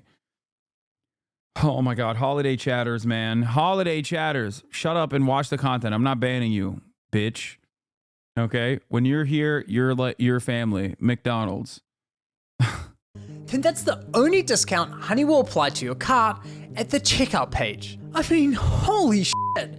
Honey wasn't finding you the best deals possible. They were intentionally withholding them from you for their own financial gain. This completely invalidates Honey's core value proposition to consumers. For years, they sold you the lie that they would find you every working coupon code on the internet and apply the best one to your cart. But nope, complete and utter lie. They have literally been feeding you coupon codes that were approved by the partnered stores who were paying them. And can I just say, the double messaging here is hilarious. Because on one hand, Honey has appealed to consumers by promising to find the best deals possible. But on the other hand, they appeal to businesses claiming that Honey helps prevent consumers from finding the best deals. It's absurd. Now, when you think about it, this all makes complete sense. I mean, why would any? I mean, this is just straight up fraud. No way this doesn't result in class action. I mean, their entire business model revolves around graft. So I'm kind of shocked if they don't have enough like legal protection. You know what I mean? They're owned by PayPal. PayPal bought them for $4 billion. Like I'd be shocked if PayPal didn't do their due diligence and Honey lawyers didn't do their due diligence. Like when you're valued at the point of purchase at $4 billion, okay, that's a lot of cookies. I assume that they would be able to defend against litigation, maybe pay off like a class action lawsuit as they continue to farm revenue this way. Online business pay Honey for sharing their highest value coupon codes with its 20 million users. That's not an appealing partnership whatsoever. So, to make a partnership more attractive, Honey told businesses, hey, if you partner with us and pay us an affiliate commission, we'll let you control which discount codes are shared on our platform. And we'll tell our consumers we scoured the internet and found them the best deal possible. Everybody wins. Just not the consumers or the influencers. With this discovery, I decided to do... Yeah, everybody wins is so funny. No, the only people that win is Honey. Like, literally no one else wins in this situation. The only people that win is just Honey. It's just the shareholders. And maybe PayPal because they get to show the revenue Honey generated with its, I guess, limited, with its, like, it's a profitable company, I suspect. There's probably not a lot of lift there. They probably spend most of the capital on marketing because they do like such an expansive marketing approach. If most people knew how the sausage is made when it comes to big data brokers and profiteering on said data, they'd lose their minds. This is all it comes down to. Honey makes their money by hoovering up so much data that they can literally understand everything about consumer behavior and demographics. Fair. A thorough audit of Honey's advertising campaigns. And yikes, the ads, the sponsorships, everywhere you look, it's lie after lie. I wouldn't be surprised if this ends up going down as one of the most aggressive, shameless marketing scams of the century. Just look at this insane list of videos that were sponsored by Honey. According to my data, they sponsored almost 5,000 videos across roughly 1,000 different YouTube channels, racking up an unbelievable 7.8 billion views. It's crazy. So now that we have a clearer picture of how Honey operates, let's reflect on some of their claims. Honey will find every working code on the internet and apply the best one to your cart. If Honey can't find a discount code for you, then you can rest assured there's not a single discount or promo code on the internet. It's a free browser extension that automatically finds you the best promo codes for anything you purchase online. You literally don't spend money. Honey searches the known internet for every promo code ever used. This means you always get the best deals without even trying. What Honey does is take money and they put it in your pocket. If there is any way to save money on your purchase, they'll find it. Getting you the lowest prices possible at checkout. You are always going to get the best deal no matter where you're shopping. Amazon, eBay, Best Buy, doesn't matter. Honey's got your butt covered. If Honey can't find a code, you have the best deal. It really puts into perspective just how shady this company is, doesn't it? Now, believe it or not, the Better Business Bureau launched an inquiry into Honey's advertising claims. But after Honey immediately discontinued the claims for, quote, business reasons, the BBB decided to drop the case. Honestly, at this point in my investigation, I thought I'd seen the worst of it. I thought I understood the full picture of Honey's shady business model. But here's the thing. What I haven't told you is that there were instances where Honey would actually work really well, finding me incredible discounts that seemed almost too good to be true. Now, it wasn't very often, but enough to confuse me. And there were even times when they weren't poaching affiliate commissions by claiming the credit for sales. These inconsistencies. First Polymarket CEO getting raided. Now Honey exposed. What do you know about these companies that you don't sponsor, Lamau? Bugged me. It didn't add up with everything else I had discovered. What I know about these companies is that if something smells fishy, or if something is against my own personal code of conduct or my own ethics, I won't allow them to sponsor my Twitch channel. I just usually don't take sponsorships in general across the board. It needs to be something that I actually am interested in using. And that's it. The ball shaver is not fishy. I like that every single sponsorship that you guys do, you do nothing and win. No, that's not true. I fucking say no to Honey, Raid Shadow Legends, all these other fucking major companies. You think that Honey literally fucking sponsors every YouTuber? Every YouTuber. Does everyone vote on the sponsor at Fear and? No, we voted on a marketing company that we have a right of refusal to for things that we advertise on, but I don't personally give a shit that much about whatever the fuck Fear End is sponsoring. They want to do it, they're fine to do so. Obviously, I'm not going to do like a gambling sponsorship or whatever, even if it's for Fear End, but no one else wants that either.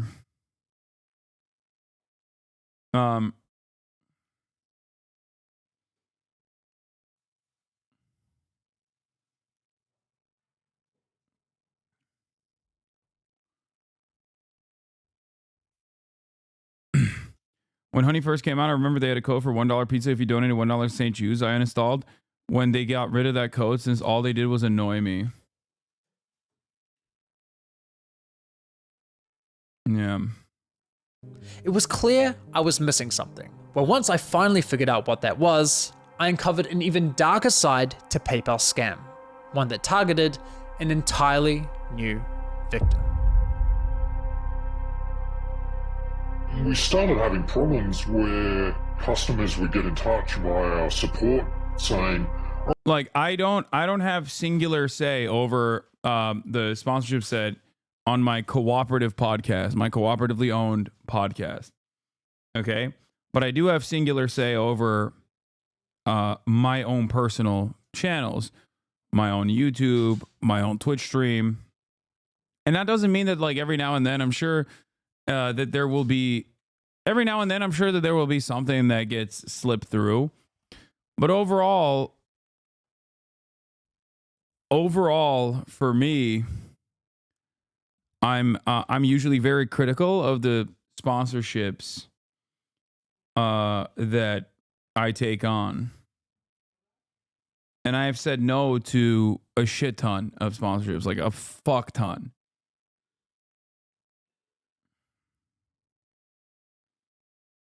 oh, hey, I just tried to use this discount, this 60% off coupon, and it doesn't work. I'd be like, dude, that is not your discount. Like, how did you get that? And they'd be like, oh, I just showed up through the Honey extension. Yeah, it cost us thousands, and I haven't even looked into how far back it went. At the end of the day, like, you need to make the numbers work, and if Honey is going to steal 10% of your revenue all the time, you're going to have to raise prices at the end of the day, and it's just like a really awful business model. Like, we've been so mad at them for so long. Play Hogwarts Legacy? What? No, it was mid as fuck. I did. I played Hogwarts Legacy for like 5 minutes. It was mid as fuck. Here's Markiplier being correct about Honey, apparently. I have a natural distrust of Honey. I don't know what it is. I don't know why, but I naturally distrust Honey. And I don't... Okay, all right, guys. All right, we're going to stop. Everyone listen. I don't know what it is, but my gut tells me that nothing in life is free. So where's all these savings coming from? And like the money that people get from Honey, I don't trust it. They push so much advertising. They push so much advertising on YouTube. They do brand deals with other YouTubers. I think they've even offered me, and I said no, because I just don't trust Honey. I have a feeling there's going to, in like a couple years, there's going to be the great Honey conspiracy of like 2022. And I don't know what it is. I'm sure it's fine. And like, I got no problem with like the concept of an app that like clips coupon codes for you. That's great. That sounds great. Wow, you bring so much insight while watching videos. Thanks, man. I don't think it's healthy for you to be in a community that you fucking despise on Christmas Eve. I'm gonna be honest with you. I feel like hate watching on Christmas Eve, a content creator that you don't like, is probably going to push you further off the ledge. So here is your wake-up call, chatter. Step away from the ledge. 2013 account. It's pretty fucking sad. At least everyone here wants to be here, you know? 28,212 people in here that want to be here. You, on the other hand, could be watching, like, I don't know, Elf, or I really want to watch Tokyo Godfathers. I heard it's like one of the best Christmas movies of all time. It's an anime. You know?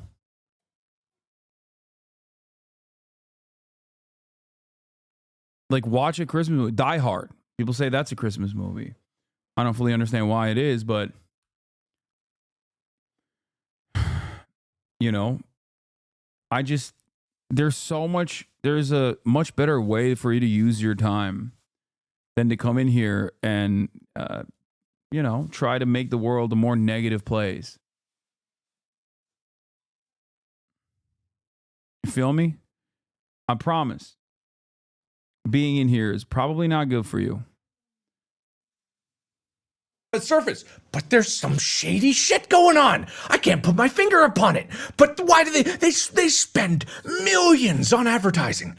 And then people are getting money out of it, and then people are saving money out of it, and that makes sense, but the other part doesn't make sense, and then something's going on here. Where's all this money coming from? Where is Honey getting the money? Well, he was right. The definition of a Christmas movie is that the lot wouldn't happen without it being Christmas. Okay. Wow, Hasan, using Christmas for your own political gain. Yeah, my own political gain, which is to make that hater live a happier life by snapping him back into reality. You know? Markiplier was vindicated. But on that note, I really wanted to watch this Honey video as well. I'm glad that we did. I am going to go and spend time with my family. So, love you guys, and I will see you tomorrow. Like I said, Socialistmas is tomorrow, where this socialist man is going to abide by the values of socialism, which is rich people give you, chatters, gifts. Santa Claus is a Turkish man, as you guys know, and so am I. Proving once again that reality, Socialism is tomorrow with Lol overruled. So, see you tomorrow. Love you all. Bye-bye.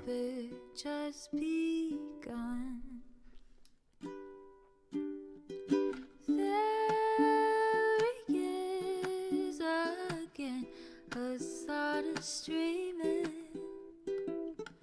Hasan is streaming. There he is again. Hasan is streaming. Hasan is streaming. Reviewing the P.O. box. Uncle Uger's face. Sudden Discord agitprop. Great names take embrace. Tiny Bernie Sanders, LGBTQ Air Force. The whole left at your fingertips, Ane at your door. H3 crowded debate, the Young Turks online show.